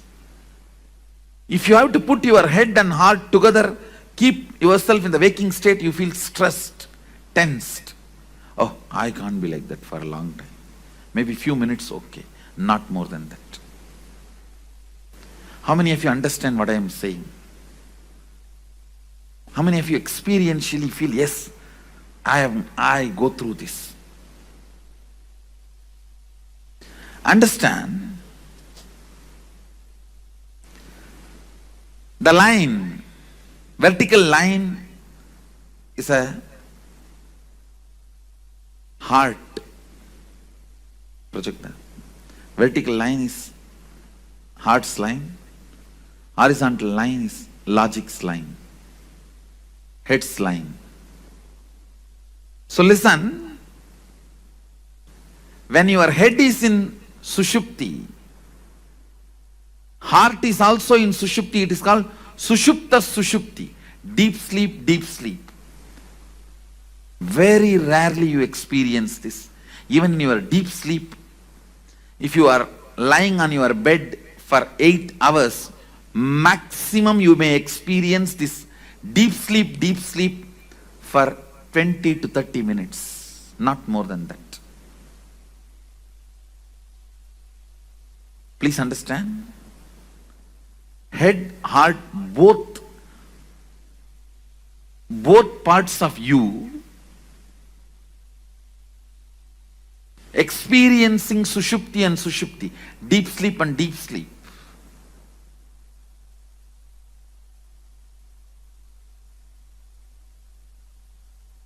It may happen just for a few minutes. In the whole 6 hours or 8 hours, you are lying on your bed.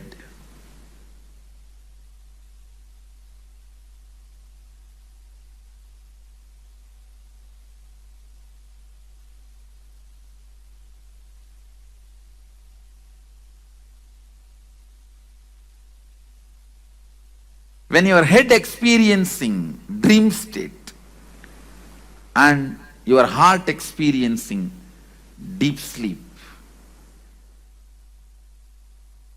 you can perceive this experience. When you dream and just fall asleep without even waking up, you will dream something and you will fall asleep without waking up. Again you will dream something, you will fall asleep. Maybe third time or fourth time when you dream only you will wake up. How many of you have experienced this? When you wake up you will remember all the 3-4 dreams.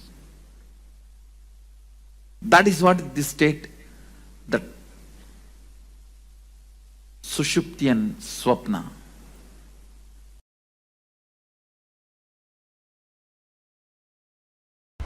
How many of you are understanding? State is not bad. Understand, all these 25 states of consciousness is 25 dimensions of you. You are 25 faces. You are 25 dimensions. In the waking state, how you are able to control larger part of you. You can control your hands, you can control your legs.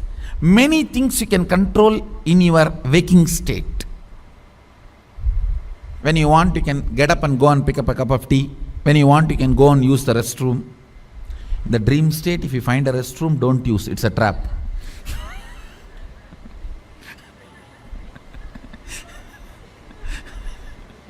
Once more, I am repeating, if you missed it. In the dream state, if you find a restroom, don't use, it is a trap. When your bladder is full, it is capable of sending instruction to your brain and the whole restroom will be built. And you will be made to feel comfortable. Only things are a little wet or hot, you realize what has happened. Understand, your ability to have power over your internal and external things makes certain state is good or bad. That's all.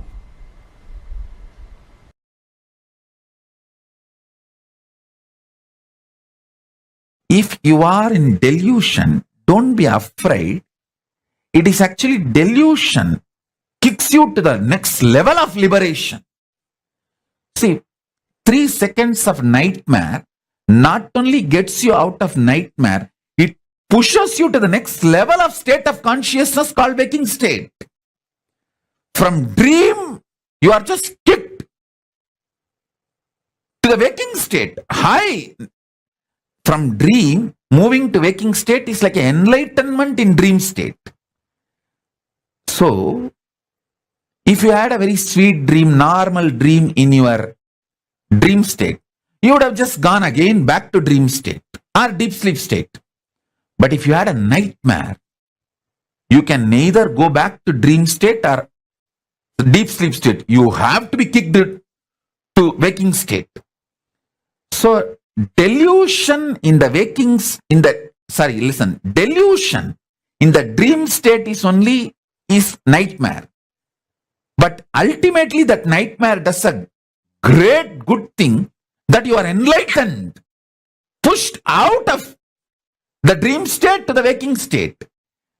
From waking state, if you are pushed to the Turiya, that is enlightenment. Same way, from dream, if you are pushed to waking, that is enlightenment in this level. Understand? Enlightenment means getting pushed to the next higher state of consciousness. From deep sleep, if you are pushed to the dream state, that's one level enlightenment. From dream state, if you are pushed to the waking state, that is one level of enlightenment. From waking state, if you are pushed to the Turiya, that is next level of enlightenment. From Turiya, if you are pushed to Turiyatita, that's the next level of enlightenment. So understand, the nightmare in your dream state is not as bad as you always think, because just the 3-second nightmare, and you need to know, no nightmare can be longer than 3 seconds. It's a law of life.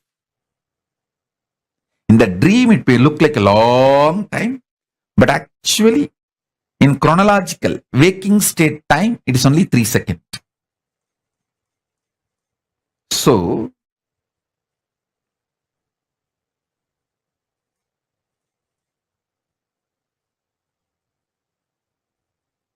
all nightmares are enlightenment in the dream state, because it has pushed you from dream state to the waking state, which is a level of enlightenment in the, as far as the dream state is concerned. I should call there are 4 levels of enlightenment. From deep sleep, when you are pushed to the dream state, it's called dream enlightenment. From dream state, if you are pushed to the waking state, it's called waking enlightenment. From waking state, if you are pushed to Turiya, it's called awakened enlightenment. From Turiya, when you are pushed to Turiyatita, it's called living enlightenment.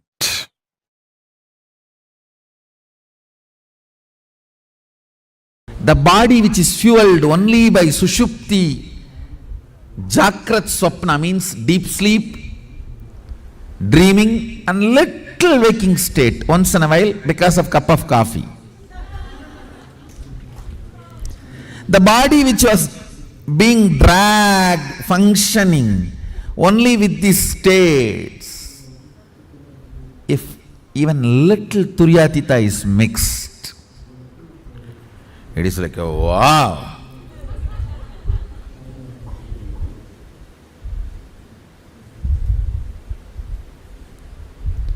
Today I'll put little Turiyatita.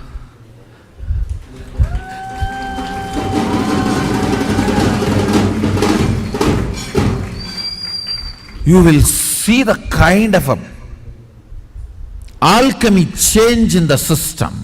God, what is going on? What is he doing to my system? I'm just changing the fuel.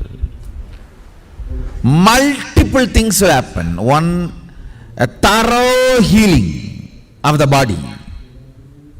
All the repaired parts get healed. All the friction disappears. Ability of your mind to see, perceive, cognize Jiva, individual self, Jagat, universe, Ishvara, Sadashiva. Ability to cognize Jiva, Ishvara, Jagat. Ability to connect with the Jiva, Ishvara and Jagat becomes high when you are fueled with the Turiyatita space and state. That is why these 25 states of consciousness, knowledge about it and experience about it is very important. There's a beautiful verse by a great saint Tirumular. பொன்னை மறைத்தது பொன்னணி பூஷணம் பொன்னில் மறைந்தது பொன்னணி பூஷணம் தன்னை மறைத்தது தன்கரணங்களே, தன்னில் மறைந்தது தன்கரணங்களே. I'll give you the translation. If you see the jewel, you will not remember the gold. If you remember the gold, you will forget the jewel.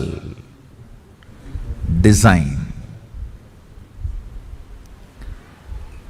If your body is fueled by deep sleep, waking and dream state, Jagrat, Swapna, Sushupti,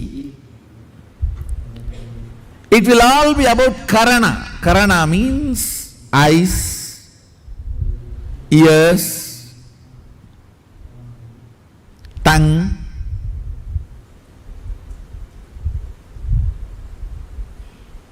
the action-based organs projecting the universe.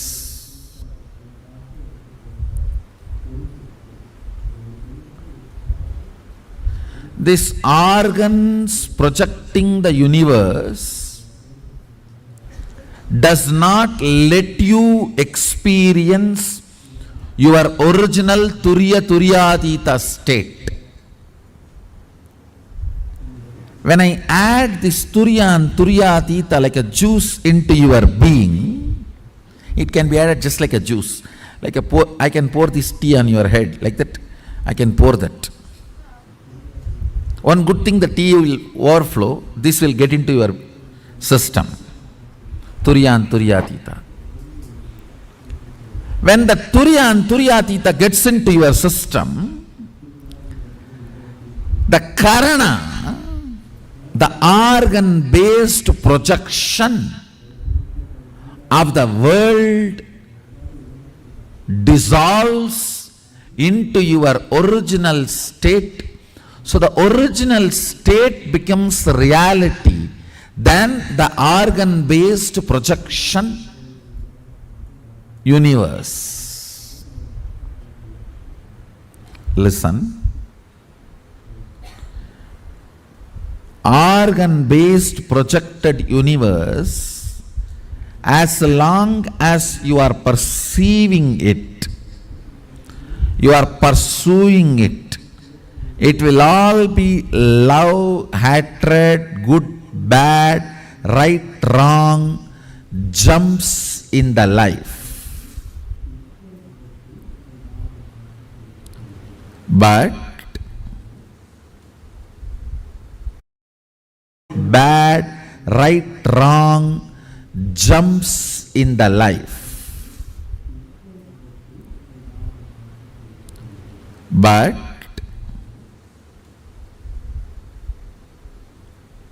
when Turya and Turyatita is added to your biomemory, bioenergy,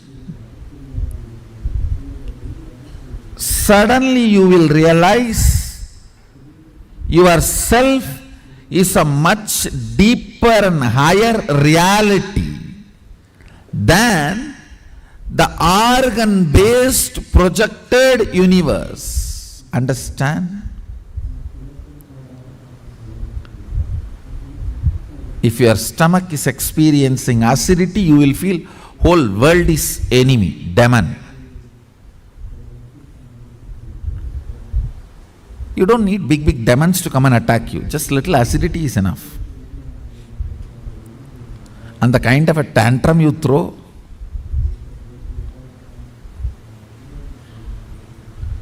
a simple hunger and food is not immediately available. How many go crazy? Raise your hand. True. It's true.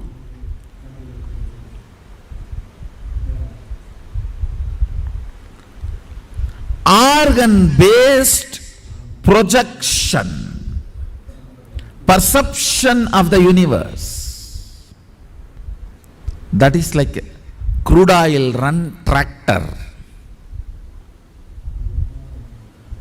in a village Kacha road, which has higher ups and downs of any best roller coaster in the world. If Turya and Turyatita is added into your system, suddenly you will feel like you are flying. The whole inner space is lubricated. Turiya and Turiya Atita is the important fuel with which your body need to be filled if you are interested in experiencing Kailasa.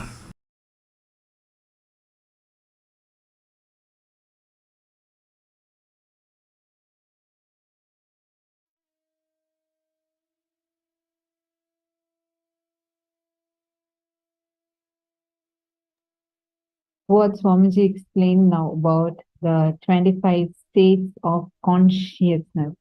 And so elaborate and making us all understand how we exist in various states of consciousness, how the I consciousness is there, and based on the I consciousness and without I consciousness, how we exist. Swamiji explained the first 4 states and then explained the 5th state and the permutation combination of all these 5, how it exists as 25 states of consciousness. And most importantly, Swamiji also explained about how the heart and the brain, the 2 parts, how they have these constant conflicts. They can't exist in one state together. And Swamiji was explaining the different states or the different physical attributes of existing in certain states. Like, for example, when your body is in deep sleep, but your mind is extremely active, up and running, you are in coma. In coma, when you are like physically in coma, it is in that state, your body is in sushupti, deep sleep. Your mind is in Jagrat. That is why in coma, people can hear and, all senses are all perfect, but body is just refusing to get them. But your body is awake, mind is in deep sleep. That is sleepwalking. So whenever you're sleepwalking, your body is wide awake. You can move around and all of that, but your mind is not cognizing what is happening. That is sleepwalking. So like this, the 25 states of consciousness, various different permutation combinations and which states we exist in have a huge role to play in our daily life, like how you experience your reality, how you experience the life in front of you. All of that has a very significant role to play. Can all of you please post if you have understood what these 25 states of consciousness is? Like, what have you understood so far? Can I request all the participants to take a few minutes and post it? Come on, all of you please go ahead and post it in the chat. Ma Krista, Harlan Gomez, and Ma Jayanti, Ma Ratna Prabha, Jennifer Poirier. Please can all of you post?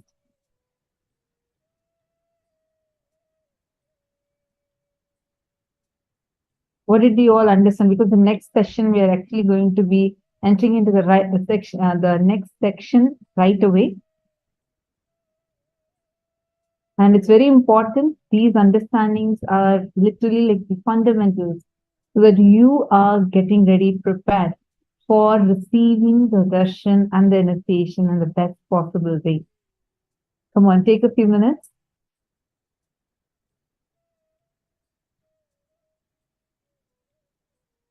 What did each of you understand? Come on, what was these 25 states of consciousness and how do they correspond to our reality, the state of reality, or how we exist in? Vidyarupanaya, Daniyar Bhatyaraya, come on. Actually, the space, each of these 25 states of consciousness, other than Turyatita, everything else is, Turyatita, unless you achieve Turyatita, everything else is reversible.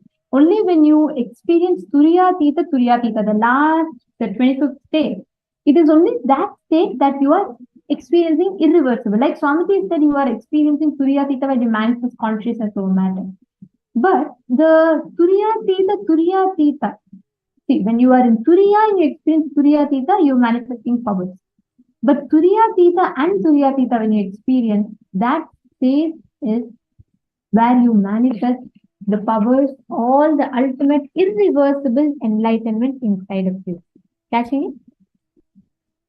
So the Turyatita space happens in us, and you have the experience of irreversible enlightenment. Getting it? Okay. So now, today we're all having a very, very powerful initiation, and all of you are really looking forward for it, where we're going to be experiencing the space of astral travel, literally the experience of astral travel, where you're going to be traveling to the higher lokas, the parallel universes, and you will be experiencing the different worlds, how you exist in each of these worlds, and most importantly, how your ancestors are. You will be able to meet them, you will be able to see your ancestors and interact with them. That is the very special initiation that all of us are going to be receiving today. Okay, so now for that, in the next session that we're all entering into, we're going to be understanding about what are these 14 lokas and the 11 dimensions that make up these 14 lokas. We're all receiving the initiation into length, breadth, and depth dimensions today. Each of these dimensions of the universe, beyond what scientists have discovered, the total 11 dimensions of the universe, have a role to play in your life, in your day or night. You understand, we all know about length, breadth, depth, time and space. These are the unit dimensions. Now, length. So take anything. So there's like you have length, and you have breadth, and you have depth. So these are the three dimensions with which you see and relate to things. And then we have a partial understanding of time dimension. And it is through these we perceive things. You perceive time, which is why you perceive a change. So beyond this, in the universe, there are totally 11 dimensions. Understanding the 11 dimensions, recent studies have proved how our brain is capable of perceiving 11 dimensions. Our Puranas, our Agamas, Vedas, Agamas, the scriptures have revealed this thousands of years ago. And much before the modern science even discovered, Swamiji had given elaborate revelations on the 11 dimensions of the universe. We have recorded sessions where Swamiji has in detail described about the 11 dimensions of the universe. Now, we are going to be learning and understanding about that.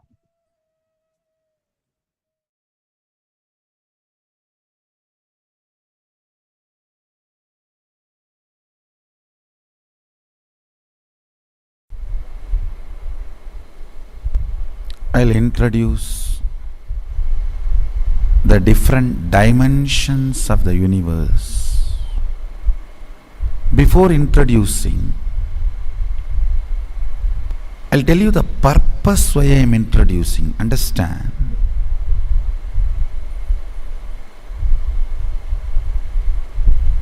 You need to logically, rationally, intellectually know all the possibilities available for you. If you know all the possibilities available for you, your life will not be silly. Listen. If you know $1 billion is in your bank balance, will you be fighting with your neighbor for the $1 coin or 2 cent?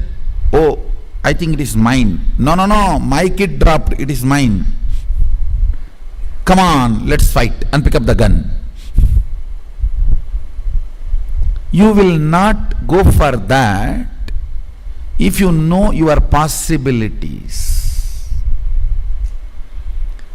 Understand, life is all about getting matured.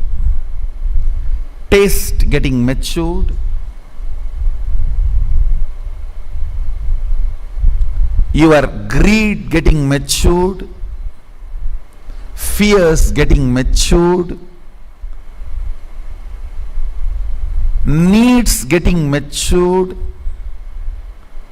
It is all about you getting matured. Please understand.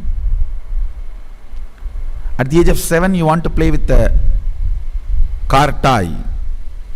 At the age of 17, you want a car. Then by 25, different style cars. Your desire is getting matured. That is what is society calls as growth. But here I am telling you, not just only this level, even in this level, if your desire gets matured, even in your conscious level, you have conscious maturity happening. For example, depth of your existence. Listen carefully. Everyone tries to ask me what technique I should do. No, technique is not solution. I am not here to give you technique. I am here to give you depth of personality. Every time people ask me, if I don't manifest powers, what technique I should do? No technique. Your cognition about you need to be changed. That's all. That is the permanent technique. That is the permanent solution. Not that you will close your eyes and put your quickly and somewhere and look here, there and chant some sound and you will blow your nose. Depth of self, universe and God.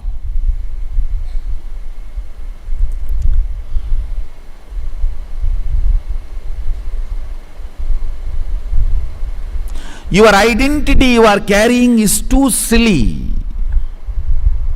It may be, oh, I am a successful businessman. How can Swamiji say I am silly? I am a successful social leader. I am a successful political leader. I am a successful educationist. Understand, in that the I you carry is amazing, but not the titles you carry after that. If the I is carrying depth, if that frequency of that I is powerful enough, the adjectives, the afterwards the titles added will not be adding glory to you. Understanding about this 11 dimension will make your existence frequency intense. Understand, life should be like everything around you should be just vibrating with you. The moment thought comes, an idea comes, a cognition comes, the whole nature should cooperate and make it happen.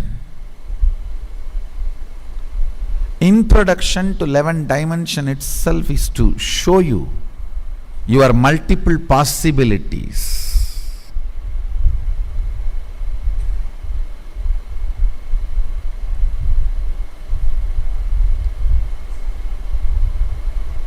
Actually, I am interested in you, not your identities.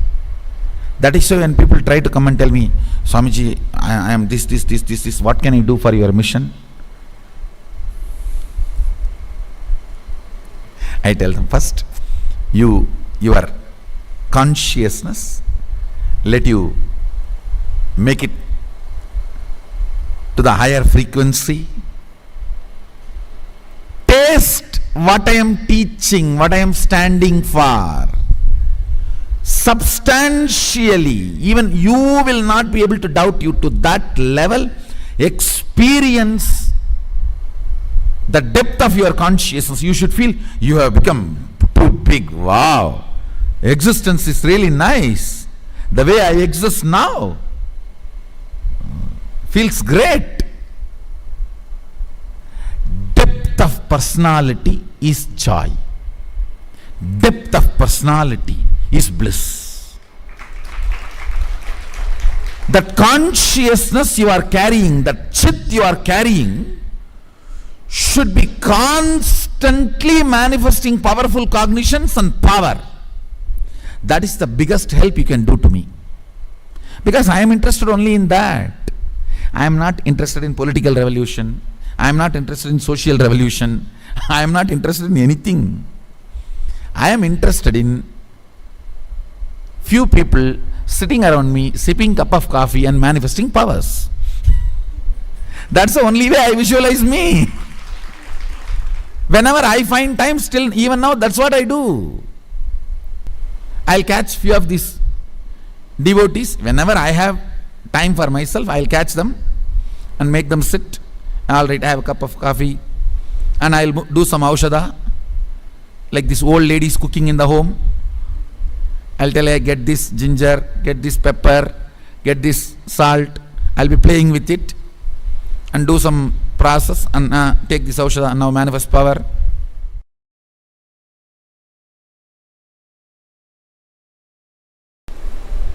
When he decided to become many, to celebrate himself, all the dimensions of this universe opened.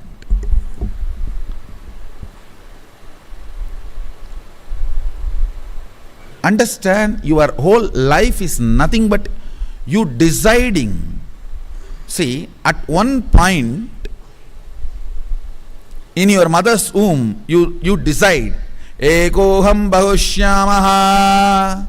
Only then you open the womb where you were residing for 10 months and come out.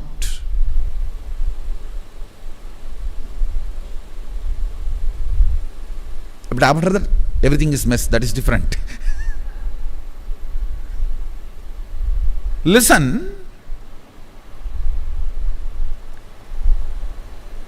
Many times you will hear me saying, whenever you have a problem, always see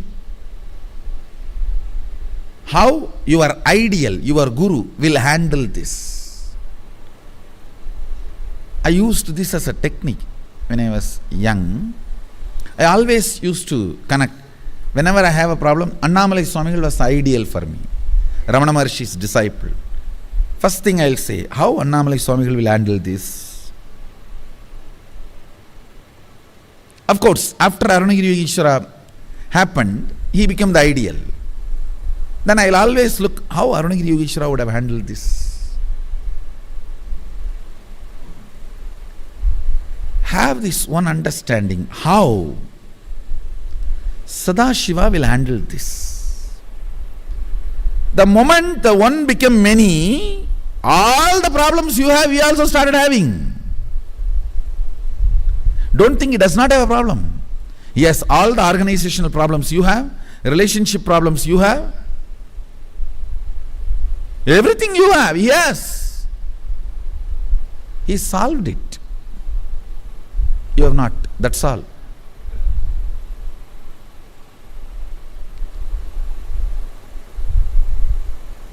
If you understand this one principle, let me repeat once more. For example, this cup. Inside this cup there is a space. That is aham. The space inside the cup is connected to this cup. This whole thing can become multiple, but the space itself cannot become multiple.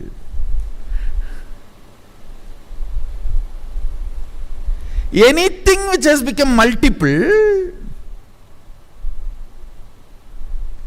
as the source of oneness inside them. Listen carefully. Anything which has become multiple, as a source of oneness in them, oneness has not become many, only one became many. aham associated with oneness, one associated with oneness has become many, but continue to be filled by the oneness.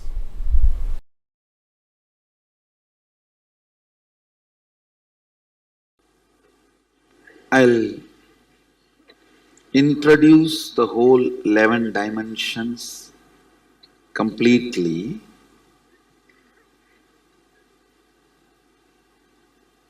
And answer all the questions you have.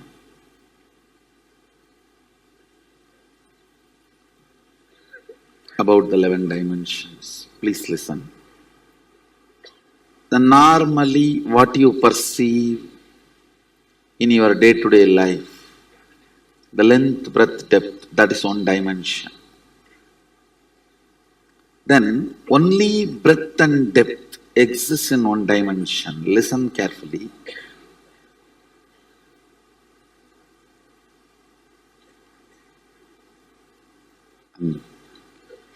Only breadth and depth exists in certain dimension.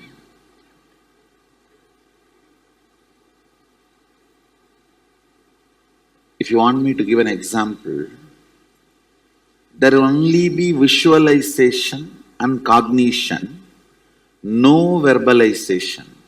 Some dreams, sometimes in the dream you will be seeing only visualization, only cognition, no verbalization. How many of you have experienced that kind of dream? And even this object, its breadth and the depth can be left and length can be moved out. Then what will happen, you know? Really, length can be moved out. Then if you put your hand like this, you will see object. If you put your hand like this, you will not feel the object.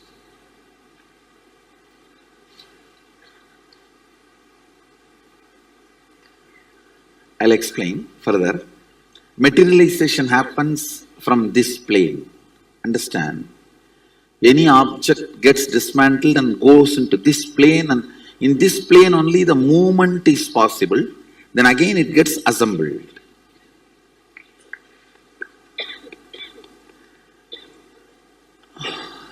I think this will give you a much better example. If this length is taken out of this object, to any length this can be shifted.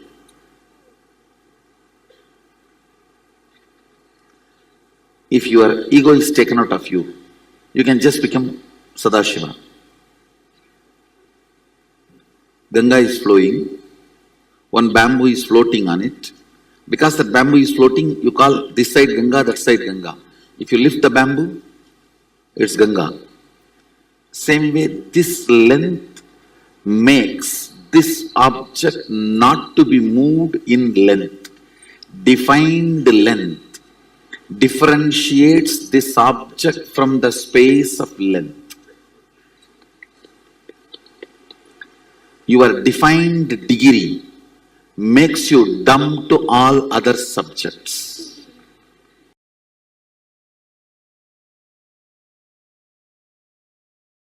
Listen, one end of the rope in the microcosm, Pindanda, is the verbalization dimension. Quantumly the same functions, the other end of the rope. In the Brahmanda, macrocosm, as length dimension. Same way, what functions in the microcosm as visualization in the Brahmanda, in the macrocosm, that is only is breath. Listen, now third statement is very important.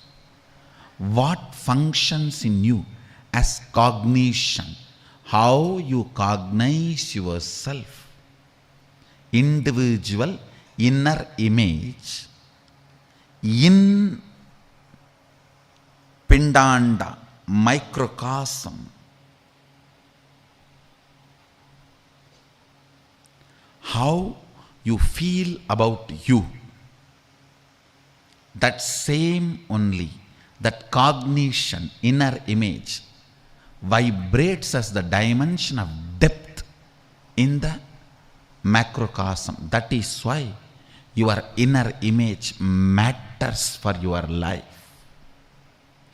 What you attract, what you manifest, how you live matters, I tell you.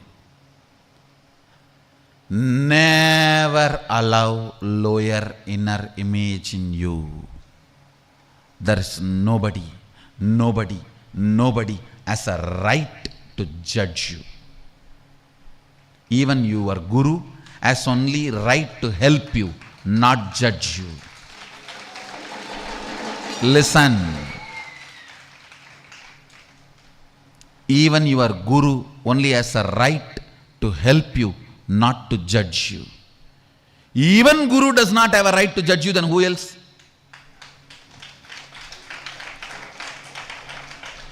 Even he does not have a right to judge you. He only has a right to help you. He only has a right to remind you. He does not have a right to judge you. Never accept low inner image. That is your arrogance. Do not fall into the arrogance of accepting inner image. You always think, no. Inner image is very humble. No. Weak inner image is arrogance. Don't call it as humbleness or meekness or goodness. No. Don't ever give any good word for it. Having lower inner image is abusive arrogance. Ignorance coupled with arrogance. Understand? Alcohol coupled with sleep tablets. Alcohol coupled with antidepressants. After that you will never get depressed. Because you are depressed. You will be inside the earth. How will you get depressed? Lower inner image can be established only in arrogance. If you do not have arrogance, lower inner image cannot sustain itself in you. Understand? Only if there is a fertile sand, land, a seed can have a grip and grow. Same way, the arrogance is the fertile land for low inner image to get grounded and grow. Do not accept lower inner image. All arrogant people will be having lower inner image. These are all some of the ultimate laws of life. All womanizers will be frustrated people. All arrogant people will be having low self-inner image, low inner image. A romantic guy will never be womanizer. These are all the laws of life. Romance is such, gives so much of fulfillment, he will not even look for the second person. Even first person he will not look, because he will be in the first person. He will be in the first person.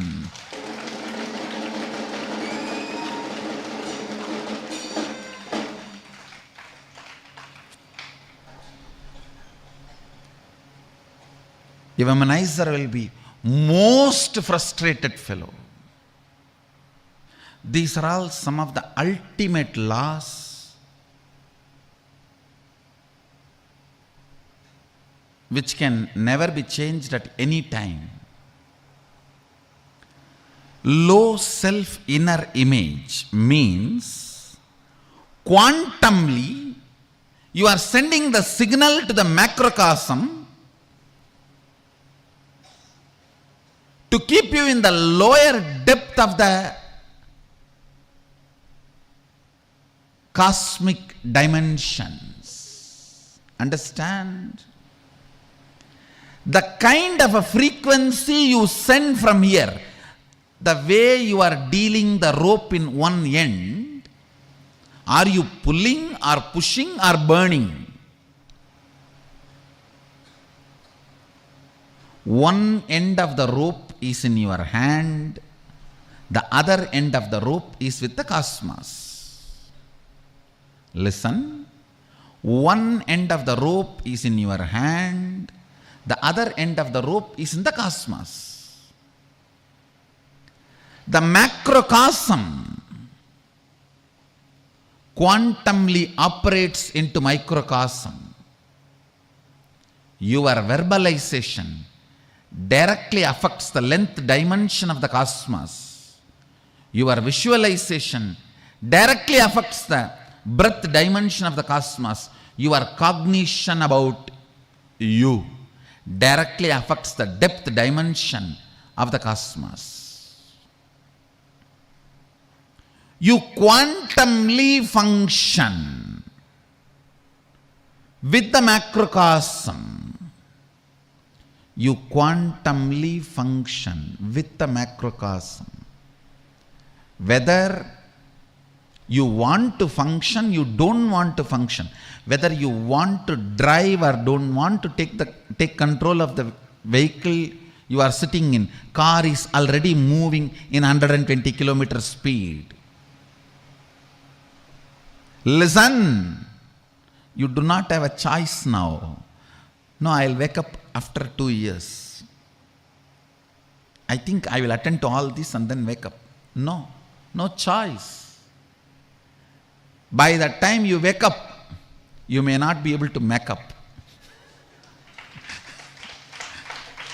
By the time you wake up, you may not be able to make up.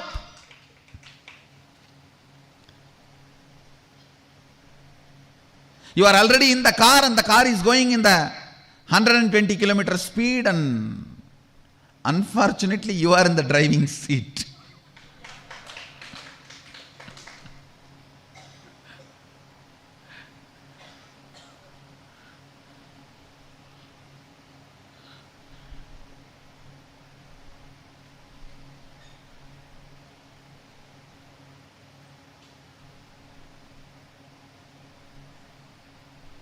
It's like one person is saying, my grandfather died peacefully, but people around him only died a horrible death. He asked why? Because he was on the wheel and sleeping.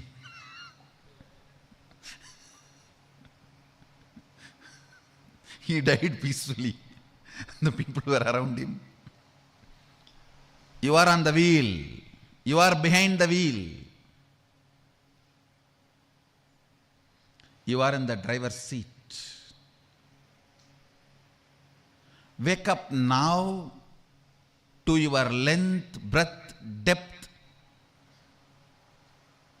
rope, visualization, verbalization, cognition.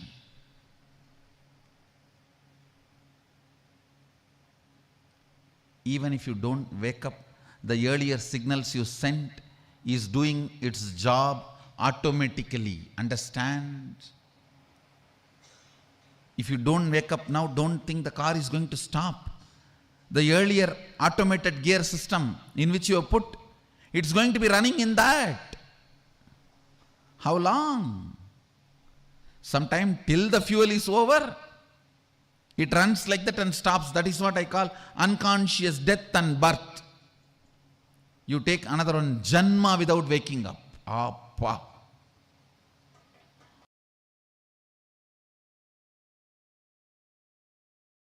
The Sanatana Hindu Dharma elaborately describes the 11 dimensions and the beings exist in the 11 dimensions: length, breadth, depth, time and space. These are the 5 unit dimensions, and the permutation combination of that 5, length, breadth with the time space, breadth, depth with the time space, length, depth with the time space, the various permutation combinations of these 5 basic dimensions forms 11 dimensions of the universe.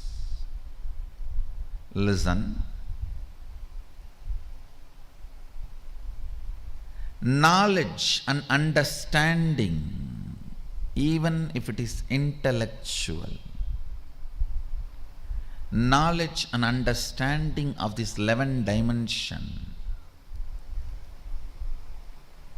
makes many of the suffering caused by others and the sufferings you cause to others redundant. Only a person who understands 11 dimensions of the universe can be non-violent, can be really non-violent. The ahimsa.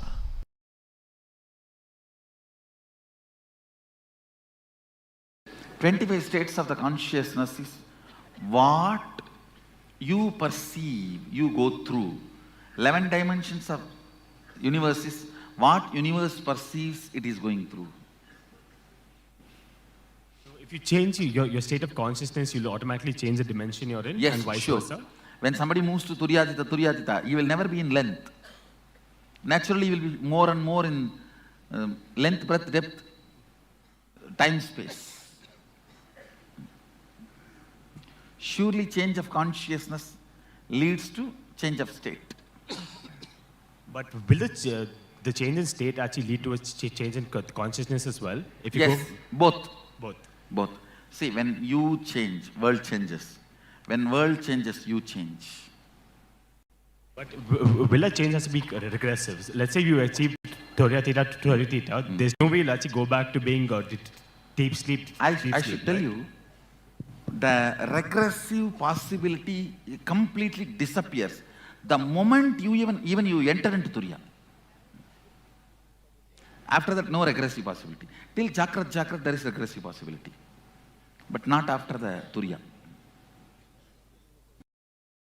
When I am in a relationship or I am having a meaningful conversation with somebody, is it just the state in which I am there that will define the quality of relationship or conversation I am having?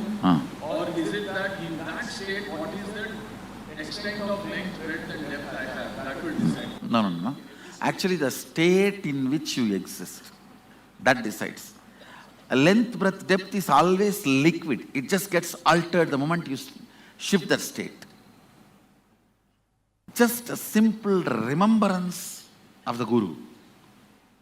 The intimate touch, that experience, remembrance, your whole energy will be shifted. The length, breadth, depth will be different. That is why we have in Sanskrit Smaranat Mukti, just by remembrance liberation.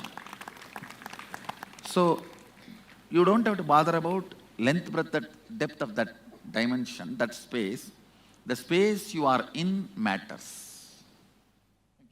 So, the 5 components of these 11 dimensions, are they anyway related to the Pancha Bhutas? Because they seem No.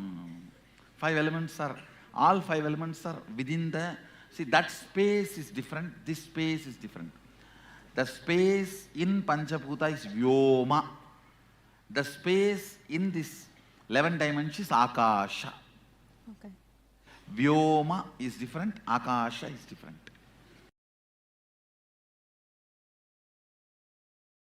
Are the 25 states of consciousness, 11 dimensions and 5 actions which are creating the matrix are only associated to Bhuloga? No. The whole spindle, the standila, Merustandila, on which all the 14 lokas are situated, are under this matrix.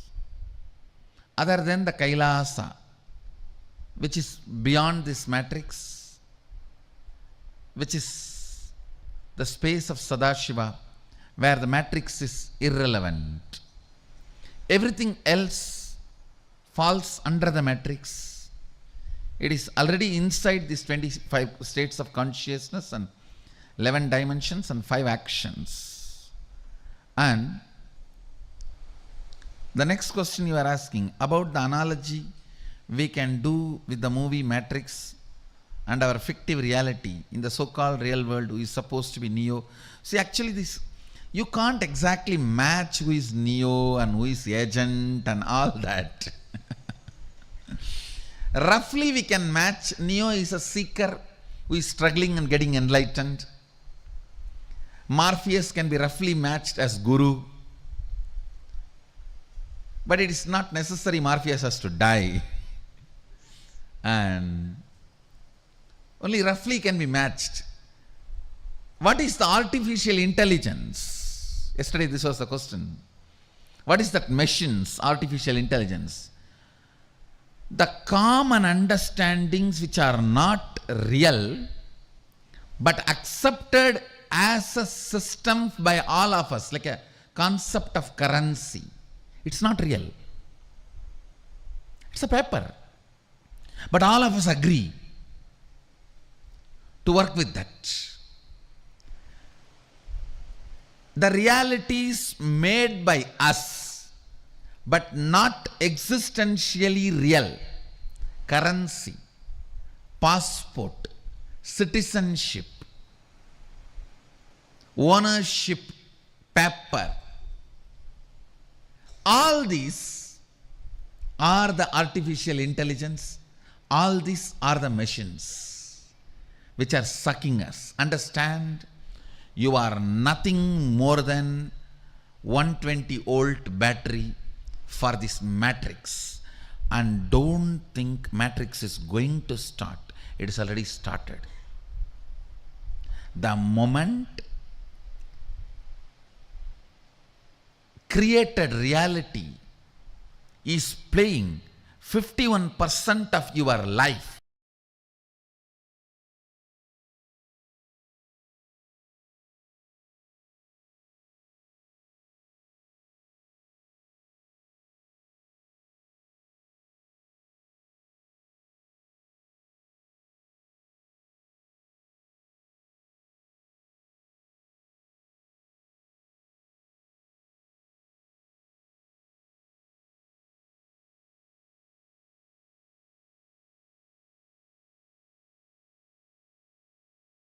than the existential reality. You are under matrix. See your life, the decisions you take, the actions you perform, the life you live is 51% is based on the existential reality or based on these comparative realities. Non-existential but created realities which are almost made to believe by us as existential reality. Please understand, a disease is an existential reality. Medicine for it is an existential reality. But currency is not existential reality. Grain is existential reality. Hunger is existential reality. Currency is not existential reality. Separate these two. Land is existential reality. The passport you need to live there is a created reality.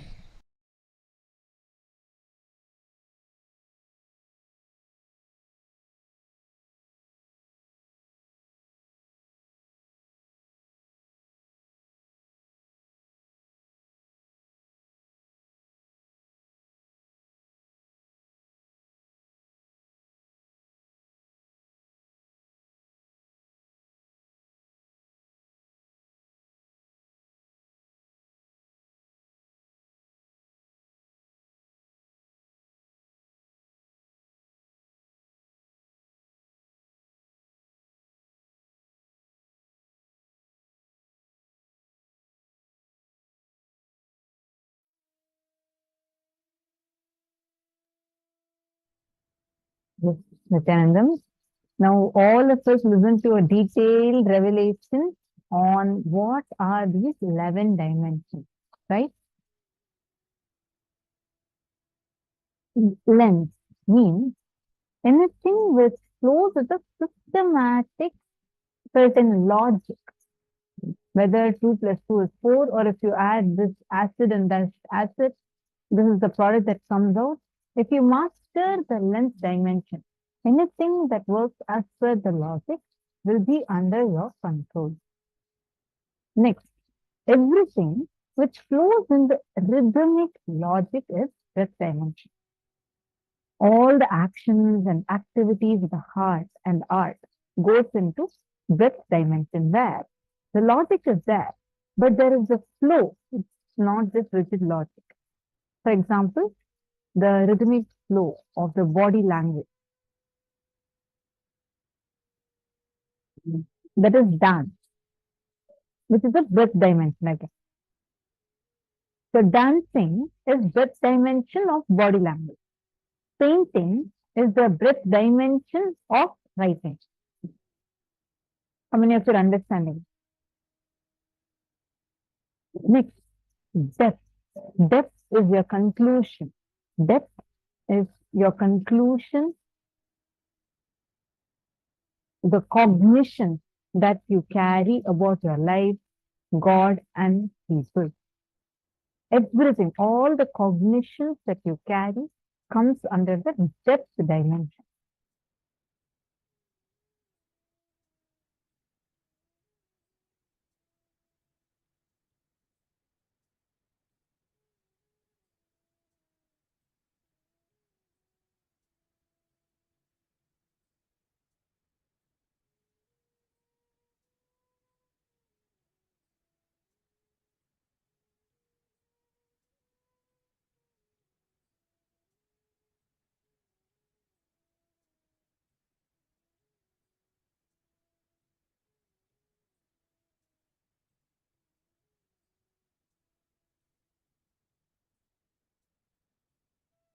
Hope all of you are understanding so far. Now, the space you carry, its smell, its flavor, comes out of you like energy. Length, breadth, depth does not constitute a person. The space constitutes a person. The space in you, the space outside you, and the whole space is actually one and the same. All power manifestation has to start from space and not from depth. The length, breadth, depth is mass. Space is energy. When these two collide, the dust generated is time. Wow. Such amazing revelations, right?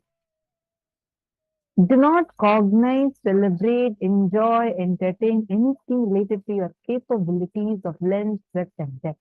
That your identity is established, cherished, played, enjoyed, celebrated the capabilities of your space. Now, what did each of you understand from this beautiful revelation that Swamiji gave to us about space? What did each of you understand? I request all of you to take a moment and share what are all the clicks you got. And Swamiji explained so elaborately on what is this dimension. Actually, science very clearly establishes how human beings like you and me, we can cognize up to 11 dimensions. And Swamiji had said that actually even this concept, science is arriving at thousands of years later, and they're still saying that we can create structures up to 11 dimensions, but they do not know it as a definitive possibility. But our ancestors had already clearly found out, and Swamiji has revealed this so precisely to such extent as to Swamiji has told in each, which are the airports to access which dimensions. To that extent, Swamiji has explained, and length, breadth, and depth are the three main components, and time and space. So the permutation combinations of these 5 components, like length becoming breadth becoming depth plus time, like this are like some various permutation combinations all these put together makes it 11 dimensions of universe. Everything that you see. We all know the length, breadth, and depth. So the length, breadth, and depth that we see is alone not the 11, that alone is not the dimensions of the universe. There are much more. What we can understand or what we perceive. And that is what Swamiji had revealed very beautifully in this session as well.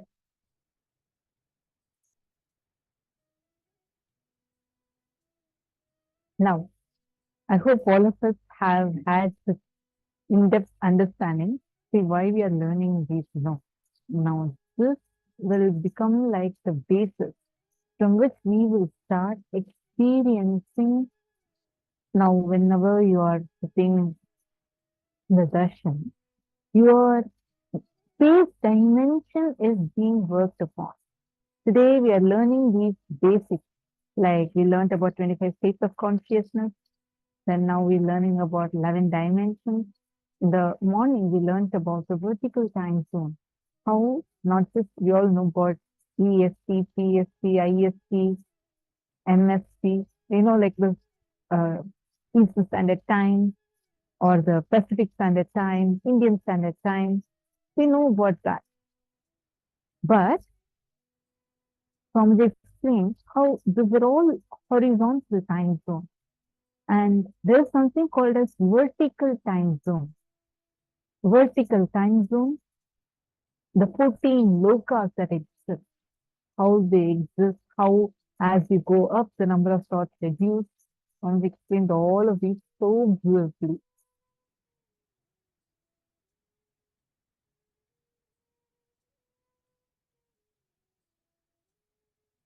Now, can I request all the participants to take a moment and post what each of you have understood? Come on.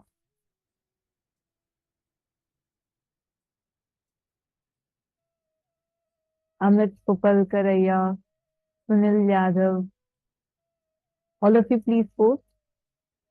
What did you understand? Sumit Agrawalaya. I request all the participants to take a moment and share. What did you exactly understand from this section about 11 dimensions of the universe?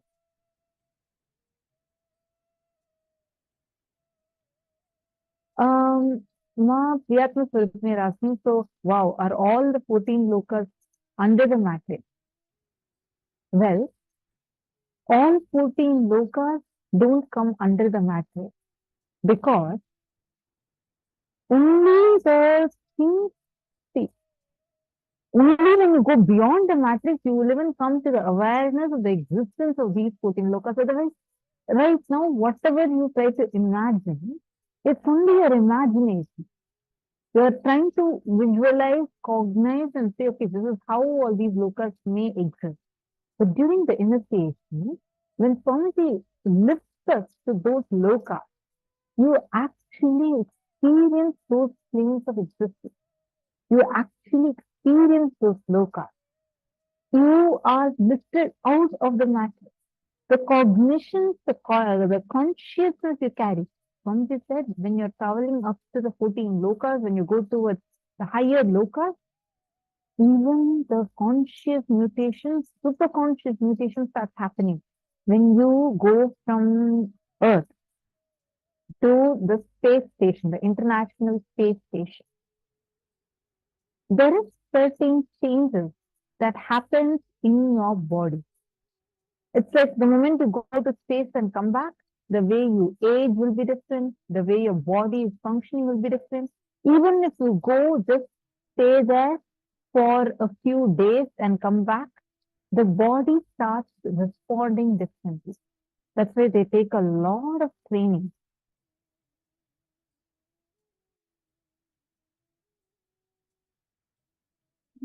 Even the most basic laws of physics that we see, Ma, it does not apply the same way as others.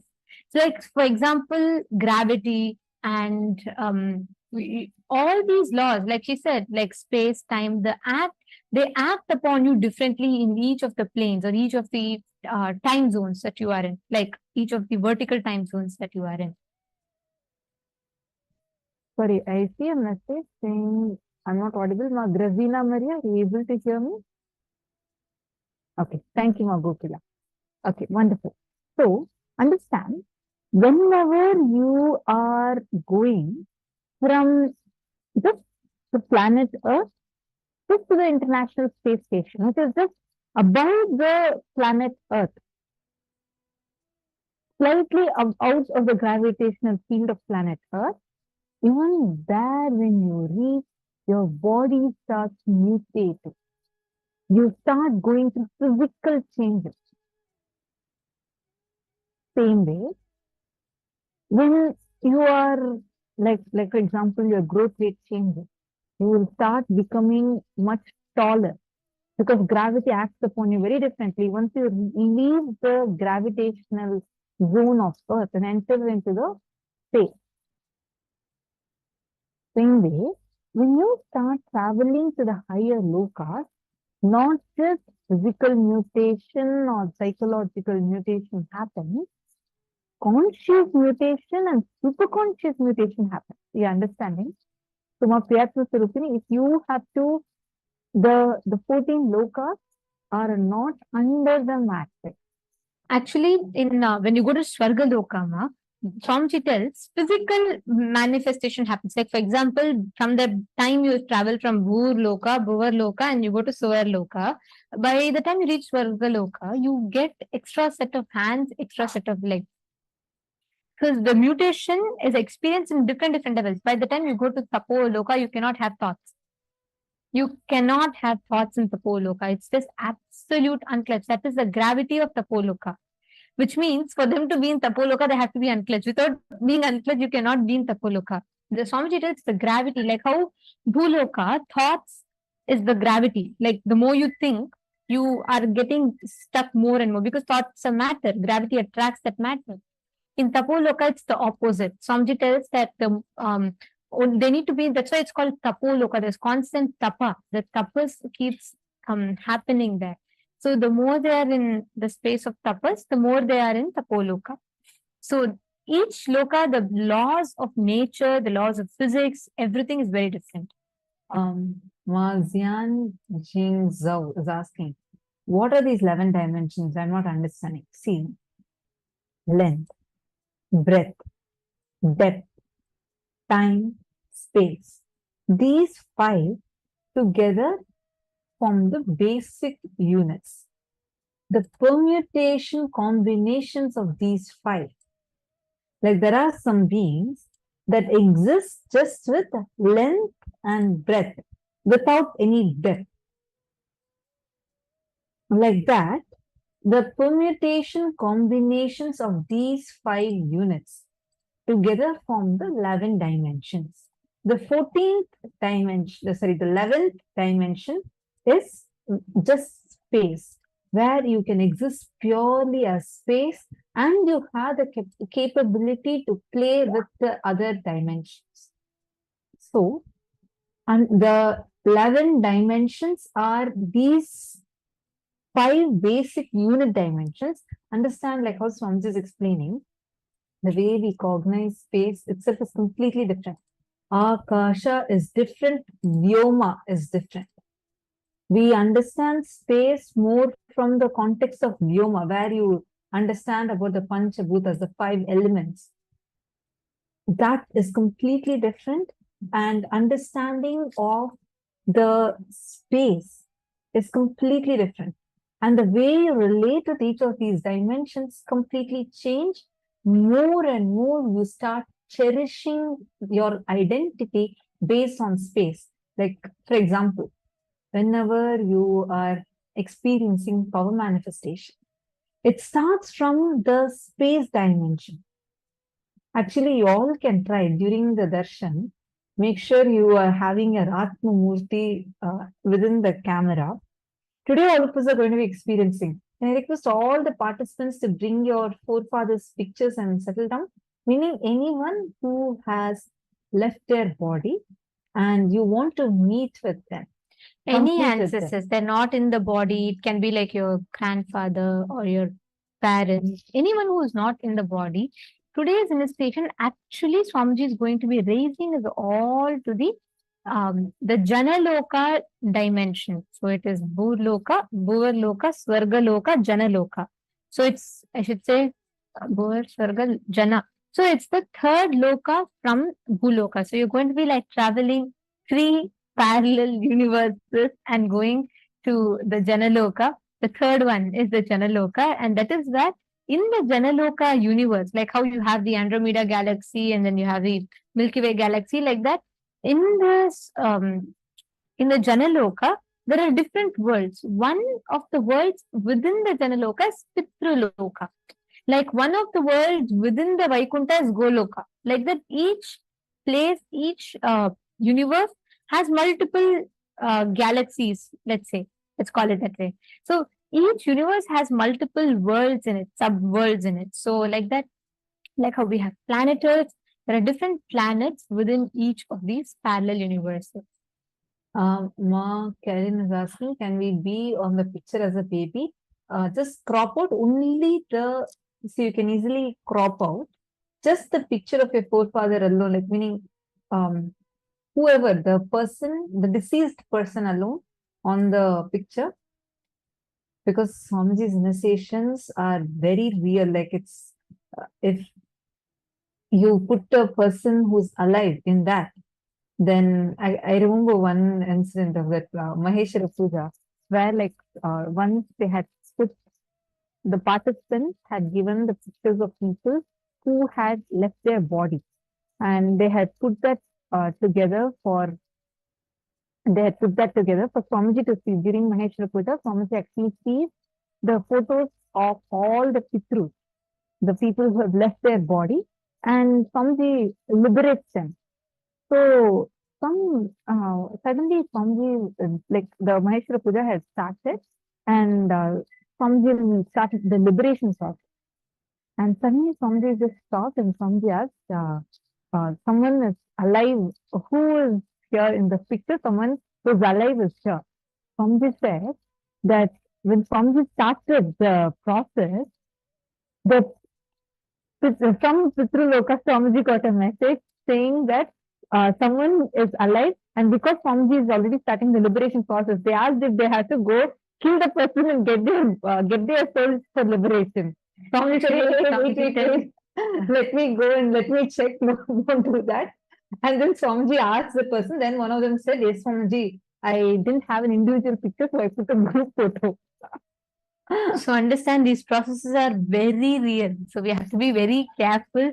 Actually, I should say, more than saying, very real, of course, every process is real. But I should say, these are all too sacred and it's too big for us to play with, right? So it's not a joke, you being able to go meet your ancestors, and that shows to what extent Swamiji is going, just making it all digital. Those days, earlier on, just for enlightenment, people had to go and search for the master for years together, and then on top of it, the master will do so many tests, like he will test the devotees' will persistence. After all of that, only he'll open the doors for the devotee to enter the Adinam. Here, let alone us going to Swamiji, he comes in search of us. He reaches out to us on every single place that he can find us. If you're just stuck to social media, then there he is. You can find Paramashiva there. And Swamiji comes, ensures he reaches out to us, and he gives all these extraordinary experiences to us for us as an experience, and makes sure that we are tasting each of these sciences. That's Swamiji for you. So understand, these initiations are literally physically real. You can interact with these beings.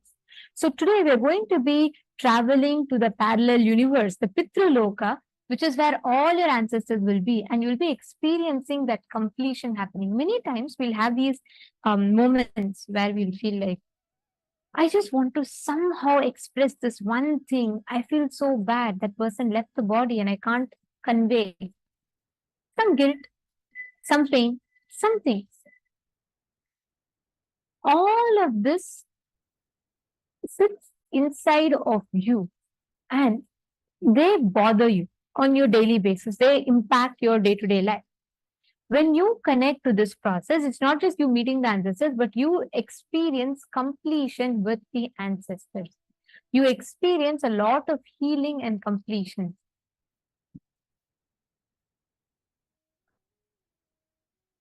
Ma Motorwang, yes. Anyone, Swamiji has told, like anyone not in the body, any being that's not in the body. So I understand, yes.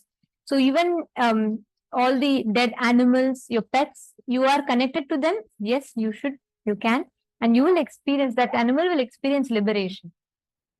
See, I also see one more question. Ma Zinyangging Zhou is asking, what to do when practicing superpowers and unable to be connecting to the master? Don't worry. If you are not able to be established in oneness, you can ask this as a boon. Today, during the darshan, now another few more minutes, we're actually going to be having the darshan of Swamiji. And during the darshan, you can post your prayer.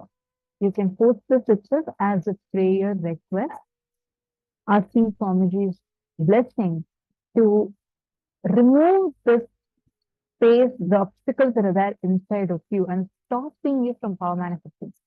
Today, you are going to be raised to Jana Loka, where you exist like extreme oneness.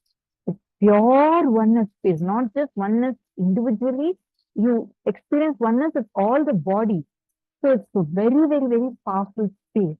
You can, during today's session, you can put this as a message to Swamiji and make sure you put it on all the 6 platforms where anywhere where Bhagavan's eyes fall.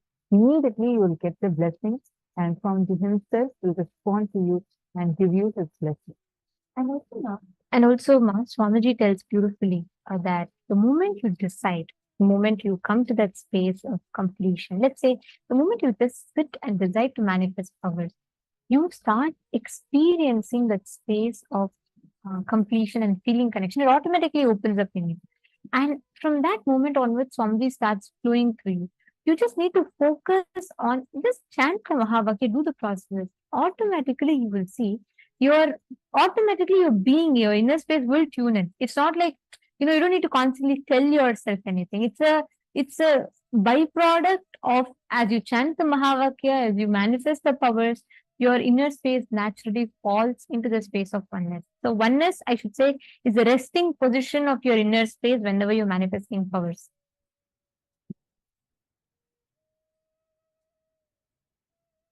Okay, so Lucas is asking, does it have to be my ancestors? Can it be someone else that has left the body?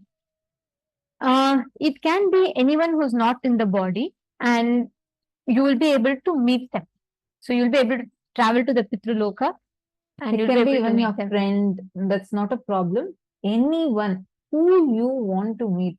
What an amazing royal life Swamiji is blessing us with. See, we all enjoy the currency in this world, and we all, like, the whole world runs behind that, and we think everything we can get out of that. But what Swamiji makes us rich with is not just Swamiji gives us, showers us with this wealth, that what money, currency that we understand, and also the conscious currency. What a rich life, royal life Swamiji is giving us.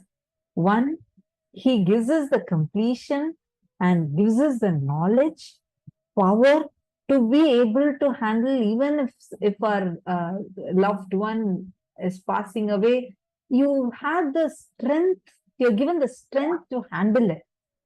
And he gives you the knowledge of the existence of 14 lokas. He removes the fear of death, fear of suffering, and removes the pain, suffering, everything. And on top of that, he gives us even the power to connect and talk to them. Wow. Actually, I should tell, see, the very act of Swamiji sitting and making all these available to us is phenomenal. It is not so easy to lift us to that highest planes of consciousness, and we are literally transcending so many universes here. Lucas is asking, is it okay if it is beings like Paramahamsa Yogananda? Okay, so there are 2 parts to your question. I'll answer. Actually, Swamiji had answered this previously. Swamiji answered this previously once for another puja, Maheshwara puja or something like that, remember. See, basically, you can meet public personalities. Like, for example, let's say you want to meet a celebrity that's not in the body anymore. But Swamiji has said that beyond, if it is against the individual will of that being, we will not be able to. Swamiji can connect, but when that individual will, that being is not agreeing, if that being will get disturbed, then that whole connection will not happen. Secondly, Paramahamsa Yogananda and enlightened masters do not come under this category. They all exist in higher planes like Tapoloka, and they're all in different planes. You have Paramashivoham who has come down as Swamiji, so you can see Swamiji here. But all the other enlightened beings, Siddha Purushas, all of them do not come under this category. They don't come under the category of ancestor who exists in Janaloka. They all exist in different states in the higher lokas. Actually, you will be able to experience all the enlightened masters through Swamiji itself. You will be able to experience. There are so many people experiences where whether they want to connect with, they'll suddenly see Sai Baba in Swamiji, and they will see like with Mahavatar Babaji leading them to Swamiji. Tons of experiences like this. This happens as a spiritual experience for you.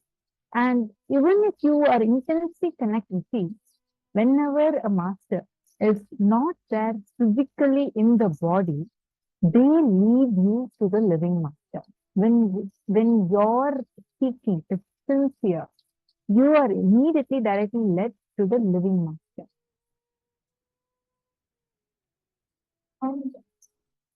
And also, public personalities, we will not be able to meet them if their individual will is not allowing you to. If they individually will, saying, yes, I am ready to meet, then yes, we'll be able to meet. So that's the thing. So, Lucas, does this answer your question? Okay. So, all the others, now, can I request every one of you to keep the photos of ancestors in such a position that it is visible in the camera for the darshan, for the initiation? As I request all the participants to please keep the pictures in such a way that it's visible in the camera.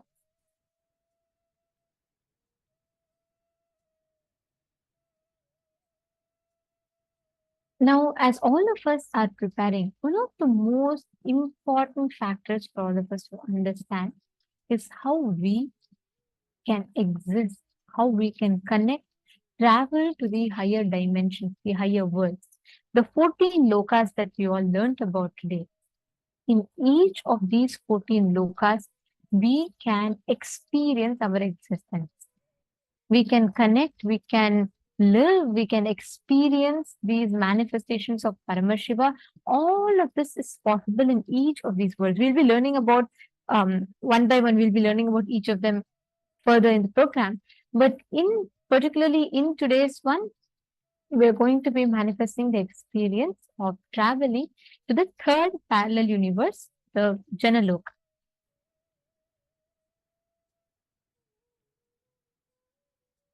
Yes. Now, I also request all the participants to please come and settle down in front of the camera. Please settle down. Nithyananda, please settle down in front of the camera.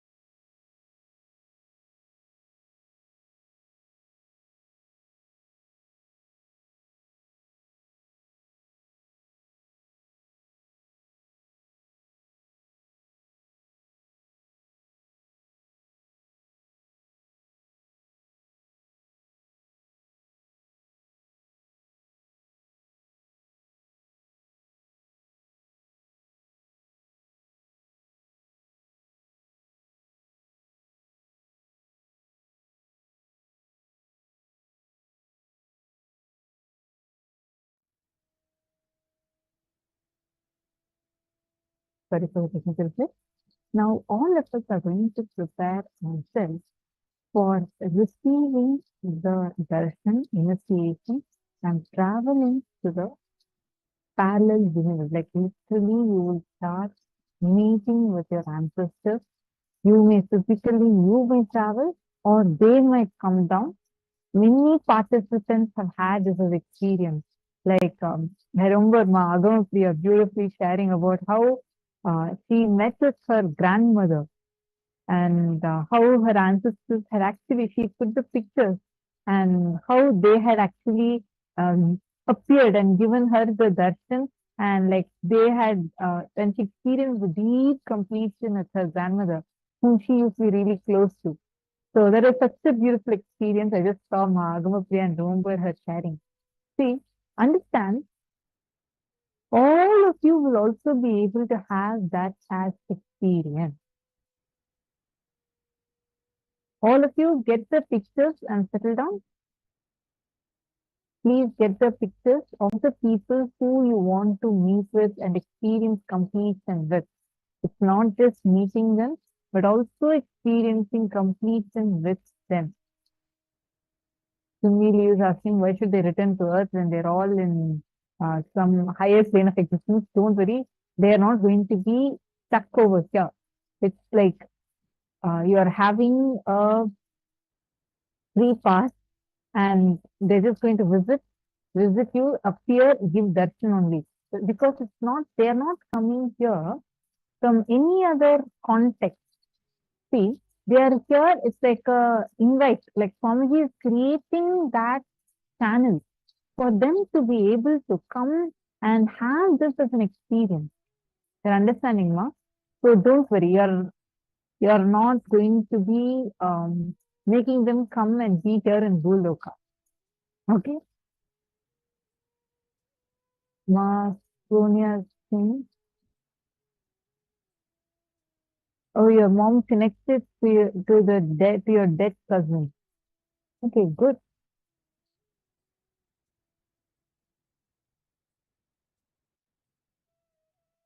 Ma, is it true that our dead ancestors are able to guide us or even able to curse us? Pitra Shapa is real, ma. Pitra Shapa exists and they can, like how Swamiji actually shared one very strong experience of what happened with one of the devotees. This was a section on Satyaloka we were having. Swamiji had shared this, that how when a person, he was very deeply connected to Swamiji, he was connected but his family was not. And because of Swamiji's initiation, that person had, you should actually like listen to this from Swamiji. We'll be having this in Satyaloka session day. We'll actually be learning about this. Swamiji actually said who a Brahma Rakshasa is and how they become a Brahma Rakshasa. Because and like Swamiji shared how the person had actually attained Nirvikalpa Samadhi because of Swamiji's initiation. And when he left the body, he directly entered into that. And Swamiji had told them not to burn his body because that when he is there in the body itself, it takes a few days for him to be in that state and he will be able to directly get liberated. But the family didn't listen and burnt his body, and he, because of that anger, that because of them he could not get liberation, he turns as Brahma Rakshasa and destroys them. They had video records of some really horrifying things, like how we say the ghost comes and does some things like that, and they even asked Swamiji to like stop him. So it means the Pithrus do have power, meaning the person who's leaving their body, they do have their influence over you. They do have their power over, they do have some certain amount of power over you. But in end of the day, you also have your conscious power. But of course, their influence exists. The influence of Pithrus on us exists. Swamiji's initiation can directly help you in coming out of any of such tapas. Actually, Swamiji give us the blessing. When last 2 seasons we received this as a special initiation as Swamiji blessed, saying all tapas, including Pitru tapas, Swamiji removed from us. And today is that initiation where all these shapas, all these curses that it is have power, it does have power, and these curses are there. Curses exist, they do have power and influence over our current life. But you don't need to worry or you don't need to look further away anymore, because Swamiji himself will be liberating us from all of those curses in today's initiation. And now, as all of us prepare for the initiation, let us understand a little bit about what are these parallel universes and vertical time zones, and what are the qualifications we need to travel higher up in the parallel universe. Since the beginning of time and space, Bhagavan Paramashiva, the all-powerful, all-pervasive, and all-knowing ultimate superconscious existence, revealed in the Vedas and Agamas, the source scriptures of Hinduism, the truths about himself and the manifested universe and its multidimensional and simultaneously existing dimensions and worlds, also known as parallel universes or vertical time zones. त्रुट्यादि प्रत्ययस्यार्थ कालो माया समुद्भवः. The Kala Tattva, which gives rise to the knowledge of various time zones and parallel universes such as Truti and others, is originated by Ananteshwara from the impure Maya. Bhagavan Paramashiva mentions that as we experience the various higher states of consciousness, we simultaneously experience the various time zones associated with them. We get transported to the parallel universes and experience the other dimensions of our own existence, of our own personality. Listen, Subarloka is all about stable bliss, absolute health and stable bliss. Maharloka is all about the highest peak possibilities. Jana Loka is the place where you can exist in multiple bodies at a time. You experience oneness as the super reality. Tapa Loka is that last struggle you go through. Sometimes you know you are Paramashiva, sometimes you just slip off, but again you say, I am Paramashiva. That space is the Tapoloka, an absolute surrender. Whether I am remembering, I am manifesting Paramashivatva, or I am deluded, I surrender both to Paramashiva. When you take that decision, you are lifted to Brahmaloka. You move to the Brahmaloka. The deep surrender lifts you to Brahmaloka. Then from there, you move to Parandama, Vaikunta, and Kailasa, then Mahakailasa itself. The key to unlock these parallel universes is hidden in the spine of the human body. Human beings, only human beings on this planet Earth are empowered, hardwired, capable of migrating to parallel universe. Understand? Your spine is not only hardwired, capable of fueled, charged to lift you off to different parallel universes.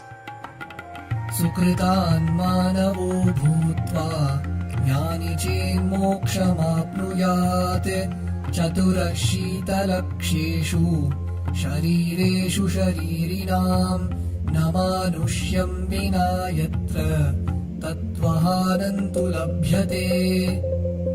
Of the 8.4 million bodily forms, the human body is the most important for it is this form in which one gets knowledge of the essence. This knowledge of essence cannot be attained in any other form other than human. The possibility you have need to be told to you. Understand? Even though animals have spine, because the majority of the time they spend horizontally, the spine is not capable of getting fuel with a subtle fuel called ojas. The ojas need to be filled in your spine and the kundalini need to be ignited for you to reach parallel universe and different vertical time zone spaces. When our state of consciousness is raised, we start experiencing these higher lokas, allowing the various possibilities and powers available in these universes to start expressing in our own human body. Recently, scientists have discovered that the human body, particularly in the brain, naturally produces light in the form of biophotons, and that when our state of consciousness is lifted, the brain moves from producing a normal 20 photons of light per centimeter square per second to more than 100,000 photons of light per second. That shows us that as we start to experience higher and higher states of consciousness, we start to produce huge amount of light, which is directly proportional and translatable to the amount of possibilities and powers that start to manifest on this plane, as well as the freedom from pains and sufferings experienced by beings in lower states of consciousness. These higher lokas gives you various possibilities, powers. For example, imagine, visualize you going to a different country where the electronic gadgets are easily, freely available. So naturally, everything you can gain through the electronic gadgets will be available to you freely. Same way, Kamadhenu, Karpagavriksha, Parijata, all these are like different gadgets, possibilities available in different lokas. Please understand, a permanent, irreversible power manifestation from the upper lokas is possible. Once these possibilities and powers start to express in the human body on the Bhuloka, our present plane, we reach a point of no return, where the cognitive shift which happens in us about who we are and what is the reality hidden behind this perceivable world frees us from the deluded ideas we have about ourselves and the life in the cosmos.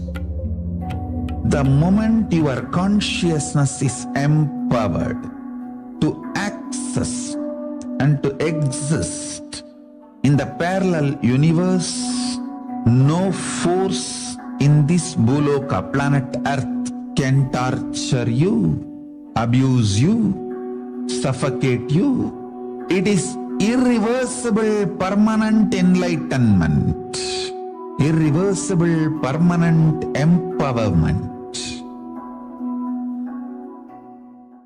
In the source scriptures of Hinduism, the Vedas and Agamas, Bhagavan Paramashiva reveals about the importance of being initiated by a guru who is fit of giving initiation for us to raise into the various states of consciousness and experience the higher time zones.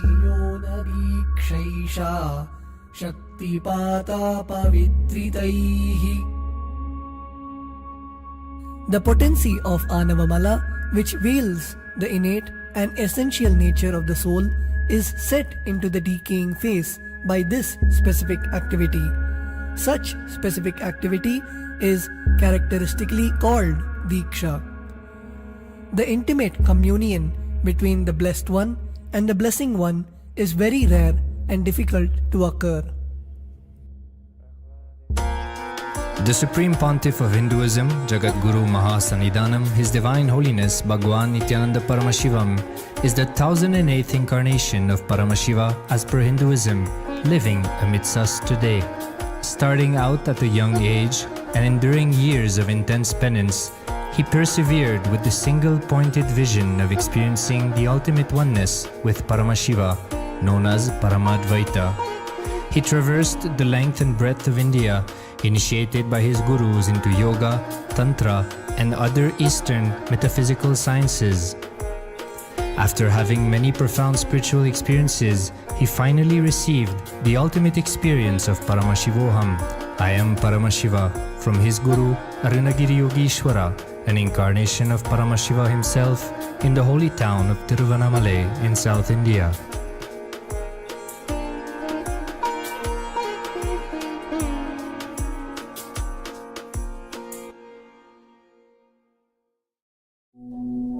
The brain is the body's most complex organ, containing more than 100 billion neurons, each of them in chemical and electrical conversation with up to 10,000 other neurons. Its sheer capacity to process the various happenings of life is astonishing. The scientific studies on the Supreme Pontiff of Hinduism's brain remarkably shows that the complexity presents no difficulty for the Supreme Pontiff of Hinduism in managing his brain's activity. The Supreme Pontiff of Hinduism's capacity to control his brain is very fluid. He can easily shift his brain function and alter his brain waves, allowing the travel into various time zones possible and effortless. The results from the scientific studies conducted on the Supreme Pontiff of Hinduism showed that the human body and brain is able to choose to alter the body and to travel to other dimensions at will. The possibility for people to experience the healing capabilities as well as the higher states of consciousness is an event of immense benefit for humankind. The science of altering the rates and progression of many physical diseases, mental instabilities, and ultimately the superconscious breakthrough has now been made available and achievable for today's humanity. The Supreme Pontiff of Hinduism is a bridge between the visible and the invisible. He is also a bridge between the age-old world of mysticism and the modern world of science and discovery. As brain research continues on a widespread basis, and as we appropriately bring the phenomena of mysticism into the realm of science for further study, we are taking strides on the path of physical and mental health as well as superconsciousness. I'm going to empower, enlighten each and every one of you with the fuel and energy of the parallel universe. It can make you tireless forever. It can just kill the boredom once and for all in your life. It can just make you manifest third eye power right now. You may experience intense levitation right now. You may experience absolute flexibility of the body and complete detoxification, a complete healing right now. There can be multiple possibilities. I'll infuse this intense supernal effulgence DNA, Tejas, Ojas, Kundalini Shakti into your spine to consciously lift you to Kailasa.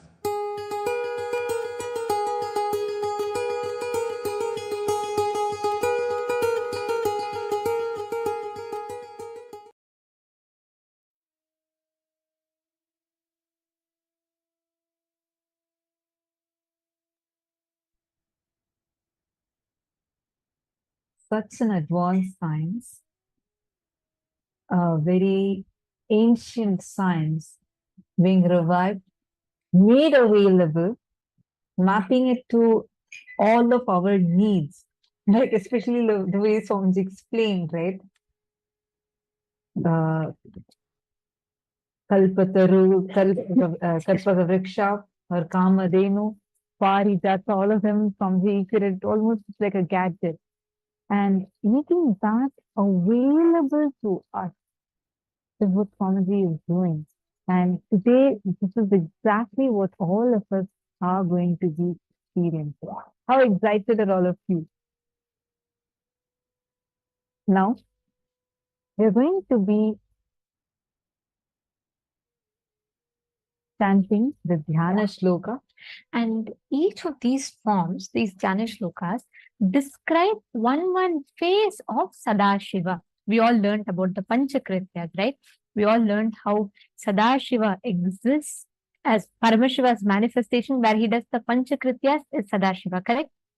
Now, in this Dhyana Shloka, we describe each of these phases of Sadashiva and we connect to those forms. And today, Swamiji is going to be giving us all the Bhava Samadhi Darshan of each of these phases of Sadashiva. So let's all get ready.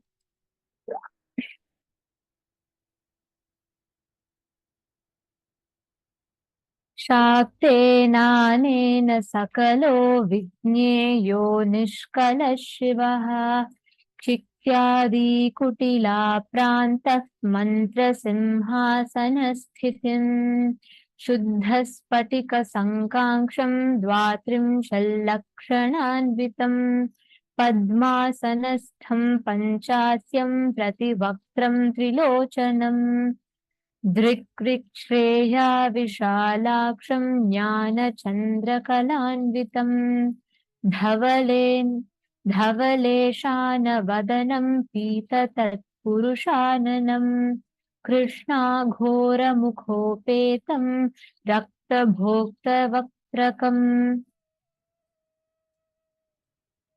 Sushvetam paschimasyaikum sadvyo jatam samurtikam Nagopavitinam shantam jata khandendu manditam Kshakya shishula khatvangam varavyagrakaram Dakshine ratha vamasbhai dhamarum bijapurakam Nakakshasutram Neelabjam Bibhranam Panchabhikaraihi Divyagandhanuliptangam Divyapushpairalankritam Harakankanakeyurai Mudritha Biralankritam Tanchinyamurte Rupari Shakti Matram Vijumbhanam Lingakaropamardena bhavane lingatam tyaje.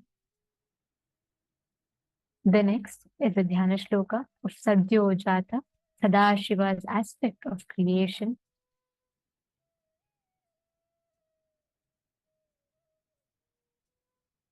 Kundendu Shankas Pathikavabhaso Vedakshamala Varadha Bhayankaha Trakshakshurvaktram Muru Prabhavaha Sadhyodhijato Vatumam Praticham. The next is Vamadeva, Sadashiva's aspect of sustenance. Varakshamala Bhayatankahastha Saroja Kinchal Kamala Savarnaha Trilochanas-charu chaturmukho mam Vayadudicham Dishivamadeva. The next is Aghora, Sadashiva's aspect of rejuvenation. Kutharaketaankushashuladhakkaha Kapalapashakshagunandhadanaha Chaturmukho Neelaruchistrinetraha Payadhagoro Deshidakshinasyam. The next is Tatpurusha, Sadashiva's aspect of pulling out delusion. Pradipta Vidyut Kanakavabhaso Vidhavarabhiti Kuthara Panihi Chaturmukas Tatpurushas Trinetraha प्राच्यां स्थितो रक्षतु मामजस्त्रम्. The next is Ishana, Sadashiva's aspect of liberation. Vedabhaye shashtakushat prakashaha कपालढक्काक्षरशूलपाणिः सितद्युद्युते पञ्चमुखो वतान्माम् Ishan ऊर्ध्वं परमः प्रकाशः. These are the different forms of Sadashiva, the faces of Sadashiva, through which he graces the entire universe. He graces all of us. And today, during the Bhava Samadhi Darshan, Swamiji, as Sadashiva, will be gracing all of us with these 5 manifestations of Sadashiva. Sadashiva's face of creation, Sadashiva's face of sustenance, Sadashiva's face of rejuvenation, Sadashiva's face of pulling out of delusion, and Sadashiva's face of liberation. These 5 phases we're all going to be experiencing today through this initiation and darshan. And today, along with that, we're also going to be experiencing, as we were discussing earlier, we're going to be experiencing the astral travel, traveling to the parallel universe, as well as completion with our Pitrus. Very, very, very powerful experience this is. And I'm so happy to see so many of you from various different countries that have come here. Can all of you post which all countries we have participants from? I request all of you to take a few minutes and post which country are you logging in from. Can the photo be in the phone? Ma Janet Zang. Yes. It can be on your phone. Yes, you have to make sure it's visible in the camera. You should be visible and the picture should also be visible. China, US, Australia, France, Mexico, Germany, Nepal, Guadeloupe, India. Yuzi Zhang is saying, if you